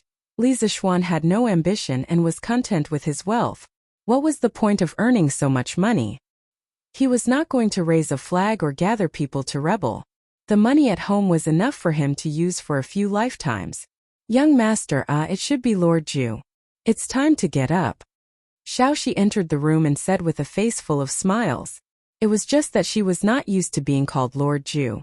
The little girl realized that she had said something wrong and was a little flustered. However, the joy in her eyes could not be hidden. Li Zixuan teased. Xiaoxi, what's the occasion today? Why are you so happy? No, nothing. Xiaoxi was a little flustered as she gathered the hair in front of her forehead. Hey, if you don't say it, I won't get up today. Originally, it was just a casual question. However, looking at the little girl's expression, it was obvious that something was wrong. Li Zixuan acted shamelessly. Young Lord Ju, how can you be like this? Xiaoxi had a new understanding of her young master's shamelessness. Li Zixuan was speechless at the little girl's exaggerated reaction. He was just teasing her and did not act like a hooligan. If you are not used to being called Lord Ju, then continue to call me young master. I feel uncomfortable hearing it. Xiaoxi, tell me quickly. What good thing did you encounter? Did you pick up some money? Xiaoxi hesitated for a moment before saying embarrassedly, Madam said this morning that all the servants in the residence will have their allowance doubled for the next 3 months to celebrate young master's conferment. Xiaoxi, you really picked up some money. Half of your extra allowance is due to me. Xiaoxi, you have to thank me. Xiaoxi also felt that the young master's analysis made sense, but she couldn't think of how to thank him. She said awkwardly, Young master, you don't lack anything. Xiaoxi can't think of how to thank you. Hearing this, Li Zixuan said sneakily, Who said that I, your young master, don't lack anything? I've lacked calcium since I was young, and I've lacked love when I grew up. After he finished speaking, he stared at the little girl's small chest with some bad intentions. Tsk, it was really quite big. Young master, you rogue. Xiaoxi could feel Li Zixuan's perverted gaze. She screamed and ran away while covering her face. Sigh, this little girl really can't handle teasing. Li Zixuan shook his head helplessly. He could only get up and put on his clothes. Shopkeeper Lu is here today? Li Zixuan went to the front hall and was about to eat breakfast when he saw Shopkeeper Lu talking to Old Man Li. Greetings to Lord Ju. Congratulations to Lord Ju for your bright future. Shopkeeper Lu didn't dare to be as casual as before. When he saw Li Zixuan enter, he quickly stood up and respectfully bowed to Li Zixuan. Li Zixuan's current status was different from before. He couldn't be disrespectful. Uncle Lu, in any case we've worked together before. Why are you acting so distant now? Uncle Lu, you should just call me young master or little Xian. There's no need to be reserved. My father and I remember the contributions you've made to the Drunken Immortal Inn. Li Zixuan could clearly feel that Shopkeeper Lu's attitude wasn't right today. However, he understood after thinking about it. He wasn't someone who liked to put on airs. Although he had a noble title now, to him, this title was just a coat to protect himself and his family. It wasn't a tool to put on airs. When Shopkeeper Lu saw that Li Zixuan's attitude towards him was still as cordial as before, he was very touched. One had to know how lowly merchants were in this society. Which noble would be willing to treat them as equals? Young master, I'm indebted to you for thinking so highly of this old man Lu. In the future, this old man Lu will definitely take care of the Drunken Immortal restaurant. Shopkeeper Lu's eyes became moist as he spoke. Li Jingma smiled and comforted him. Shopkeeper Lu, sit down and talk. Although my Xianer is now a baron, our Li family is still the same Li family. Xianer, and I won't forget an old man like you who has contributed greatly to the Li family. Shopkeeper Lu cupped his hands and said, Old master is benevolent and righteous. Li Zixuan sat to the side and picked up the millet porridge his mother had prepared for him. Along with the pickled vegetables, he slurped down the porridge. As he ate, he asked, Uncle Lu, why did you come here today? Old man Li glared at Li Zixuan when he saw his rude eating manners. Shopkeeper Lu didn't mind at all. In his view, Li Zixuan didn't treat him as an outsider. Old man Lu was very pleased. When he heard Li Zixuan's question, Shopkeeper Lu hurriedly replied, Young master, Old man Lu is here today to discuss the Drunken Immortal restaurant with Old master. Oh, so what if it's the Drunken Immortal restaurant? Didn't I ask Uncle Lu to lower the price before? Li Zishuan curiously asked. Young master, we did lower the price of the chicken we ate as per your instructions. We also recovered 20% of the customers we lost. But today, the Yunqi restaurant lowered the price again. Their chicken is now only 450 copper coins per serving. Shopkeeper Lu said with a bitter expression. Li Zishuan frowned and muttered. They want to fight until the end. They want us to fight to the end. We can't lower the price of this chicken any further. There's no need to fight a price war with them anymore. Father, do you know who the owner of the Yunqi restaurant is? Li Jingma thought for a moment and said, I don't know who their owner is. I've never heard of their owner, but I do know their shopkeeper. His name is Xiaoying and he's a nobody. He only became the shopkeeper of Yunqi Pavilion 2 years ago. However, the Yunqi restaurant seems to have some backing. In the past, there were quite a few local ruffians who made a scene there and drank and reneged on their debts. Li Zishuan's frown deepened. After pondering for a moment, he said, Seems like the Yunqi restaurant has some backing. Looks like this Yunqi Pavilion has quite the background. Uncle Lu, don't bother about them for now. Just run your business as usual. I still have some matters to attend to. Once I'm free, I'll teach Wang Ero a few new dishes. While I'm at it, I'll also bring the Drunken Immortal restaurant a divine wine that no one has ever tasted before. Old Man Li glanced at his son suspiciously. Shopkeeper Lu, on the other hand, was abnormally excited. Since young master wants to take action, then this old man Lu is completely at ease. Oh right, there's one more thing. Wang Ero previously told me that the Yunqi restaurant wanted to poach him with a higher price, but Wang Ero didn't agree. Li Zishuan was angered to the point of laughing. The Yunqi restaurant is really pushing us hard. They're unscrupulous. Uncle Lu Ero is a good seedling. Don't mistreat him. Tell him to follow this young master and work hard. Don't think about anything else. I can give him anything that others can give him. I can even teach him to make many new dishes that others can't make. Let him weigh the pros and cons. Shopkeeper Lu hurriedly nodded and said, Yes, young master. Don't worry. Old man Lu feel that Ero is quite reliable. Then young master, old master, I'll go back first. Li Zishuan nodded. Oh. Chapter 96. Li Estate's Front Hall. Xianer, it's fine if Drunken Immortal's business isn't good, but why do you care so much? Our family doesn't lack money. You're already a baron, so how can you work in the kitchen? After Manager Lu left, Li Jingma looked at his son who was slurping down his breakfast and couldn't help but ask. He couldn't understand his son's actions. In his eyes, although Drunken Immortal's business was good, it wasn't as noble as his status as a baron. His son was a baron, yet he wanted to work in the kitchen.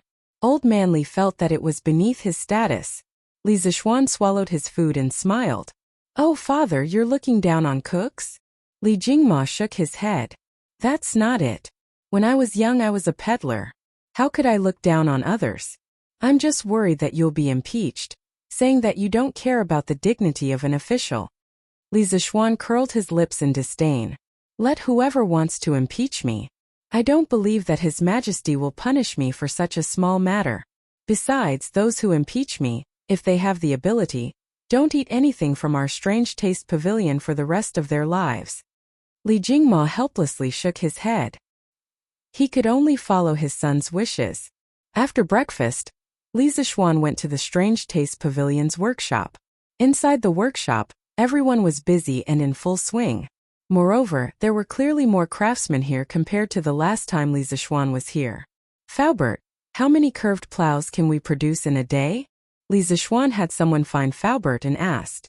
Young master, this old man has recruited 52 new craftsmen. Our workshop's production capacity has more than doubled. We can now make 300 curved plows in a day. Faubert's face was glowing. There was no trace of the lethargy of an old man on his body. Instead, one could feel his high fighting spirit. Li Zishuan smiled and nodded. And not bad. Faubert, if you meet skilled craftsmen in the future, feel free to recruit as many as you can. Our family has a lot of money, so you don't have to worry. Currently, Strange Taste Pavilion's products were in short supply. Li Zishuan really wanted to expand the workshop, but he didn't know any craftsmen. He could only ask Faubert to hurry up and recruit more craftsmen. Even someone as indifferent as Uncle Fu's mouth twitched when he heard this. This was the first time he had met such a rich and willful boss. Oh, that's right. Uncle Fu, I handed the blueprint of the curved plow to the Imperial Court yesterday. The Imperial Court will produce it vigorously. This way the pressure on our workshop will be reduced a lot. You can spare some people to continue producing the scooters. Li Zixuan patted his head. He had almost forgotten about this. Faubert was slightly surprised when he heard this, but he understood and nodded. When he heard about the price of the curved plows, he knew that Li Zixuan didn't plan to make money from them. He was relieved. As for Li Zixuan handing over the design of the curved plows to the Imperial Court, Faubert thought that it was natural. This was because the curved plows could only be popularized with the power of a country. That's good. This old man will spare some people tomorrow to specialize in producing scooters. And Faubert, you said that our workshop can already produce roller bearings. Then you should hurry up and use the roller bearings on the scooters and release the second generation of scooters as soon as possible. Because our previous scooter would probably be imitated by others in a short period of time. By the way, you can also produce a batch of skateboards without handrails on the basis of the scooter. This is quite suitable for young people to play with. Li Zixuan thought for a while and instructed. Faubert was speechless. Although this boss in front of him was very talented in machinery, why did he always want to have fun? However, he couldn't say anything and could only nod in agreement. Faubert, the workshop has some time recently. Help me build a carriage. The carriage needs to use our workshop's newly developed roller bearings. I also brought the blueprint over today. Li Zixuan excitedly took out the blueprint of a luxurious carriage that he drew last night. This luxurious carriage was based on the Queen of England. Australia spent a lot of money to build a luxurious diamond carriage for the Queen when she attended the opening ceremony of Parliament. In his previous life, this carriage was also known as the Golden Carriage. It was designed by Jim, and 50 of the best craftsmen spent 10 years to build it. Of course, Li Zixuan abandoned the appearance of a nouveau riche. He used a low-key dark red color for the exterior of the carriage. For safety reasons, the carriage was sandwiched with iron plates. The original Golden Horse carriage had 6 hydraulic shock absorbers. With the current industrial standards, it was still impossible to do so. Li Zixuan could only add some springs to the chassis for shock absorbers. Of course, roller bearings were used on the wheel axles. The interior of the carriage had a sofa, a table, a small bathroom, and a water storage room. Although it was small, it had all the essentials. Li Zixuan's idea was beautiful, but Faubert suffered. Faubert had lived for more than half of his life, but he had never seen so many novel things. Young master, what is this thing? Faubert pointed at the springs in the blueprint and asked. Li Zixuan took a look and explained. This is called a spring. It is made by pulling an iron wire loop by loop. A large number of springs can be added to the chassis of the carriage to reduce the vibration of the carriage. Metal springs existed for a long time in the Bronze Age.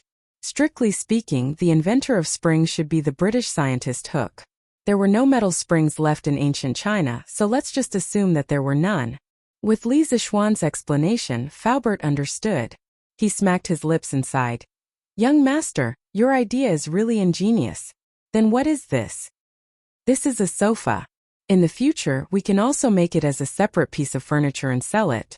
The sofa is made of leather wrapped with springs and some soft padding. It is mainly used to reduce the vibration of the carriage. After all, there are many places in Tang that are not easy to travel on. Just relying on the chassis of the carriage to reduce the vibration is not enough. Li Zixuan explained the structure and function of the sofa to Faubert. Faubert opened his eyes wide and looked at Li Zixuan with a strange expression. He was a bit disappointed that his boss did not live up to his expectations. His boss was talented, but he did not use it on the right path. He always thought of ways to enjoy himself. The number of ways he used was amazing. Faubert thought that if the person in front of him was his son, he would definitely give him a good beating. Li Zixuan felt a bit uncomfortable being stared at. He quickly coughed and said, Ahem, Faubert, can the workshop make this carriage? Faubert calmed down and thought for a while before answering. It should be possible, but it will take some time, about 10 days. Li Zixuan said happily. Then I will have to trouble Faubert. It doesn't matter if it takes a long time. Let the craftsman accumulate some experience in making this kind of carriage. When the speed is up, our Strange Taste Pavilion will also sell this carriage. Faubert could only nod in agreement. What else could he say when he had such a master? Chapter 97. East Market, Strange Interest Pavilion. After Li Zixuan left the workshop, he wanted to go to Strange Interest Pavilion to take a look. When he arrived at the East Market, he could see a long line in front of Strange Interest Pavilion from afar. Everyone in the line was whispering to each other. It was very lively. Hey Zhao Lao Air. Why are you here today? Why can't I be here? Wu Lao-san, I say you people are too unkind. You didn't even tell us that you had such a good plow. If I hadn't seen that kid Mei Jun plow yesterday, I would still be in the dark.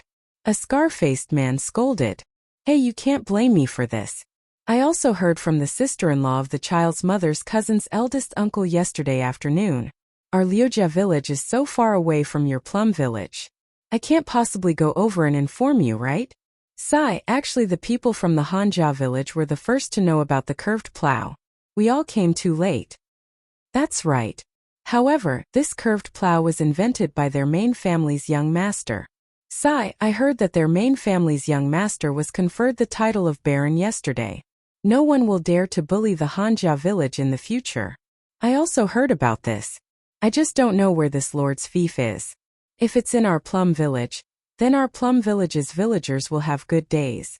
I heard that this lord is very good to the villagers of the Hanja village. Not only did he pay them to help him brew fruit wine, he also provided them with free chicken seedlings to raise and reduce their rent. Bah, you're dreaming. Why don't you say that the lord's fief is in our Lujia village? Wu Lao-san shouted. Sai Zhao Lao Air. I heard from my uncle who works in the yamen that Lord Li's fief is in Plum Village. The yamen has already sent people to your village's Lujia village to negotiate. They said that they want to take back the land and give it to Lord Li. A young man couldn't help but interrupt. Ahan, ergo, are you telling the truth? Zhao Lao Air excitedly grabbed the young man's shoulder and shouted. Ouch, it hurts, it hurts. Second Uncle Zhao, let go of me first. Everything I said is true. It was my uncle who said it himself. The young man grimaced in pain and hurriedly promised. Zhao Air's face turned red. He put down Dog Han's shoulder, turned his head, and laughed at Wu Lao-san. Haha, old third Wu, it's my turn to be lucky this time. I'm going to be Lord Ju's family's farmer in the future. When that time comes, you'll definitely not be as rich as me. Haha, are you envious? Jealous? Are you F*** king going to bite me? His big face that was smiling like a chrysanthemum, coupled with the scar on his face, looked particularly terrifying and mocking. Wu Lao-san shouted angrily. F*** ck Zhao Lao-san, you F** king bastard. You're asking for a beating. Li Zixuan's hearing was very good. He could hear their conversation from afar. He shook his head with a smile and ignored them. He passed through the crowd and entered through the back door of Strange Interest Pavilion. There were very few people from the Han family manor in the crowd today, so no one recognized him. Oh, young master. I know it's Lord Ju. You're here? Sun Huayuan, who was busy at the front desk, heard the servant's report. He quickly put down his work and ran up to the second floor. He greeted Li Zixuan enthusiastically. Li Zixuan nodded slightly and gestured for Sun Huayuan to sit down. Shopkeeper son, I'm sure you've heard that I've submitted the blueprint of the curved plow to the imperial court. From tomorrow onwards, half of the workshop will continue to manufacture the scooters. Shopkeeper son, when the time comes, you can set up another team to sell the scooters. Sun Huayuan was pleasantly surprised. That's great. Don't worry, Lord Ju. I'll arrange it well. Although the curved plow was popular, Strange Interest Pavilion didn't make much money. In comparison, Sun Huayuan was more willing to sell the scooters. This was a good performance. Li Zixuan continued. The workshop should be able to develop the second generation of scooters in the next 2 days. Compared to the first generation, the second generation scooter uses our workshop's exclusive technology. It's more flexible and faster. Shopkeeper son, you can have people copy some flyers tomorrow to encourage people to apply for a membership card. Later on, we'll introduce more comprehensive products. Sun Huayuan happily nodded. Yes, Lord Ju. Don't worry. I guarantee that when the time comes, everyone in Chang and will know about our second-generation scooters. Li Zishuan nodded with satisfaction. After chatting with Sun Huayan for a while, Li Zishuan thought that he had told him everything he needed to tell him, so he left the strange interest pavilion and went home. Duke Lu's mansion. Master, the price of the chicken shoots in Chang and has risen to 115 coins. Should we continue to buy them? The old housekeeper of the Chang mansion worriedly reported to Chang Yaojin. So expensive? Chang Yaojin was also shocked. He secretly cursed the merchants in Chang and for being treacherous. Although he was a duke, he wasn't as rich as Li Zishuan. The Duke Lu's mansion didn't have any extra food. Facing the high price of 115 coins, Chang Yaojin was a bit hesitant. However, he couldn't help but think of Li Zishuan's meaningful words after yesterday's morning court. Uncle Chang, when the time comes, you may find that the most precious part of your chickens isn't the meat. You may not be willing to sell your chickens. Chang Yaojin frowned. Now he understood that Li Zishuan raised so many chickens. It wasn't as simple as what he said in court. There must be more to it. Chang Yaojin thought of Li Zishuan's godlike master. He clenched his teeth and made a decision. Continue to buy. Housekeeper Liang, when the gate of the Eastern Market opens, you go there. Bring more people with you and act separately. Li Zishuan got a new piece of land yesterday. I think he will continue to raise chickens on his land. The price of the chicken shoots will only get more and more expensive. Try to be ahead of them and buy all the chicken shoots in the Eastern Market. Try to get 30,000 chickens as soon as possible. Anyway, that kid's family doesn't lack money. Let them buy later. Haha. As Chang Yaojin spoke, he burst into laughter. In his heart, he was silently praising himself for being quick-witted. Housekeeper Liang also felt that Chang Yaojin's words made sense. He quickly bowed and left. It had to be said that Chang Yaojin's speculation was very accurate. At this time, Li Zishuan was at home. He asked housekeeper Wang to continue buying chicken shoots. Uncle Wang, how many more chickens do we need from the 80,000 in the Han village? Housekeeper Wang took out a small booklet and looked at it. He said, Young master, with the ones we bought today, we are less than 10,000 chickens. I think we can get them by tomorrow. Li Zishuan said happily, Not bad. We will have 80,000 chickens by tomorrow. You can continue to buy. I will go to Plum Village tomorrow and see how many chickens the farmers can raise. Conservatively speaking, we need at least 70,000 more. Housekeeper Wang widened his eyes and said, Young master, the price of a chicken shoot in Chang and has risen to 115 copper coins.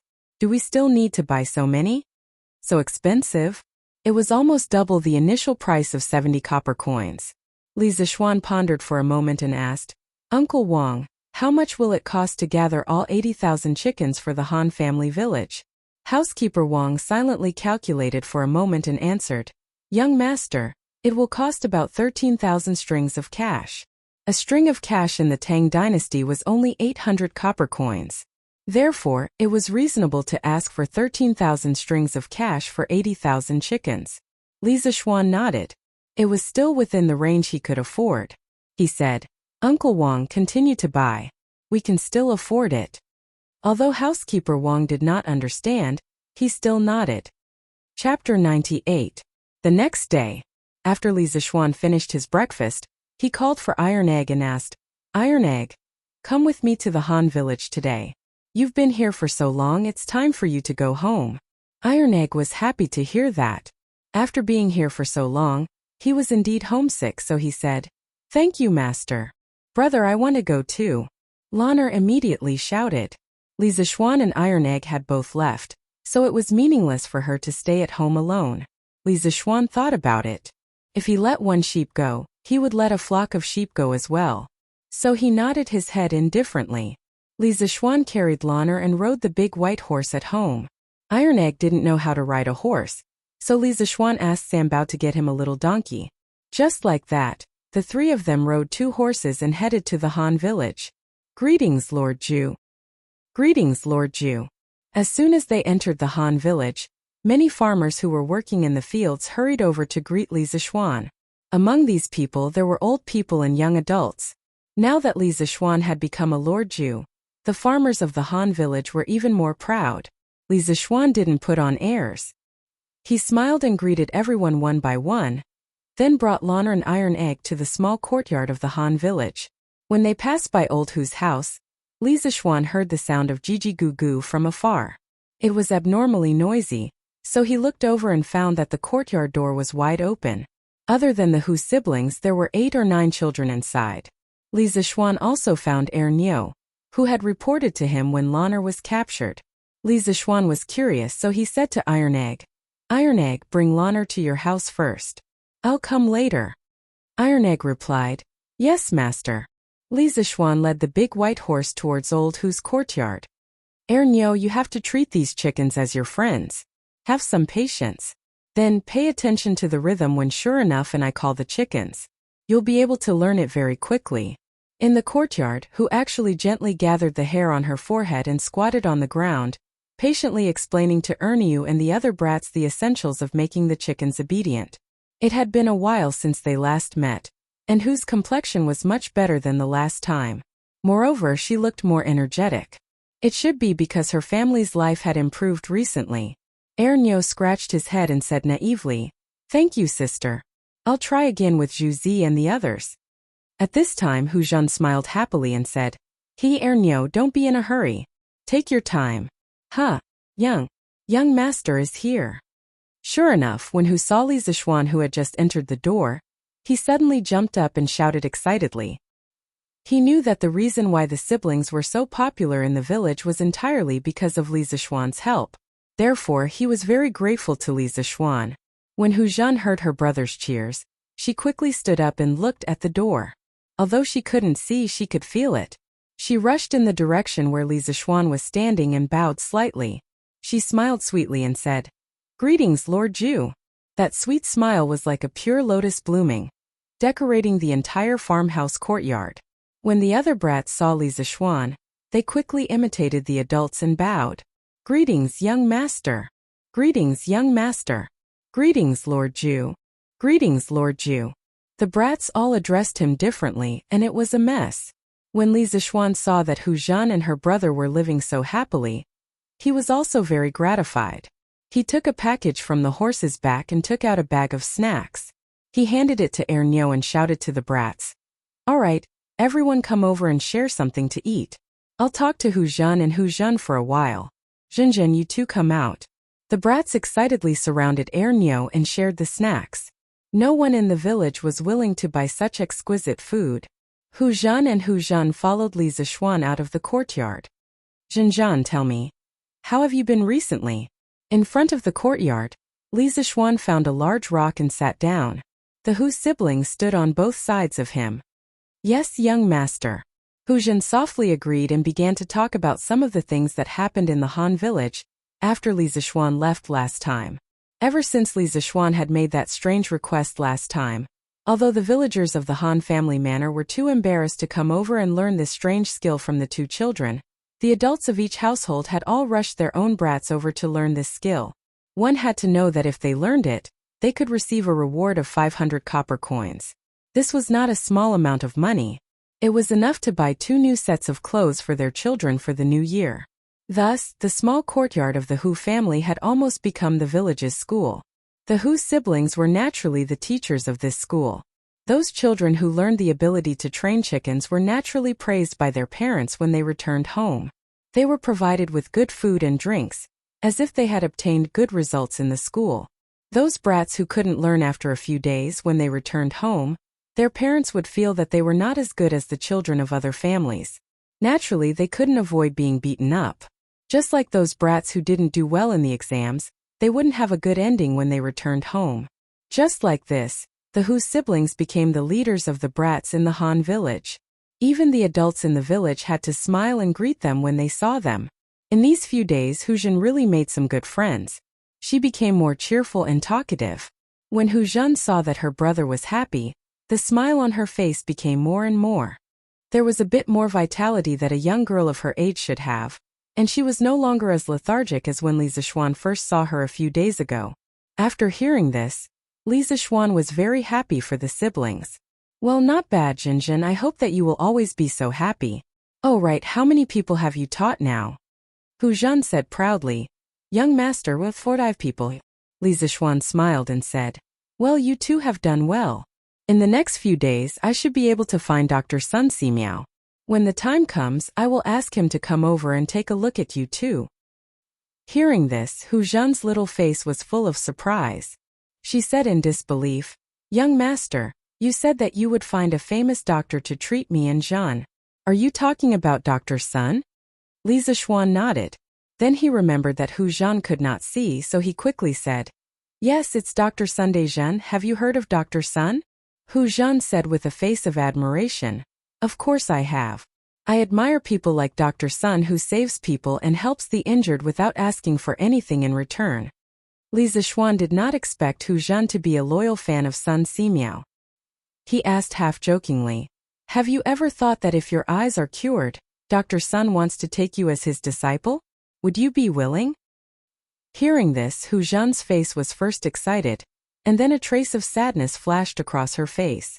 She shook her head and said, young master, you must be joking. I am not talented and I am a woman. How could Dr. Sun be willing to take me as his disciple? Haha, can't women learn medicine? Li Zixuan shook his head and did not want to argue. After chatting with the siblings for a while, he went to the small courtyard of the Han family. Chapter 99. The sun was high in the sky. Li Zixuan finally arrived at the Han family's courtyard. From afar, he could hear Lanner and Iron Egg's noisy voices. Sister Yushi, Lanner wants to eat the chicken stewed with mushrooms from last time. Sister, Iron Egg wants to eat gnawed chicken. You brat, gnawed chicken is so expensive. How can you eat it every day? This was Han Lijing's voice. A few days ago, he had gone into the city to ask about the price of the gnawed chicken. After finding out, Han Lijing's heart ached. The last time Li Zixuan came to their house, Iron Egg had eaten a lot of gnawed chicken. Li Zixuan smiled, pushed open the courtyard door and walked in. Han Lijing was chopping firewood in the courtyard. When he saw Li Zixuan, he quickly went up to him and said with a smile, Lord Zhu, you're here. After saying that, he quickly took the reins from Li Zixuan's hands. Li Zixuan waved his hand and refused. He tied the big white horse to a big tree in the courtyard and replied with a smile, Uncle Han, don't call me Lord Zhu. Uncle Han, don't call me Lord Zhu. It's fine if others call me that. You and my father are old friends and I'm Tai Dan's master. You can call me Little Xian or Young Master. Han Lijing saw that Li Zixuan treated people as politely as before after becoming a baron. When he heard Li Zixuan's sincerity, he felt warm in his heart. He smiled and said, then young master, please come in and have a seat. It's hot outside. Li Zixuan smiled and nodded. He said so much to Han Lijing because he didn't want his relationship with his family to be too estranged. Yushi, young master is here. Hurry up and prepare the food. Don't let young master wait too long. Han Lijing shouted into the kitchen. Got it, father. It'll be ready soon. Han Yushi's pleasant voice came from the kitchen. Seeing that her brother had come, Lanner came into the house and played with Li Zixuan intimately for a while. Then she could not help but go out with Iron Egg. Once the little girl went to the countryside, she became even wilder. She felt that the farmstead was much more fun than Chang'an. Inside the house, Han Lijing saw Lanner and Iron Egg go out. He sighed with emotion. Iron Egg's mother passed away a long time ago. This boy has been used to being wild since he was young, and doesn't know any etiquette. He must have caused a lot of trouble for Master and Madam in young Master's house. This old man really feels sorry for him. Li Zixuan shook his head and said, Uncle Han, what are you talking about? Since I have already accepted Iron Egg as my disciple, my parents have long treated Iron Egg as one of their own. What trouble is there to speak of? Moreover, I see that Iron Egg has a good character. With a little training, he will be a promising talent. When Han Lijing heard Li Zixuan's words, he could not hide the smile on his face. Any father would be happy to hear someone praise their son. Haha, as long as that boy doesn't cause trouble for young master. Uncle Han, I came here this time because I want to go to Plum Village. You should know that the fief that His Majesty gave me is in Plum Village. How much do you know about Plum Village? After chatting for a while, Li Zixuan got down to business. Han Lijing nodded and said, "Young master, we are all neighbors, so of course I know. Plum Village's Lu Qingfeng was a scholar in his early years. He can be considered a person of virtue and prestige in Plum Village. I have some friendship with him. The previous owner of Plum Village was Lu Shuren. Young master, you already know this. Lu Shuren was rich but heartless. He brought disaster to the village. Lu Qingfeng was angry with him, but he did not dare to say anything. Plum Village's farmers not only had to bear high rent, but they were also exploited. Although I don't like Lu Shuren's actions, I can't do anything about it. But this time, Plum Village has become young master's fief. I think the people of Plum Village will be overjoyed if they know about it." Li Zixuan was silent for a moment, then nodded and said, "Good and evil will happen. There is a cycle of reincarnation. Lu Shuren will receive the retribution he deserves. Uncle Han, take me to Plum Village in the afternoon. I want to see the situation there. Also, I plan to imitate the Han village and open a chicken farm in Plum Village. It can be considered as increasing the income of the farmers." Han Lijing sighed and said, "Young master is really benevolent. Father, young master, it's time to eat." At this time, Han Yushi's shout came from outside. Then Han Yushi walked in with a plate of dishes. Of course, she was followed by two little tails. After not seeing her for a long time, Han Yushi became more and more radiant. The joy between her eyebrows made her beautiful face even more moving. Although it was not the first time he saw Han Yushi, Li Zixuan was still mesmerized by her peerless appearance. He was a little dazed for a moment. Ahem. Han Lijing coughed softly twice.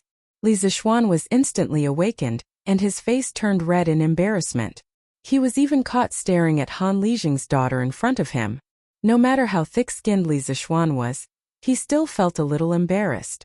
Han Yushi put down the plate and hurried out, planning to go to the kitchen to get the rest of the dishes. Just now, she also noticed Li Zixuan's stunned gaze and felt a little happy in her heart. In the morning, when Iron Egg and Lanner came over early, she found out that Li Zixuan went to Hu Jing's house and would come over in a while. Then she did not know why, but when Lanner and Iron Egg went out to play, she secretly went back to her room to dress up. Just now she called Li Zixuan young master, and not Lord Ju, because she had some ulterior motives. After the news of Li Zixuan's knighthood spread throughout the Han family manor yesterday, Han Yushi was happy for Li Zixuan in her heart, but also a little sad that the gap between her and Li Zixuan's status was getting bigger and bigger. But when she thought of how she had ignored her father's dissuasion and resolutely agreed to help Li Zixuan brew wine, Han Yushi could not bear to give up at that time. She secretly decided that even if she could not be with him in the future, she would cherish the days they had now and treat him well. She would not regret it in the future. Therefore, when Han Yushi called Li Zixuan young master just now, she also wanted to numb herself and not let herself think about the gap between their statuses. When the dishes were served, everyone sat down. Only then did Li Zixuan notice that the dishes on the table today were a little unusual. Other than the pheasant stewed with mushrooms from last time, there were also leek scrambled eggs, wood ear fried meat, fried shredded chicken, and stir-fried spinach cabbage. These stir-fried dishes or fried vegetables were only available in the Li family, and would not be available outside. Yushi, how do you know how to cook these dishes? Li Zixuan could not help but ask. Han Yushi was a little embarrassed as she combed her hair and said softly, "The last time I stayed at young master's house, Yushi saw that the cooking method at young master's house was a little unusual. Out of curiosity, I went to ask your kitchen maid, Auntie Zhao, and only then did I know that you could cook in this way." So Yushi went home and tried cooking a few times and found that the taste was not bad. Later, Yushi thought of some other dishes that could be stir-fried with a big fire. "Just nice, I can use these new dishes to treat young master today." Li Zixuan smelled the fragrance of these stir-fried dishes and gave a thumbs up. He praised, "Not bad, not bad. Just smelling this aroma is enough to stimulate one's appetite. Yushi, you are really clever." Han Lijing chuckled and said, "Young master, you don't know. When my Yushi cooked at home for the first time, old Han almost swallowed my tongue. Cooking like this, the taste is really too good."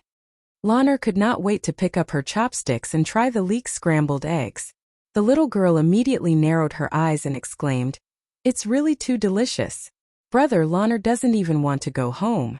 I want to eat Sister Yushi's dishes here every day." Everyone was amused by these innocent words. Li Zishuan also picked up his chopsticks and started eating.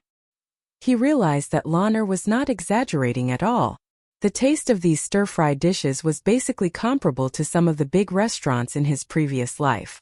It was even more delicious than the ones made by Auntie Zhao at home. Han Yushi's culinary skills were simply superior. Li Zishuan tasted some of the flavors from his previous life in these dishes.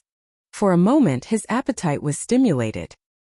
He ate a total of 4 bowls of rice before he put down his bowl and chopsticks in satisfaction.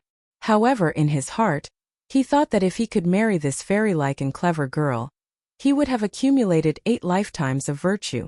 Han Yushi saw that Li Zishuan was eating happily. She could not help but feel a little sweet in her heart. Her efforts over the past few days had not been in vain. She had just said it was simple, but in order to come up with these new dishes, only God knew how much effort she had put in.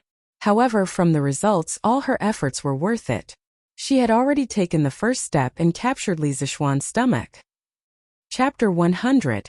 After lunch, Li Zishuan sat in the front hall and happily drank the chilled fruit wine that Han Yushi had taken from the ancient well. He was chatting with Han Li in the house. There was no helping it. The weather had been a little abnormal recently. It was just May and the weather had started to heat up. The afternoon sun was especially scorching. Even though Li Zishuan had internal energy and was immune to both heat and cold, he didn't want to be exposed to the scorching sun. He could only wait for the sun to warm up a little before going to Plum Village. After all, it was less than 2 li away from the Han Manor. Lana, this crazy girl, wasn't afraid of the sun. She followed Iron Egg to the manor to play with Denyo and Ernyo. Li Zishuan wasn't too worried. Now that everyone in the manor knew that Lan'er was his sister, there shouldn't be anyone who was blind enough to bully Lan. Li Zishuan didn't know that while he was enjoying the cool air in the Han Manor's courtyard, there were many manor owners in Plum Village who were exposed to the scorching sun. Many manor owners gathered at the entrance of Plum Village. Everyone was sitting under a big tree and chatting with each other while looking into the distance, as if waiting for something. "Big Mouth May, is what you said true? Why isn't Lord Ju here yet?" A tanned old man with bare arms was fanning himself with a straw hat as he asked casually.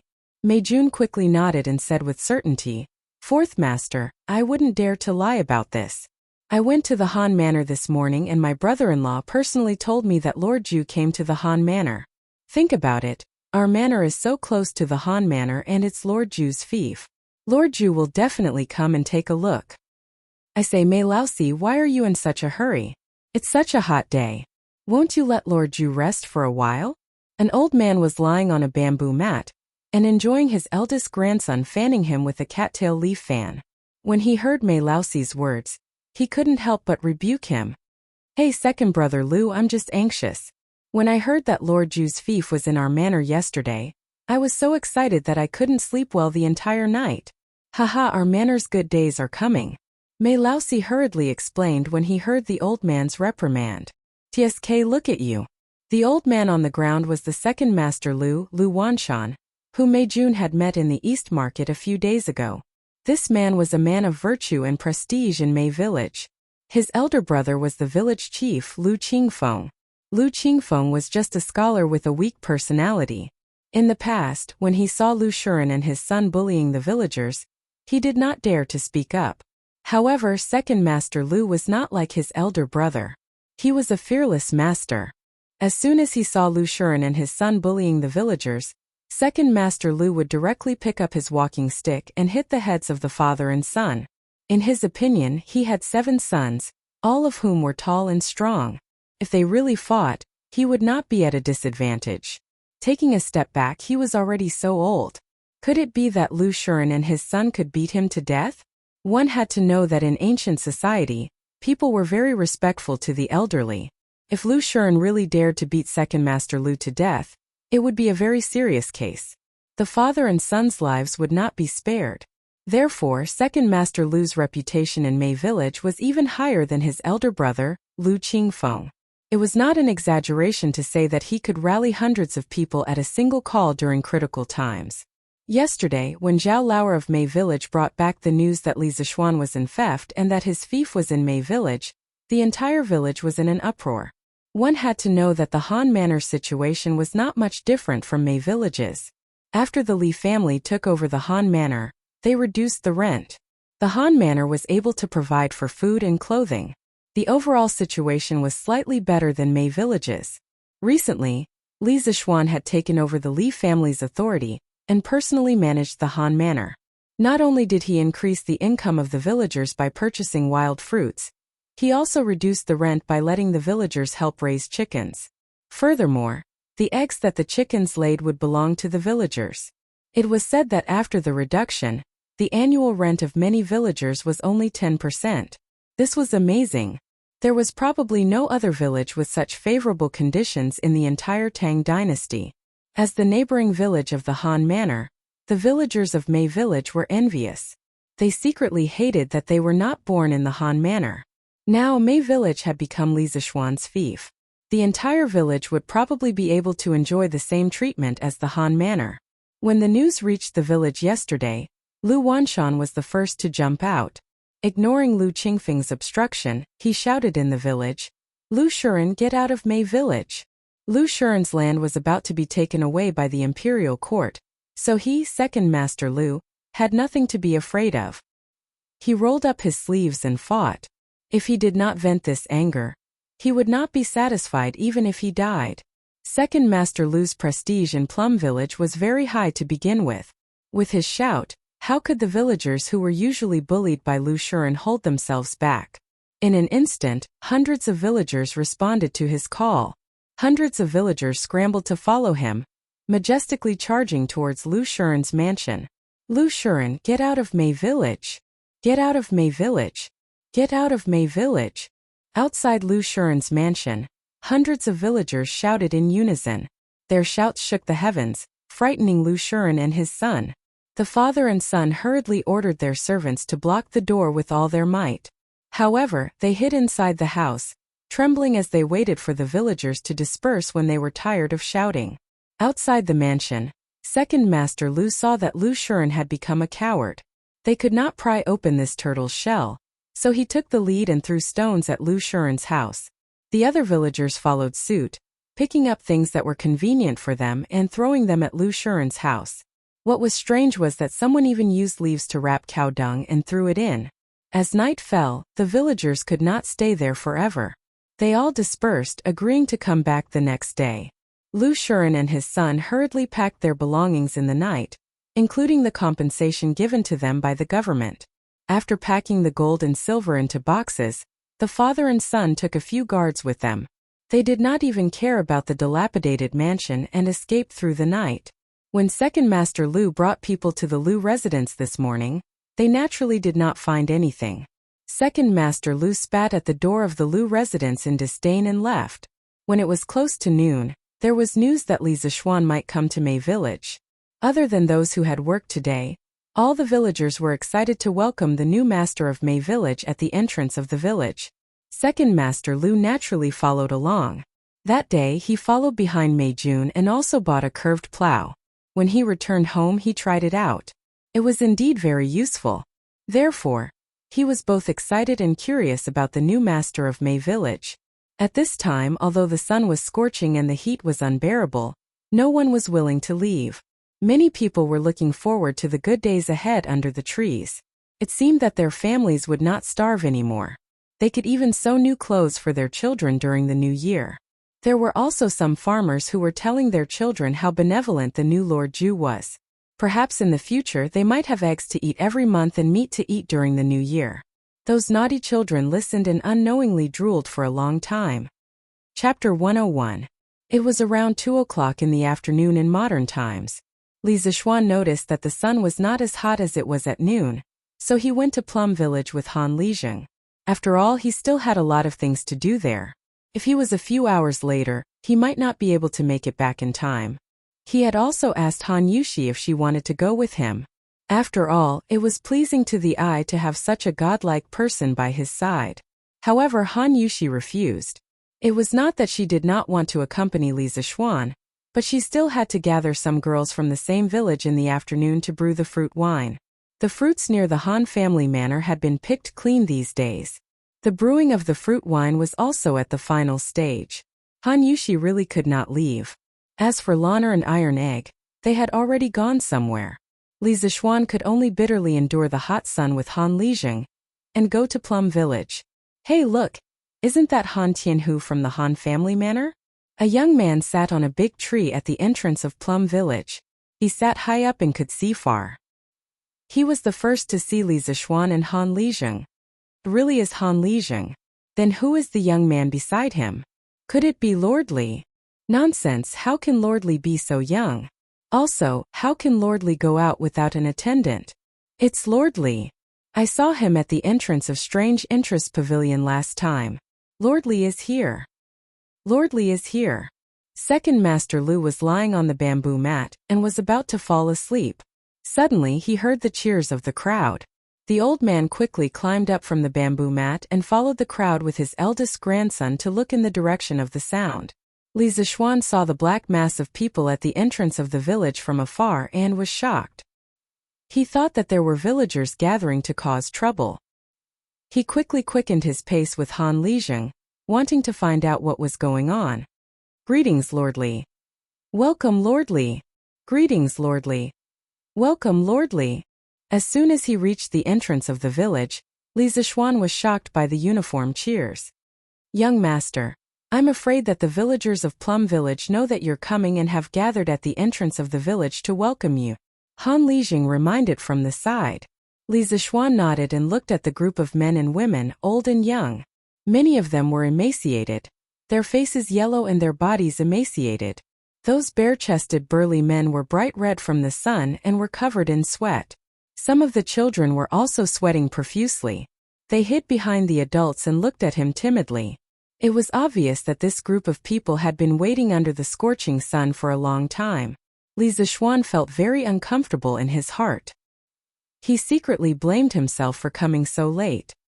He didn't want to wait for others or make others wait for him in both his previous and current life, so he couldn't bear to have these villagers wait for him like this. He hurriedly walked forward. Uncles and aunties, sorry to keep you waiting. When Li Zixuan shouted, he used a bit of his inner strength, and the excited and noisy crowd immediately calmed down. Li Zixuan continued, I don't know how everyone knew that I was coming, but I don't want everyone to welcome me like this. I can't bear it. Seeing that many of you are sweating profusely from the sun, I'll make it short. Once you're done, you can go back to your own homes, okay? Okay, Lord Zhu, please tell us. We're all listening. Yes, Lord Zhu, please tell us. Li Zixuan gestured with his hands and said in a clear voice, then everyone listen up. From today onwards, Plum Village will be my fief. You will no longer be bullied by Lu Shuren.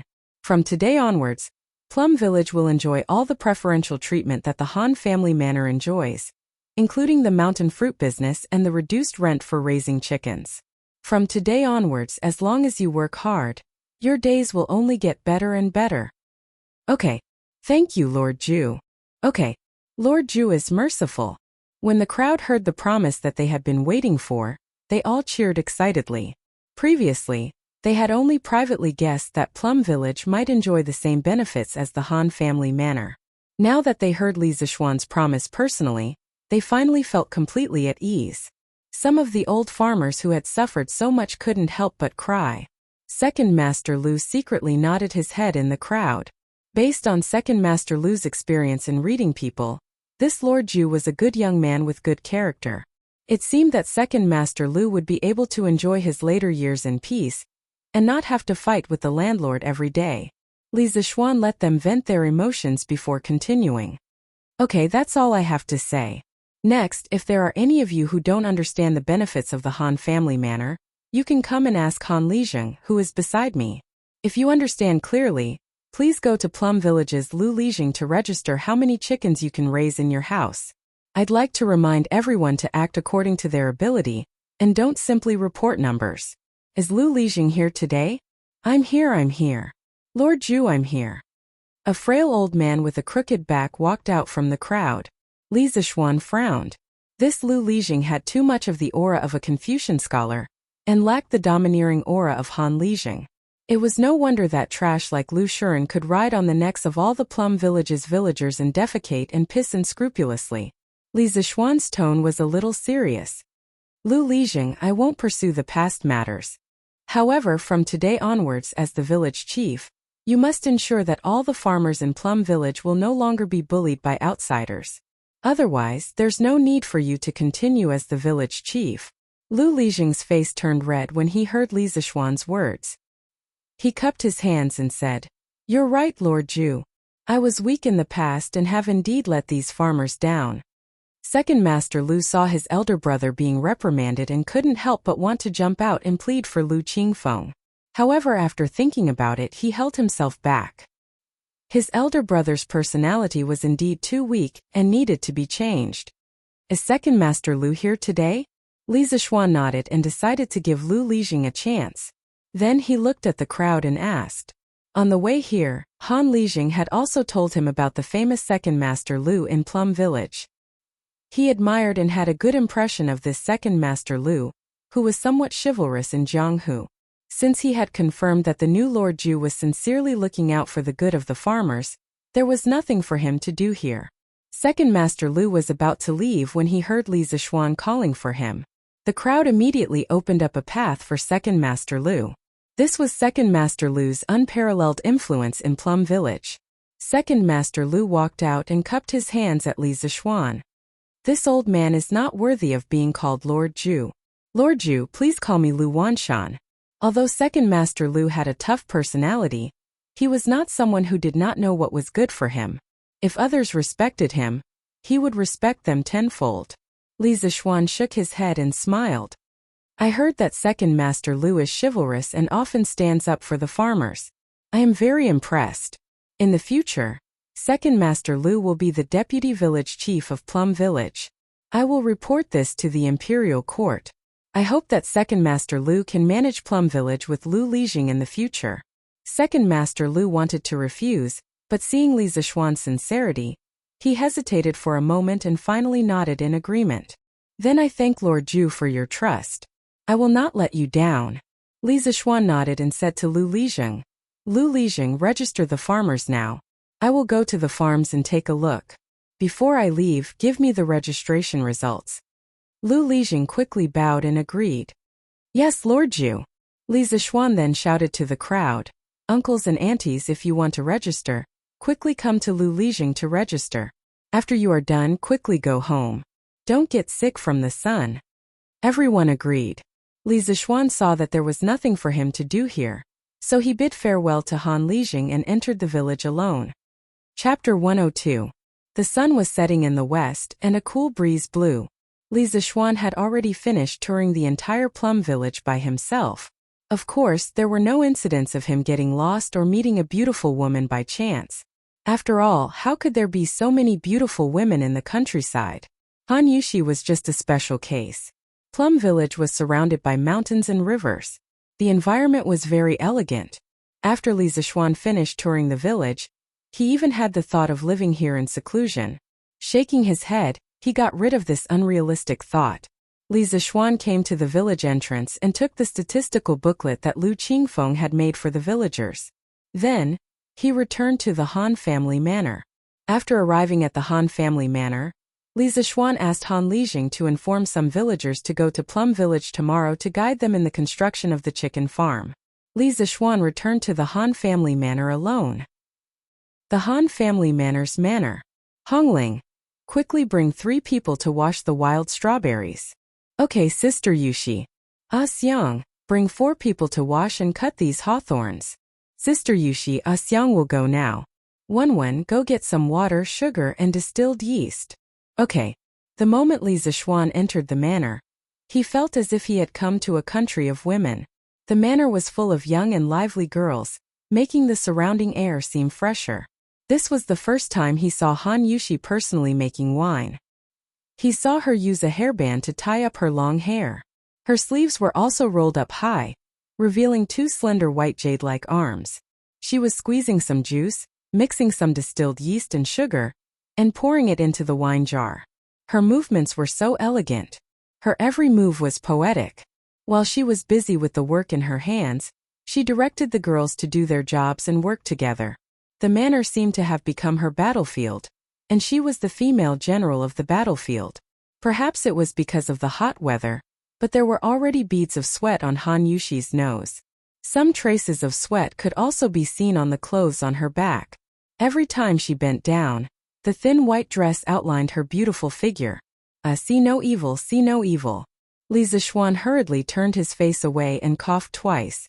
Only then did Han Yushi and the other girls realize that Li Zixuan had already entered the door. Greetings, Lord Ju. All the girls stopped what they were doing and bowed to Li Zixuan. Han Yushi gave him a smile. Young master, you're back. When Li Zixuan heard this, he felt a little strange. It was as if a wife was greeting her husband who had just returned from afar. Shaking his head to get rid of the wild thoughts in his mind, he hurriedly smiled at the girls. There's no need to be so courteous. Carry on with your work. Don't delay it because of me. After saying that, Li Zixuan walked straight to Han Yushi. Although the other girls returned to their original positions and continued with their work, their eyes secretly glanced over from time to time. Which girl didn't yearn for love? Li Zixuan was handsome and had a high status. He was young and rich. It would be a lie if they said they weren't moved. However, they all understood that in terms of beauty, all of them added together couldn't compare to Han Yushi. Now they were looking at Li Zixuan and Han Yushi with gossipy gazes. All the girls wanted to know if Han Yushi, the most beautiful girl in the Han family manor and even the surrounding villages, could capture the heart of this young Lord Ju. Of course, in their hearts, they really hoped that Han Yushi and Li Zixuan would end up together. Because then, this young Lord Ju would be the son-in-law of the Han family manor. The Han family manor would continue to have good days in the future. Yushi, you've worked hard. Come and wipe your sweat. Li Zixuan tenderly handed over a handkerchief. He wasn't used to wearing it on his body. He felt that only women would wear handkerchiefs. However, every time Xiaoxi helped him pack his clothes, she would put a washed handkerchief on his waist. After a long time, Li Zixuan was too lazy to correct her. He didn't expect to use it today. He wanted to personally wipe Han Yushi's sweat. However, he remembered that this was ancient times. If he did so, it would be too presumptuous. Not only would it ruin a girl's reputation, Han Yushi would probably ignore him in the future. It had to be said that even though Li Zixuan had been in a relationship in his previous life, he was still a novice when it came to understanding women's thoughts. Until now, he still couldn't see Han Yushi's feelings for him. Han Yushi hesitated for a moment. She shyly took the handkerchief and thanked him. Then she gently wiped the sweat on her face and said, Young master, this is the last batch of fruit wine. The previous batch of fruit wine can already be taken out of the cellar. When will it be sent to you? Li Zixuan muttered. How much was the last batch of fruit wine? Han Yushi thought for a moment and replied. There were a total of 80 jars. Each jar was about 40 pounds. Li Zixuan nodded and said, Then tomorrow, ask your father to call a few young men and send the last batch of fruit wine to my house. Yushi, are you free tomorrow? After the wine is sent over, we will start mixing the wine. Do you want to come together? Finally, she could help the young master. Han Yushi was a little excited. She quickly replied, Yes, young master. Today's last batch of fruit juice and wine can be put into the cellar after mixing. That's all. Li Zixuan happily said. That's good. At this moment, Loner and Iron Egg came back. The little girl was sweating all over, but her face was filled with a happy smile. Li Zixuan was a little speechless. His little sister's temper was getting wilder and wilder. Master! Brother! The two little guys greeted Li Zixuan. Li Zixuan nodded. Seeing that it was getting late, he said goodbye to Han Yushi. Iron Egg stayed. Li Zixuan asked him to go to the city with Han Yushi and the others tomorrow. As soon as he got home, Li Zixuan immediately went to the study. He wanted to draw a set of distillation equipment. A complete set of distillation equipment was divided into two parts, the distillation pot and the condenser. Li Zixuan planned to make the distillation pot with pure copper. First, copper had a good thermal conductivity. Second, copper was a catalyst for some esterification reactions. Third, copper had a good resistance to the acidity of the raw wine. Fourth, copper could make butyric acid, hexanoic acid, decanoic acid, lauric acid, and so on form insoluble copper salts and precipitate them. so that these unpleasant acids could be removed. As for the condenser part, Li Zixuan planned to use a clay pot to fire it, because in this era the process of firing glass was not mature. Li Zixuan knew the general formula, but he did not have the time to study it. With the help of his super-strong mental strength, he drew a set of distillation equipment in less than an hour. He did not miss a single detail. Then, he quickly went to the workshop before the door was closed. He asked Faubert to help him make a set of distillation equipment before noon tomorrow. Faubert looked at the blueprint. It was not difficult, so he agreed. Li Zixuan breathed a sigh of relief. When he returned home, he bumped into Wang Zhong and San Bao, who came back from the East Market. Wang Zhong immediately asked for forgiveness. "Young master, I did not buy many chicken seedlings today. This old servant has failed in his duty. I have let young master down." Li Zixuan was surprised. "Why?" Wang Zhong told Li Zixuan about how the Cheng family's housekeeper brought a lot of people to the East Market and bought all the chicken seedlings in less than a quarter of an hour. Li Zixuan pondered for a moment and understood the ins and outs of the matter. He shook his head and laughed. "Uncle Wang, you don't have to buy the chicken seedlings for the next 2 days. Let the Cheng family buy them first." "Oh right, the Plum Village still needs 70,000 chicken seedlings. Uncle Wang, you can buy them all in the future." "But, young master." Wang Zhong reached out his hand and stopped. Li Zixuan waved his hand and said, "Uncle Wang, it's okay. Our family is not lacking in money. It's fine if we buy them a few days later." Cheng Yaojin's guess was right. The Li family was not lacking in money. Since Cheng Yaojin was willing to take advantage of Li Zixuan, it meant that he did not treat Li Zixuan as an outsider. Of course, Li Zixuan would not be calculative. Chapter 103. In a private room on the top floor of Yunqi Pavilion. Inside the room, the young master was fiddling with the wine cup in his hand and casually asked, "Our Yunqi Pavilion has already made a move. Is there no movement from the Drunken Immortal restaurant?" The middle-aged man respectfully replied, "Young master, there is indeed no movement from the Drunken Immortal restaurant. Neither Li Zixuan nor manager Lu has made any special moves." "Then what has Li Zixuan been doing recently? Does he not care about his restaurant's business?" "According to the reports from my subordinates, Li Zixuan has been busy with his new fief. Today he even went to Plum Village and Han Village." "Oh right, young master, Li Zixuan has asked the villagers to pick some fruits. It seems that he wants Han Tianhu's family to help him brew wine." "What kind of wine?" the young master curiously asked. "Young master, this subordinate guesses that it should be the fruit wine that Han Tianhu and his daughter brewed. Our Yunqi Pavilion has also bought some before and the taste is indeed very good. However, Li Zixuan bought it at a high price and the father and daughter stopped supplying it to us." The young master stood up and muttered with a frown. Could it be that Li Zixuan plans to use this wine to fight against our Yunqi Pavilion? No, this young master reckons that their wine is not that simple. Immediately send a flying snake to the Han village and bring back a jar of their wine. "Yes, young master." The middle-aged man bowed and was about to leave. The young master suddenly thought of something and suddenly shouted, "Wait!" The middle-aged man quickly turned around and said, "Young master, do you have any other orders?" The young master thought for a moment and said, "We have to plan for both sides. Tomorrow, go and invite Xia Xinyuan from the western part of the city to our Yunqi Pavilion as a chef. Not only do we have to imitate the Drunken Immortal restaurant's dishes, but we also have to create our own specialty dishes."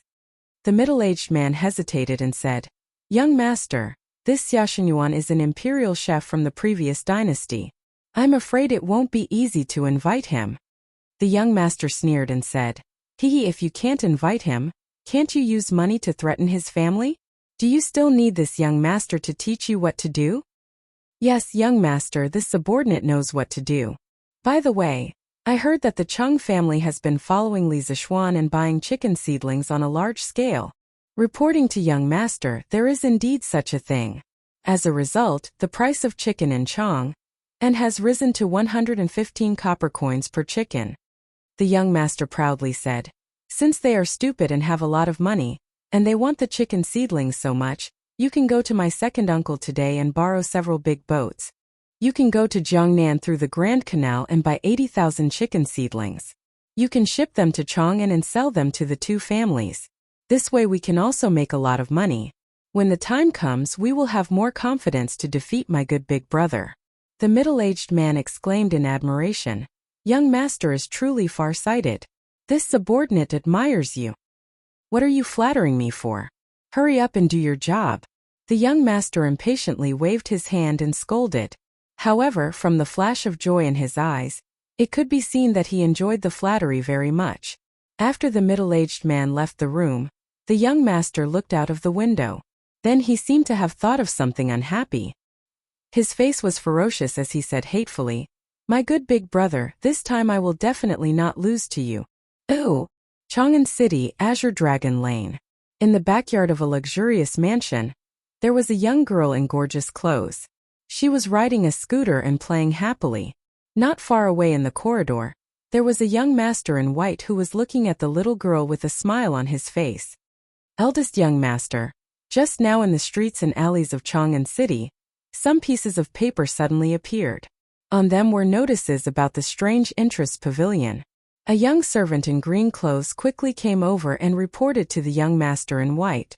This young servant was Lu Yun, who had applied for a Red Supreme membership card in the strange interest pavilion a few days ago. "Oh, let me see it." The young master in white withdrew his gaze and turned around to take the notice in Lu Yun's hand. After a while he smiled and said, "Second-generation scooter? This strange interest pavilion is really interesting. Scooter, curved shaft plow, it's really interesting. Lu Yun, take this young master's membership card tomorrow and buy Meng Air, a so-called second-generation scooter. This young master wants to see how different this second-generation scooter is from the first generation." Lu Yun didn't understand his young master's strange behavior recently, but he didn't dare to ask. He quickly bowed and said, "Yes, young master." The young master in white nodded slightly, but when he saw that Lu Yun hadn't left, he frowned and said, "What, do you have something to say?" A trace of struggle flashed across Lu Yun's face. In the end, he gritted his teeth and said, "Reporting to young master, I have something to say, but I don't know if I should say it." The young master in white said unhappily, "If you have something to say it quickly. Don't dawdle." Seeing that the young master was unhappy, Lu Yun quickly said, "Young master, as far as I know, the second young master has taken a lot of measures recently to consolidate the position of the Yunqi house in Chang'an City. Seeing that the Yunqi house is about to dominate Chang'an City, eldest young master, why are you still? Still what? Still idle around and have nothing to do, right? Forgive me, young master, I didn't mean that. I'm just worried that if this goes on, young master will lose the family trial this time and lose the power."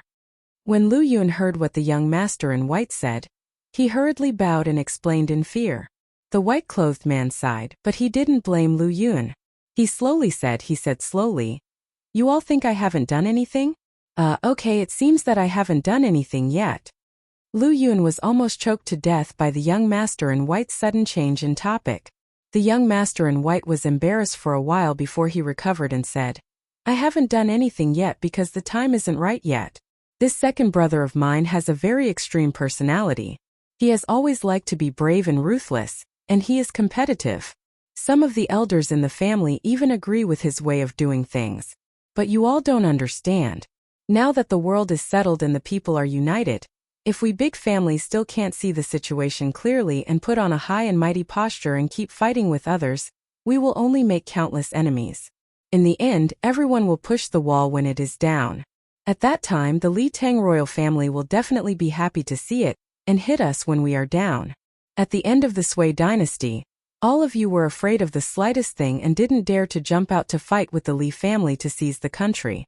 Now that the world is stable, all of you jump out one by one. Aren't you tired of not dying fast enough?" The young master in white was a little angry as he spoke. In the end, he couldn't help but hit the railing angrily.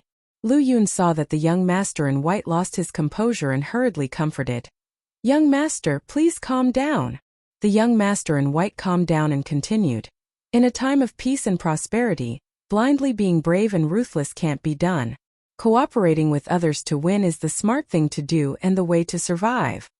Lu Yun heard this and said in surprise, "Young master, do you want to cooperate with Li Zishuan? I'm afraid the family won't agree, right?" The young master in white snorted angrily and said angrily, "Humph, a bunch of stubborn old men, never willing to lower their arrogant heads and can't see the situation at all. However, this is only a small trial in the family. All the decisions are up to me. The family has no right to interfere." Lu Yun heard the young master in white's rebellious words and hurriedly lowered his head, not daring to say anything. The young master in white stood in place. The more he thought about it, the angrier he became. In the end, he snorted angrily and left with his hands behind his back. Chapter 104. Li Zixuan didn't know that there were two brothers who were constantly thinking about him. He had been tired for the whole day, so after taking a shower, he fell into a deep sleep not long after lying on the bed. Han Village, Han family courtyard. It was late at night and the moon was dark and the wind was strong. A black shadow floated over the wall and landed on the ground without making a sound. The black-clothed man looked around, then bent down and carefully sneaked into the wine cellar on the west side of the courtyard. A moment later, he came out with a jar of wine in his arms. His feet lightly tapped the ground, and he was about to soar into the sky. Suddenly his feet sank and then a huge force came. He saw a tall and burly old man lift him up and smash him against the courtyard wall with all his strength. "Who are you sneaking around like this? Tell me your name." Although Han Lijing was already sound asleep, his many years of military life still made him vigilant. At night he suddenly felt that something was wrong. He immediately turned over and saw a black shadow in the courtyard about to leave. He quickly went forward and grabbed the person's ankle and threw him against the courtyard wall. When the black-clothed man was about to hit the wall, he pulled out the soft sword at his waist and poured his internal energy into it. The soft sword made a sound and instantly straightened. The black-clothed man hurriedly pressed the soft sword against the wall to cushion the impact. The soft sword suffered a huge impact and was quickly pressed into an arc. The black-clothed man took advantage of the momentum to do a beautiful somersault in the air and landed steadily. "Oh, I didn't think that there would be an expert in this remote village." After the black-clothed man landed, he looked at Han Lijing and said in a neutral tone. His voice was feminine and ear-piercing. The most disgusting thing was that when he spoke, he even raised his thumb and middle finger. Han Lijing listened to his voice and looked at his actions. Instantly, his hair stood on end and goosebumps appeared all over his body. "Who are you? What do you want in my house in the middle of the night?" Han Lijing trembled and shouted. "Hee." The black-clothed man laughed. This made Han Lijing so disgusted that he almost threw up his dinner. At this time he heard the black-clothed man say in a coquettish voice, "Io, I just came to borrow a jar of wine from you. Why are you being so fierce? You hurt me just now. Alright, I won't talk nonsense with you anymore. I have to go." After saying that, he twisted his thumb and middle finger, lightly twisted his snake waist, stomped his feet on the ground, and fled far away like a gust of wind. Han Lijing also wanted to chase, but his left leg had an old injury, so it was inconvenient for him to move. Moreover, this black-clothed man's Qinggong was extremely high, and Han Lijing himself was not proficient in Qinggong, so he could only stand in the same place helpless. "Father, what happened?" Han Yushi heard a sound in the courtyard, so she put on her coat and came out to investigate. Han Lijing shook his head and comforted her. "It's okay. Yushi, go back and sleep. Tomorrow, I will accompany you to Chang'an City." Today, the man in black was of unknown origin. Han Lijing smelled a trace of danger. Thinking that his daughter was going to Chang'an to deliver wine tomorrow, Han Lijing was somewhat worried and decided to accompany his daughter. "And father, then daughter will go to sleep. Father should also rest early." Han Yushi did not see anything unusual, so after she finished speaking, she directly turned around and went back to her room to rest. The next morning, after Li Zixuan finished his breakfast, he asked Faubert to bring people to buy various kinds of wine, and then he went to the west courtyard to practice. Previously, his Taishan Sutra showed signs of breaking through to the 6th level, but as he was busy with mundane affairs these days, the feeling of breaking through in his body disappeared. This made him very depressed, so he decided to work hard today. He wanted to use the sword to refine the true qi in his body. However, someone did not let him do as he wished. He had just practiced for a while when Chang Chumo came to his door. "Haha, little Xian, I haven't seen you for a few days. and you have been conferred a title. You have to treat your brother to a few drinks. Chang Chumo laughed loudly and walked into the west courtyard. This fellow was now a frequent guest of the Li family, and there was no need to report his entry. All the servants in the residence knew that he was the son of Lu Guogong, and no one dared to stop him. Li Zishuan put away the wind-chasing sword and came up to him with a smile. Brother Chonyo, you can't say that. Look, your younger brother has been conferred a title. As his elder brother, shouldn't you treat your younger brother to a big meal to celebrate? Chang Chumo was suddenly speechless. He scratched his head and muttered, "That seems to be the case." Li Zishuan looked at him and found it funny. He thought that since he had nothing to do, it would be fun to tease this fellow. So he continued, "Then tomorrow Brother Chonyo will treat us to a big meal at the Drunken Immortal restaurant. How about it?" Chang Chumo was instantly embarrassed. He knew his family's situation very well. His father had just taken out 4,000 to 5,000 strings of cash to buy chicken seedlings, and Li Er had docked 3 months of his father's salary. This was one disaster after another. Old Cheng's family was currently living a tight life, waiting for Old Li to give them a salary. Chang Chumo did not have much pocket money left, so he was too embarrassed to look for his friends. When he heard that Li Zishuan had been conferred a title, he thought that he would be able to freeload a good meal here. Who knew that he would be defeated by Li Zishuan? This instantly turned awkward. However, what kind of person was Chang Chumo? He did not care about things like face. He chuckled cheekily and said, That's great. Little Xian, I'll take you to the Yunqi restaurant for a big meal tomorrow. I heard that they invited the imperial chef from the previous dynasty Xia Shenyuan to cook there. I'll treat you and you'll pay. How about it?" When Li Zishuan heard the first half of his sentence, he thought that the sun had risen from the west today. This fellow actually took the initiative to treat him to a meal? When Li Zishuan heard Chang Chumo say that he would pay for the meal, Li Zishuan staggered. He wanted to slap his size 42 shoes on Chang Chumo's size 38 face. Of course, Chang Chumo probably didn't know how big a size 38 was. Li Zishuan said unhappily, "Get the F***ck out of here." After the brothers teased each other for a while, Li Zishuan brought him to the front hall and asked someone to serve tea and snacks. At this moment he suddenly remembered what Chang Chumo had said and asked, "Chonyo, you just said that the Yunqi restaurant invited the imperial chef from the previous dynasty?"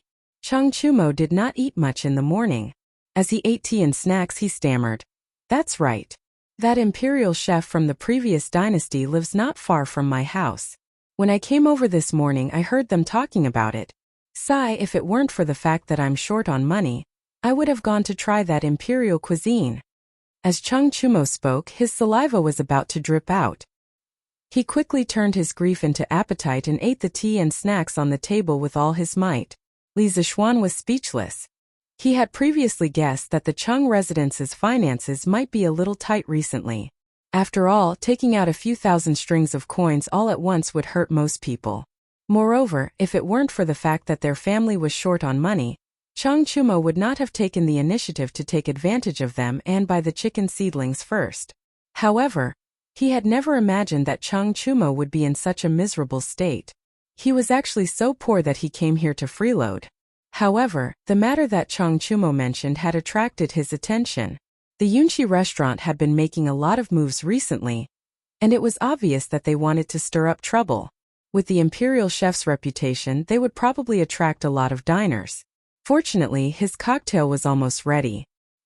He had full confidence that it would definitely beat that imperial chef. Haha, Brother Chonyo, you don't have to be envious of the imperial cuisine. In the end, it's just some old tricks. Our Drunken Immortal restaurant will also be releasing a few new delicacies and a new wine. I guarantee that it will be the best wine in our Great Tang. When the time comes, this little brother will invite you to try it." Li Zishuan chuckled. Hearing this, Chang Chumo's eyes lit up. He automatically filtered out the so-called new dishes. What he cared about the most was the new wine that Li Zishuan mentioned.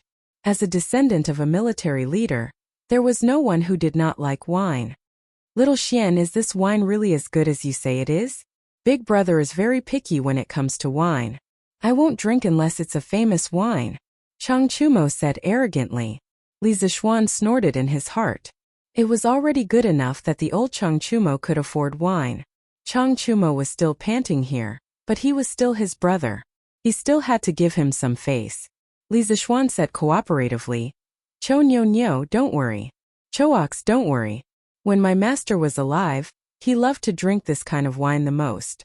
Do you think this wine tastes good?" Hearing this, Chang Chumo felt as if his heart was being scratched by 100 claws. He looked forward to this new wine even more.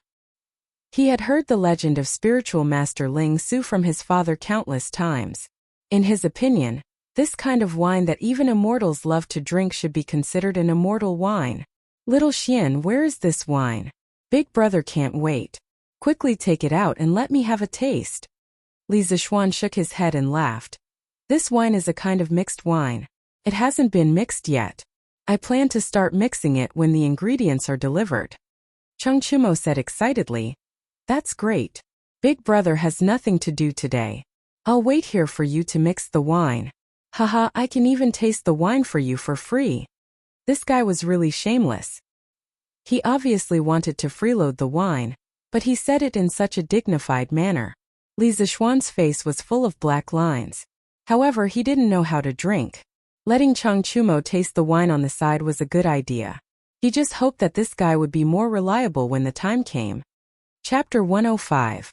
Chang'an City Li Mansion. Li Zixuan couldn't do anything about a certain thick-skinned person who refused to leave. However, Han Yushi wasn't here yet, so he definitely couldn't brew wine. Thus, Li Zixuan dragged Chang Chumo to the west courtyard to spar with him. F***ck, I'm not coming. Stop fighting.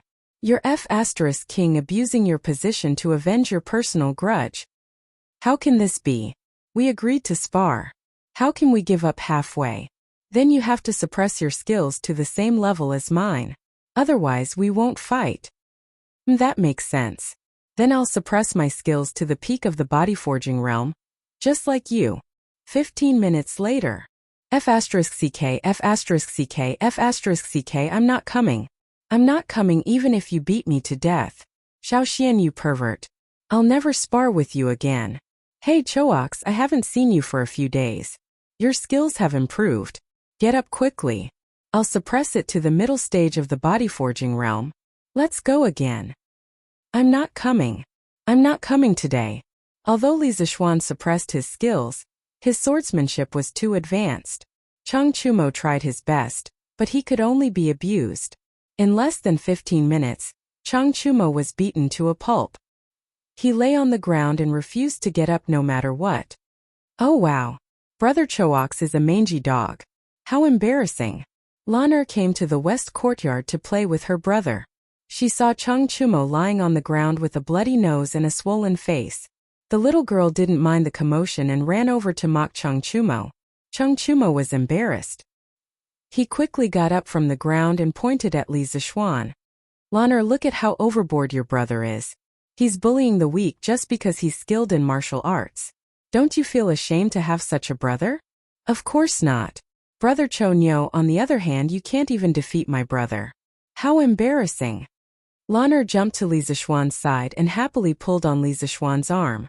She playfully made a face at Chang Chumo. Chang Chumo instantly received 100,000 critical hits. Alone in the wind, he was in a mess. What do you mean by even your brother can't beat me? Chang Chumo really wanted to carry the little girl over and teach her the general knowledge of Jianghu. He wanted her to understand that there were not many people among the younger generation in Jianghu who could defeat Li Zixuan. At this time, Wang Zhong walked in. After nodding at Chang Chumo, he said to Li Zixuan, "Young master, I bought all the baijiu and put it in the cellar at home. Previously, Manager Fu sent someone to deliver some equipment. This old servant saw that young master and young master Chang were sparring, so this old servant didn't come to disturb you." Faubert was now in charge of the Strange Taste Pavilion workshop. The people in the residence usually called him Manager Fu. Li Zixuan nodded and said, "Thank you, Uncle Wang." At this time, Xiao He ran over and bowed. "Young Master Han Lijing and Miss Han are here." Li Zixuan's spirit was lifted. He quickly turned around and said to Chang Chumo, "Brother Chonyo, you go in and tidy up. I'll go to the front yard to receive them. Now that all the ingredients for the new baijiu have been gathered, we can make the new baijiu soon." Chang Chumo couldn't wait and waved his hand. Go go. When Li Zixuan arrived at the front yard, he found his father chatting enthusiastically with Han Lijing. Previously, he had heard from his father that when he was young, he had encountered a group of bandits in the Qinling Mountains. Fortunately, he had received Han Lijing's help and was able to avert the danger. After that, his friendship with Han Lijing had never broken. Madame Li was holding Han Yushi's hand and chatting happily. Li Zixuan really wanted to go over and listen to what they were talking about. They were actually chatting so happily. Master! Iron Egg came over and greeted him. Li Zixuan nodded and walked over to Han Lijing. He cupped his hands and said, Uncle Han, you've worked hard. But why did you come personally? Han Lijing stood up and replied, Young master, a thief came to our house last night and stole a jar of baijiu. This old man was worried that something would happen to Yushi on the road today, so I came over. Li Zixuan immediately stood up and asked with a frown, What happened? Uncle Han, quickly tell me. At this time, Li Jingma also looked over with a serious expression. Han Lijing then recounted the events of last night's confrontation with the wine thief. Li Zixuan pondered for a long time but still couldn't figure out the thief's intentions. He could only frown and say, That's right. Uncle Han, this person's kung fu is strong, but his purpose is unknown. I'm afraid his purpose is not as simple as stealing wine. Uncle Han, you and Yushi should be careful when you go out recently. Han Lijing nodded. The few people in the house chatted for a while. Li Zixuan brought Han Yushi and Iron Egg to the west courtyard to prepare to mix the baijiu. Naturally, Han Lijing was accompanied by Li Jingma. He had to stay for lunch at noon. Chang Chumo had just gone to get a basin of water to wash the dust off his face. At this time he saw Li Zixuan and Han Yushi walking over side by side. The two of them were slim and graceful.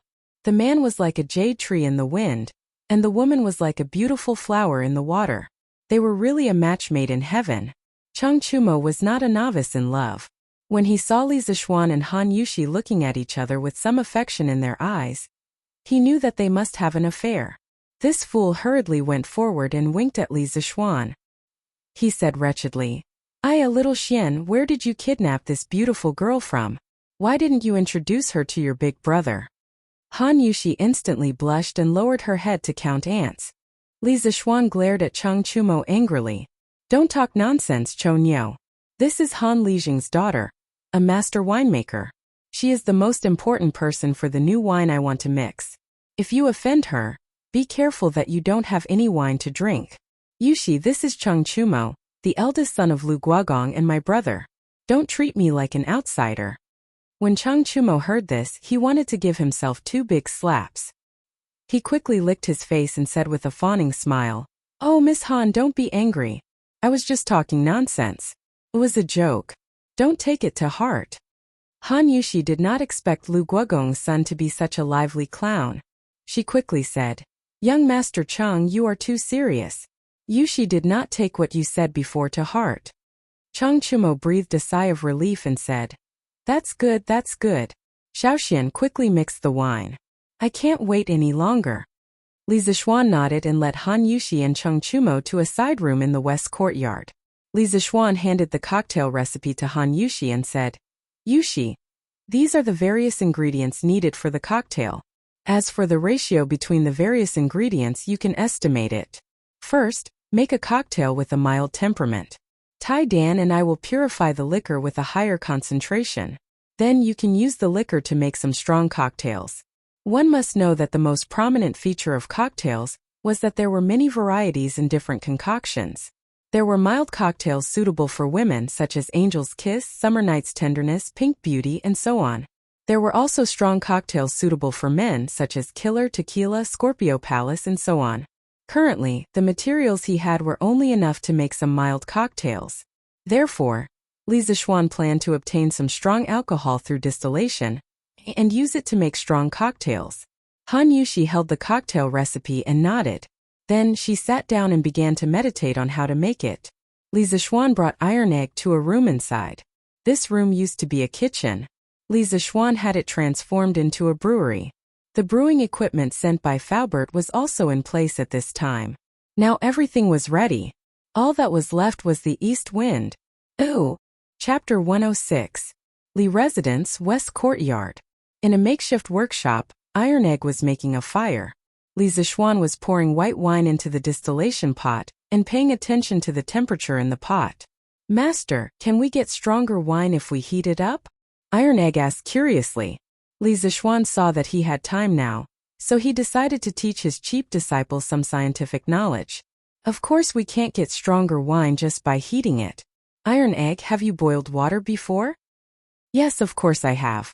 Then have you noticed that after boiling water, if you continue to boil it, the water in the pot will become less and less?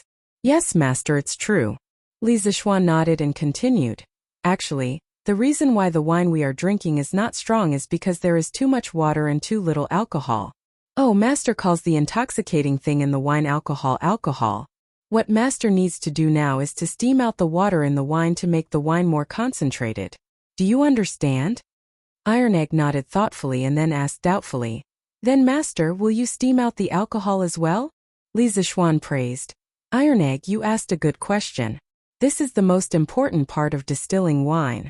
In fact, compared to water, alcohol is more volatile at a lower temperature. Well, in other words, if we steam them together, the alcohol will be the first to come out. Then we add a pipe with cold water to the back. The alcohol will become liquid when it is cold. Do you understand? The boiling point of alcohol is around 75 degrees. It can only be liquefied when the temperature drops below 75 degrees. At around 50 degrees, the evaporation rate is very fast. Therefore, the condensed alcohol must be cooled to below 50 degrees in the condensing pipe. Generally, it will only flow out when it is cooled to around 30 degrees. Of course, there are also ways to cool it at a lower temperature. Iron Egg shook his head in confusion and said, Master, Iron Egg understands what you said, but when you said that the evaporated alcohol will turn into liquid when it enters the pipe, this Iron Egg doesn't quite understand. Li Zishuan patted his forehead and helplessly explained to Iron Egg that the solution vaporizes when it is hot and the steam liquefies when it is cold. Iron Egg finally understood. Okay, don't be distracted. You still have a lot to learn in the future. Now focus on the fire and pay attention to the temperature. Yes, master. Oh. Half an hour later, the condenser's thin pipe finally began to slowly flow of concentrated liquor. Suddenly, a strong aroma filled the entire room. Wow, it smells so good.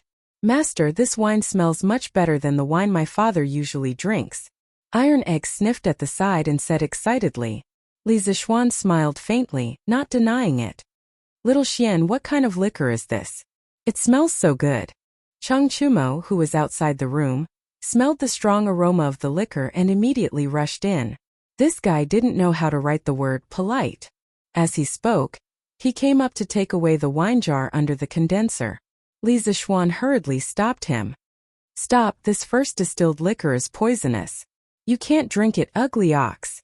This guy really didn't care about his life. Although the first distilled liquor had a high alcohol concentration and smelled very good, it contained a large amount of aldehydes, esters, ketones and other substances with low boiling points. Drinking these substances could cause blindness or even death. Chang Chumo said in disbelief. How can there be poison in the liquor? Don't lie to me. Hurry up and let me taste it. Don't be so stingy. Li Zishuan was too lazy to pay attention to this guy who didn't care about his life. He saw that more than 2 caddies of the first liquor had flowed out, so he replaced it with an empty jar. He took the jar with the first liquor and prepared to pour it out. Chang Chumo saw through his intention and was anxious. If it wasn't for the fact that he couldn't beat Li Zishuan, he would have definitely snatched it. Li Zishuan poured the first liquor in the courtyard. Chang Chumo stood there reluctantly and sniffed the remaining liquor aroma in the air. He muttered with a look of pity, Wastrel, wastrel. Li Zishuan ignored him and turned back to the room. 2 hours later, Li Zishuan came out with a jar of high alcohol concentration and placed it on the table next to Han Yushi. He looked at Han Yushi and asked, Yushi, how is it? Have you figured out the ratio of the ingredients? Han Yushi nodded and pushed a glass of red wine over. She said, Young master, after many attempts, I found that the wine with this combination is easier to drink. Try it. Li Zishuan looked at the wine and hesitated. Han Yushi smiled and said, Young master, don't worry. This wine won't get you drunk. Li Zishuan then picked up the wine glass and took a sip. There was the sourness and sweetness of the mountain fruit in his mouth. After tasting it carefully, there was a faint wine fragrance, mellow and sweet. Li Zishuan nodded with satisfaction. Han Yushi was indeed a genius in the field of winemaking. He only gave her a list of ingredients, but she actually figured out the ratio of various ingredients by herself. She was really amazing. Well, not bad, not bad. Yushi, you are really amazing. Just mix according to this ratio. When Han Yushi heard Li Zishuan's praise, she immediately felt that her hard work was worth it. She quickly agreed in a low voice and continued to mix the wine. At this time, Chang Chumo walked in and looked at Li Zishuan bitterly. Then he suddenly caught a glimpse of the cocktail that Han Yushi had made. He immediately became spirited and shouted, "Miss Han, is this the new wine you made? Quickly let me, a wine taster, taste it for you." Han Yushi couldn't help but laugh. Li Zishuan couldn't do anything about this thick-skinned person. Chang Chumo poured himself a glass of cocktail, then held it in his hand and praised, "Well, just by looking at the appearance, I can tell that it's not bad. Miss Han, Shaoxian is really lucky to be able to find you." These words were a little ambiguous. Han Yushi's pretty face blushed. Li Zishuan glared at him and said angrily, "Hurry up and drink. Even good wine can't stop your mouth." Chang Chumo laughed, picked up the wine, took a sip, smacked his lips, and then drank it all in one gulp. Chang Chumo sighed and said, "Miss Han, the taste of your wine is very novel. I have never drunk such wine before. Well, anyway, it's very delicious. But it's a little boring. It can't be compared to the wine that Shaoxian poured out just now." Han Yushi smiled and said, "Young Master Chang, this wine can also be matched with stronger wine. Please wait a moment." When Li Zishuan saw that Han Yushi had started to mix the wine again, he pulled Chang Chumo out and said, "Chon Yo, come over and help me carry some things." "Well, don't you know how to ask the servants in your house to help you? Have you ever heard that if you want to drink good wine, then hurry up and follow me?" Chang Chumo could only follow unhappily. Li Zishuan dared to treat Lu Guogong's son as a servant. Li Zishuan asked Chang Chumo to come over to help him carry a bag of saltpeter. Although it wasn't heavy, it was free labor. It would be a waste if he didn't use it. He didn't want this guy to be bored and picky again. Last night, Li Zishuan asked his father to help him purchase a few saltpeter mines. He didn't know how his father was doing. Li Zishuan wanted to get some ice cubes. If he didn't add ice cubes to the strong cocktail, it would burn the stomach. With ice cubes, it would be more comfortable to drink. Chapter 107. By the time Li Zishuan and Chang Chumo returned, Han Yushi had already prepared a pot of strong cocktail.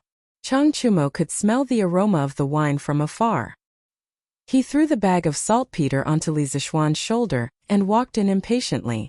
Li Zishuan really wanted to pull this guy over and give him a good beating. "Hey, Miss Han, is this the strong new wine you were talking about? Smells so good. Wait for me, old Chang, to taste it." When Li Zishuan came in, he saw Chang Chumo pouring him a full glass of wine. Then he couldn't wait to raise his head and pour it into his mouth. Li Zishuan couldn't stop him in time. This was strong wine. Sure enough, after drinking a glass of wine, Chang Chumo's neck turned red to the tips of his ears. He quickly put down the glass, bent down, and started coughing violently. His face suddenly turned as red as a monkey's butt. "Cough, cough, little Xian, this wine is really strong. But I, old Chang, like it. Haha, cough, cough." Li Zishuan and Han Yushi looked at each other, speechless at this joker. Inside a room in Yunxi restaurant. "Young master, this is the wine that Flying Snake took from Han Tianhu's house. This subordinate has seen it, and it's exactly the same as the one they sold to our restaurant." The young master seemed to be in a good mood today. After hearing the middle-aged man's report, he turned around and opened the wine jar. He sniffed the fruit wine inside and said, "This wine tastes good. The taste is not bad. But if Li Zishuan wants to make a comeback with just this mountain fruit wine, isn't it a little too whimsical?" The middle-aged man respectfully said, "Young master, you're right. You're right, young master. Now that our Yunxi restaurant has invited Xiaoxian to cook, our business has become even more booming. I've counted the number of customers that came this morning. It's almost the same as the number of customers that came in a day. Furthermore, the customers who ate here were full of praise for Xiaoxian's culinary skills. This subordinate believes that it won't be long before our Yunchi restaurant becomes the #1 restaurant in Chang'an. The young noble proudly chuckled and said, Not bad. Now that Xia Shenyuan has come to our side, release his granddaughter. Only then can he work wholeheartedly for our Yunchi pavilion. Yes, young master. The young master nodded. After a moment he asked, Did anything happen to the flying snake at the Han village yesterday? The middle-aged man smiled and said, Don't worry, young master. Flying snake's illusory cloud movement technique is unparalleled in Jianghu. Looking at the current Jianghu, there are not many people who can catch up with him. However, when he left last night, he was discovered by Han Tianhu. This subordinate told him not to cause any trouble, so he immediately escaped without exposing his identity. The young master nodded when he heard that and said, You did well. This is indeed not the time to complicate matters. However, this Han Tianhu was quite capable to be able to detect this. You can't underestimate him in the future. You can't make the same mistake twice. Yes, young master. You've been doing well recently. This young master has seen it all. When I win the clan competition and take control, I will definitely treat you well. After giving a slap, he would give a carrot. The young master understood this principle. The middle-aged man happily said, Thank you, young master. Yongla Lane Li residence. In the front hall it was lunchtime. A few maids brought in all kinds of delicacies and placed them on the dining table. Li Jingma invited everyone to take a seat. Of course, Chang Chumo, who was slightly tipsy from drinking in the backyard, was among them. This fellow had originally come to freeload. Now that he saw such good wine here, how could he still walk? Thus, the Li residents had an extra pair of chopsticks for lunch. Father, Uncle Han, how can there not be good wine when there's good food? Wait a moment. I'll bring the new wine that we just made this morning for you to try. Li Zishuan nodded. Li Jingma then went to the west courtyard to get the wine. Han Lijing looked at his daughter in surprise. He said in surprise, Yushi, you've made the wine so quickly? Han Yushi nodded and said, We've already made the initial mix. I'll try again in the afternoon to see if there's a better mix ratio. A moment later, Li Zishuan came back with 2 jugs of wine. Xianer, it's not like we don't have wine at home. Why do you have to make the wine yourself? Madame Li saw that her son had been busy the entire morning just to make wine. She felt a little sorry for him. In her opinion, the family had endless money to spend, and she didn't need her son to think of ways to earn money. Now that her son had been conferred a title and had status, he only needed to enjoy life at home. There was no need to do all this. Li Zishuan knew that his mother felt sorry for him. She wanted him to be a second-generation rich kid who just ate and waited for death. However, in this era there were no cell phones, no television, and no computers. Idling every day would probably make him sick. He had no choice but to find something for himself to do.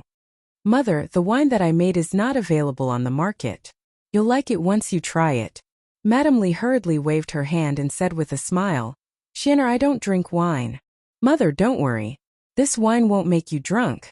The wine that I poured for you is specially made for people who don't know how to drink. Li Zishuan said as he brought over a glass cup. After filling it to the brim, he brought it to his mother. In this era, although the glassmaking process was not mature, it was still possible to buy some glassmaking products from merchants at a high price. The Li family was a wealthy family, so it was natural for them to have such luxury goods. Madame Li was originally wondering why there would be wine specially made for people who didn't know how to drink wine. However, when she saw the bright red mixed wine in the glass cup in front of her, her gaze was instantly attracted by the beautiful color. Xian, what wine is this? The color is really beautiful. Mother, try it first. I'll tell you later. This child. Madame Li smiled helplessly. She picked up the wine cup, opened her red lips and tried to take a sip. She slowly swallowed, then closed her eyes and savored it carefully. After a while she opened her eyes and praised, Xian, this wine is really good. It's soft and mellow, and it leaves a fragrance in the mouth. It has the sweetness of the mountain fruit and a hint of the fragrance of white wine. But it's not as spicy as white wine. It's very suitable for women to drink. Xianer, quickly tell me the name of this wine. Li Zishuan smiled and said, Haha, mother. I named this wine Gentle Village. What do you think, mother? Madame Li nodded in agreement and said, "And not bad. This name is very appropriate. Mother Lanner wants to drink it too." When Lanner saw the brightly colored wine and heard her mother praising it, the little girl immediately begged with her eyes wide open. "No, Lanner, you're still young. You should drink the mountain fruit wine." Li Zishuan was the first to object. Although the alcohol content of this cocktail was very low, it was still wine. Lanner was still young, and drinking alcohol was not good for her body. "Humph, stinky brother." Lanner pouted and looked unhappy. Madame Li rubbed her little head, feeling a little funny. "Father, Uncle Han, this is another type of wine. It's specially prepared for you. It might be a little stronger, so you should drink it slowly." She was still a child, and her temper came and went quickly. Li Zishuan ignored the spoiled Lanner and picked up the other pot of wine, pouring a cup for his father and Han Lijing. "Hey, what kind of strong wine have I not drunk before? Xianer, you're making it sound so serious." Father Li did not take his son's words to heart. Han Lijing saw that the top of the cup was emitting traces of cold air, and there were a few pieces of ice in the cup. He instantly exclaimed, "Young master, why are there ice cubes in the cup?" At this time, Li Jingma also noticed the abnormality in the cup. He was also a little surprised. "Xianer, we don't have an ice cellar in the residence, right? Where did you get these ice cubes?" Chang Chumo calmly ate and drank on the side, not finding it strange at all. He secretly despised the two of them for making a fuss over nothing. This fool had completely forgotten that when he saw Li Zishuan produce a few ice cubes from the water in the west courtyard, his expression was much more surprised than Li Jingma and Han Lijing. "Father, Uncle Han, this is the method of making ice that I learned from my master. Try this wine first." Only then did the two of them suppress the surprise in their hearts. They picked up the wine cup and took a light sniff. Immediately, an extremely strong aroma of wine and mountain fruits entered their nostrils. Han Lijing praised Li Jingma. "Master, just by smelling it, I can tell that this wine is not ordinary." Li Jingma also nodded in agreement. Of course, he had this bit of knowledge. The two of them put away their contempt and took a sip. They could not help but exhale comfortably. "Amazing, this old man has drunk wine all my life, but I've never drunk such a strong and mellow wine. It's really too satisfying." Li Jingma could not help but pat the table in praise. Han Lijing also sighed and said, "The fragrance of this mountain fruit has become more mellow after being fermented by the strong wine. The coldness of the ice can also suppress the spiciness of the strong wine. Young master, the wine that you have mixed is really wonderful." Chang Chumo also poured a cup. He had not drunk enough in the west courtyard just now. At this time, after he heard Han Lijing's sigh, he immediately gave a thumbs up and shouted, "Yes, yes, yes, that's the feeling. Han Lijing, you said what I wanted to say." Mrs. Li and Han Yushi quickly covered their mouths and laughed. Li Zishuan automatically filtered Chang Chumo's shameless words and smiled at Han Lijing. "This wine is all thanks to Yushi. I only know the ingredients in it." The ratio of each ingredient was researched by Yushi. At this time, Mrs. Li also said from the side, "Han Lijing, you have a good daughter. Yushi is not only dignified and beautiful, but she is also clever and skilled. She knows everything. Whoever can marry such a beautiful woman in the future will have to cultivate 8 lifetimes of good fortune." She had always been very satisfied with Han Yushi. She was charming and had a good figure. She was good at giving birth. Unfortunately, her son was a blockhead. After so long, he still had not taken the girl down. She could only be anxious at the side. When Han Yushi heard Mrs. Li praising her, she was shy and happy. She lowered her head and did not dare to speak. Han Lijing quickly said, "Old madam, you are too kind." At this time, Li Jingma asked, "Shir, what is the name of this wine?" Li Zishuan replied, "Father, I named it Drunken Immortal. What do you think?" Li Jingma pondered for a moment and nodded. "Drunken Immortal, it is very appropriate.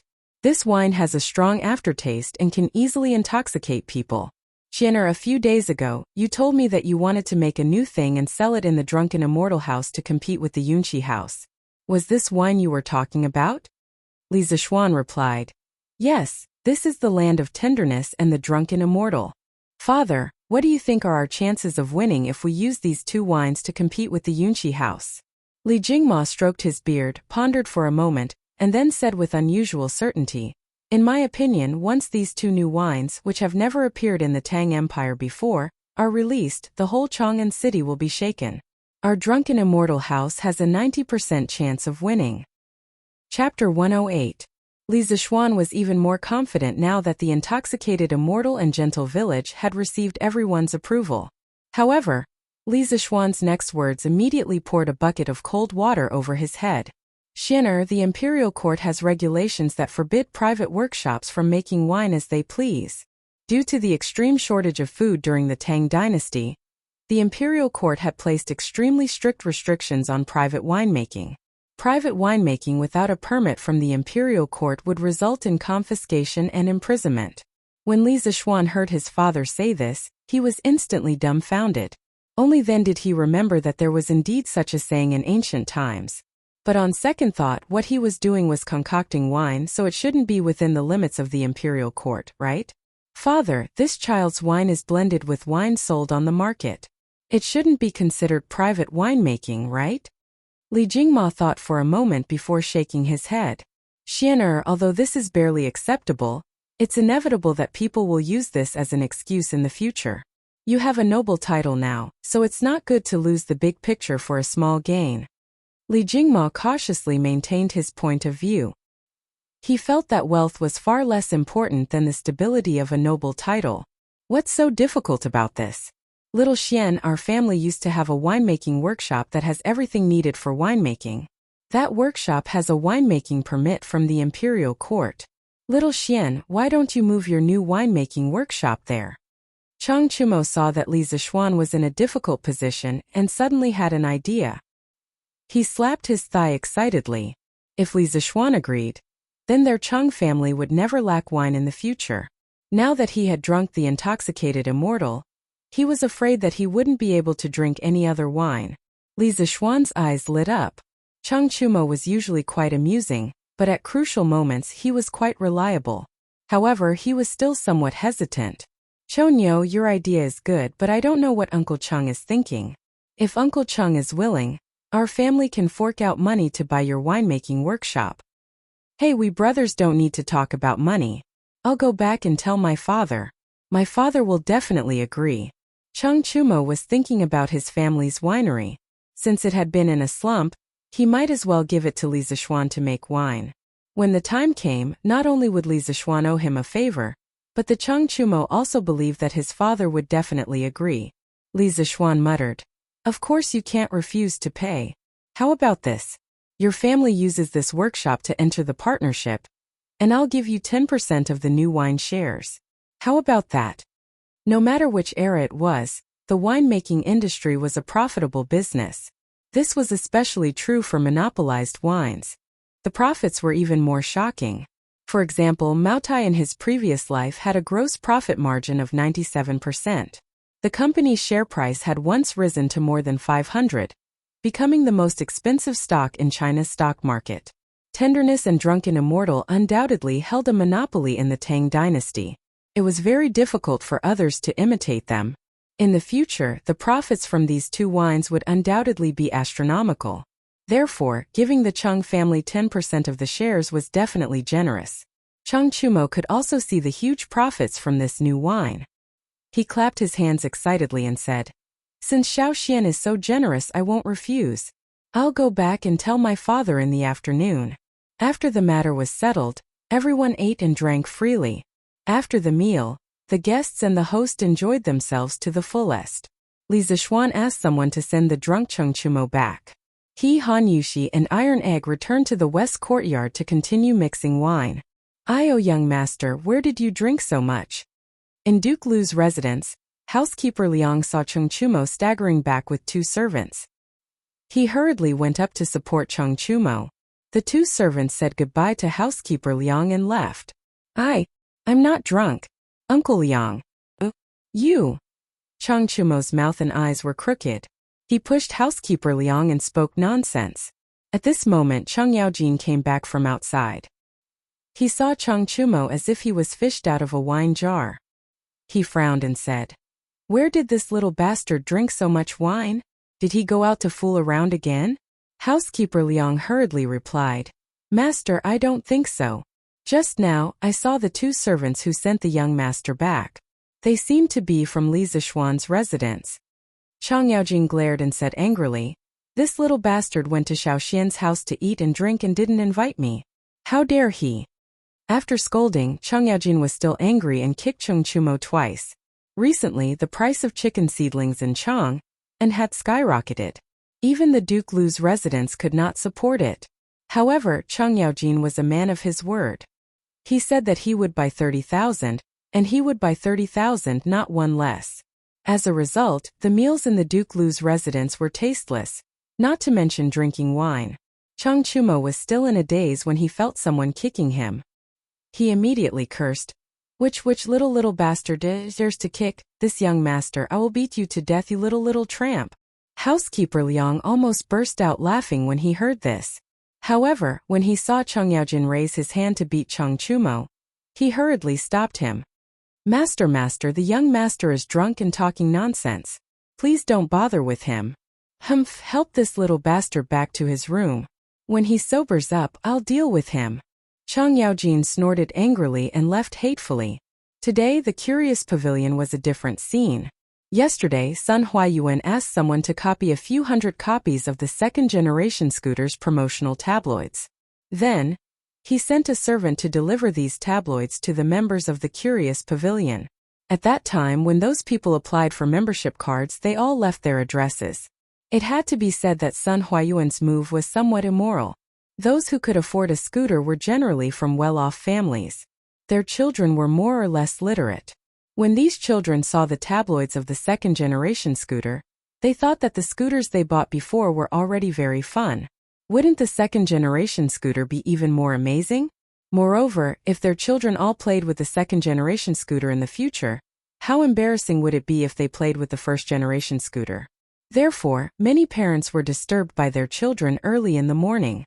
They were all cursing the Curious Pavilion in their hearts. They were a professional scammer. One scam after another. However, complaining was useless.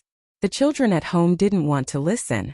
They could only obediently go to the Curious Pavilion to buy the second-generation scooter for their children. However, this time the Curious Pavilion was more humane. They actually arranged 8 channels for members. Those who had membership cards quickly bought them. When they saw the long line for non-members, those who bought the scooter inexplicably felt a sense of superiority. In their hearts, they felt that the membership card was worth it. This was like the difference between R&B players and civilian players in a game.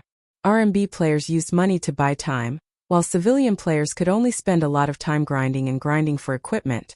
Of course, the Curious Pavilion's unreasonable system where the rich were the bosses also caused some people to protest. However, most people also chose to get a membership card. It wasn't expensive anyway. In a short period of time, the number of members of the Curious Pavilion increased dramatically. Chapter 109. Evening, Duke Lu's mansion. In the side hall. "Father, that's all. I've told you everything I need to say." Chang Chumo rubbed his buttocks and said with a thin face.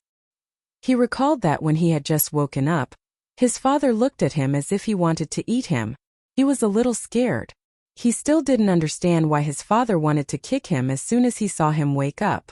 If it wasn't for housekeeper Liang stopping him from behind, his buttocks would have been kicked to mush. Could it be that he went out to drink and didn't bring his father along, so his father was angry? Chang Chumo, who really couldn't find the reason, could only curse in his heart. Of course, this guy didn't remember that when he was drunk, he called his father a little bastard and a little tramp. If he knew, he definitely wouldn't dare to stay at home. Chang Yaojin sat on the stool carelessly, looking at Chang Chumo with a bit of killing intent. After listening to his son talk about the Chung family's workshop being given to Li Zishuan to brew new wine, he asked, "Is the land of warmth and drunken immortal brewed by little Xian really that delicious?" As soon as he heard about the drunken immortal, Chang Chumo's buttocks immediately stopped hurting. He excitedly slapped his thigh and shouted, "Father, you don't know, but the drunken immortal is strong and mellow. It's really too strong. I've never drunk such strong wine before. Moreover, there are ice cubes in it. The cold air of the ice cubes is just enough to suppress the spiciness of the wine. It's really too damn refreshing to drink." Father, what's wrong with you? As Chung Chumo spoke, he felt that the surrounding air was a little cold. He looked carefully and found that his father was looking at him with a somewhat unfriendly gaze. Chung Yaojin stood up and slapped the back of Chung Chumo's head. "You little bastard, you secretly drank good wine without thinking about your father. You're not allowed to eat tonight. You'll reflect on your mistakes behind closed doors." Chung Yaojin said hatefully and was about to leave. When he heard Chung Chumo describe the wine to the heavens, he almost drooled. But the more he wanted to taste it, the angrier he was. This stupid son of his was too unfilial. Chung Chumo rubbed the back of his head. He thought to himself that he was stupid, and his father still hit him on the head every day. No wonder none of the sons in the Chung family were smart. When he saw that Chung Yaojin was about to leave, he hurriedly asked, "Hey father, should we take out our family's winery and cooperate with Shaoxian?" "Nonsense, of course we have to cooperate." Chung Yaojin, who had just walked out of the door, grumbled. The wine that even Li Zixuan's master liked to drink would definitely be popular in the whole of Chang. And when it was sold, 10% of the shares would be a lot of money, far more than the value of their winery. No matter how they thought about it, their family had gained a big advantage in this business. In the afternoon, Han Yushi mixed the wine with Li Zixuan for a while. After finally determining the best ratio of various ingredients, she went home with Han Lijing. Li Zixuan was a little reluctant. He felt that when he was with Han Yushi, time passed too quickly. But she was a girl, and it was not appropriate for her to stay in his house without special circumstances. Li Zixuan could only silently watch Han Yushi's back and sigh alone. Alas, although the beauty was beautiful, she was still not his. Li Zixuan really wanted to sing the song "Love You" is hard to say at this moment. It was difficult for him to confess to a beauty in person, who asked him to be an otaku. If they had mobile phones to chat with each other, Li Zixuan would definitely have the courage to take the initiative to pick up girls. Mrs. Li saw her son's dejected look, and quickly pushed Li Jingma's arm to make him look over. Li Jingma asked softly, "Madam, what's wrong with Xianer?" Mrs. Li rolled her eyes at him and said softly, "Are you stupid? Can't you see that Xianer has grown up and wants to get married?" Li Jingma's jaw dropped when he heard that. After a while he said in shock, "Madam, you're saying that our son and Han, you just realized it now? She'll lower your voice. Our son's skin is very tender." Mrs. Li was speechless at her husband's EQ. She secretly wondered if her son was so slow in the field of relationships. Could it be that he inherited it from his father? Dad, Mom, what are you guys talking about? Li Zixuan turned around and saw his parents mumbling something to each other. He couldn't help but ask curiously, "It's nothing. Today's weather is really good. Xianer, go do your thing." Li Jingma coughed dryly and pulled Mrs. Li to the east courtyard, leaving behind a confused Li Zixuan. In the east courtyard's living room, "Madam, you're saying that Xianer has taken a liking to Han Yushi?" Li Jingma sat on a stool and asked with a concerned expression, "How could it be fake? Only a blockhead like you wouldn't be able to see it. I'm guessing that all the servants in the manor have seen it." Hee. Old man Li laughed awkwardly. Mrs. Li rolled her eyes and said with a sigh, "Old master, our Xianer isn't young anymore. It's time to talk about marriage." A few days ago, Xianer was conferred a noble title. Many matchmakers heard the news and came to talk about marriage. I didn't dare to casually agree. Xianer is a very opinionated child. As his parents, we can't just randomly matchmake him. Li Jingma nodded in agreement. "Madam, you're right. According to what you said, you're planning to help Xianer go to Han Lijing's house to talk about marriage?" Mrs. Li said angrily, "Xianer takes after you in this aspect. If he continues to dawdle like this, when will we be able to hold a fat grandson? Seeing that other children are already married at this age, how can I not be anxious as a mother?" Li Jingma said awkwardly, "What does this have to do with me?" Mrs. Li said angrily, "How is it none of your business? Back then, how long did you make me wait before you married me? If it wasn't for my mother asking someone to remind your father, were you planning to wait until I'm old before marrying me?" Li Jingma immediately felt ashamed and hurriedly interrupted. "Ahem, madam, we're talking about Xianer. Don't stray from the topic. Let's continue talking about Xianer." Mrs. Li snorted in dissatisfaction and continued. So, I'm planning to ask a matchmaker to ask Han Lijing's opinion in a few days. I see that Miss Han doesn't hate our Xianer, so this marriage is more or less possible. Li Jingma said hesitantly, Madam, is this Miss Han really suitable for Xianer? After all, she's just. Mrs. Li didn't wait for old man Li to finish and slammed the table. Her phoenix eyes were filled with anger. Just what? Just a peasant girl? You've just become a baron's father. And you're already having prejudice against family backgrounds? Then one day, will you chase me out of the house and marry a rich family's daughter? Li Jingmao's face was covered in sweat.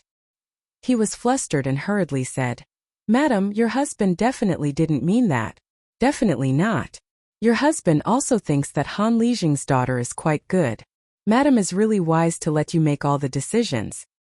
That's more like it. Mrs. Li sat down in satisfaction, but the corner of her mouth raised into an almost undetectable smile. This book was very difficult to write because swordsmen aren't full-time workers and are very busy every day. But even under these busy circumstances, swordsmen still manage to never stop updating. While others are sleeping, I'm writing. Swordsmen are using their health in exchange for a wonderful story. It's going to be published tomorrow. I hope that you can subscribe 2 chapters to support it. If there aren't many people reading the original version, it's easy for it to be unpublished. Piracy is the main reason why there are so many unpublished books. I hope that everyone can come to QQ or Qidian to support Yiha. Actually, it's not expensive. It only costs you 20 cents a day. If it falls on the ground, you probably won't pick it up. Do you think that swordsmen can't even exchange it for 20 cents of encouragement? In addition, it's actually beneficial for you to read the original version. Chivalrous Assassin would always send it out without checking it because he's in a rush. After sending it out, he would check and correct the typos. After I've corrected it, the original website will show that there are no typos. On the other hand, the pirated website won't update it. They'll only grab the first version and won't continue to update it. This will greatly affect your reading experience. Also, reading the original version will allow you to interact with swordsmen. If you have any characters that you want, you can tell them in the comments section. If the swordsmen feel that it's okay, they will add it into the book. The price you need to pay for it is only 20 cents a day. You can't even bear to spend 20 cents? Swordsmen really want to write this book well and finish it. Because I like some of the characters in the book very much. I sincerely hope that readers can come to QQ or Qidian to support the original version. Swordsmen will definitely repay you with more wonderful stories.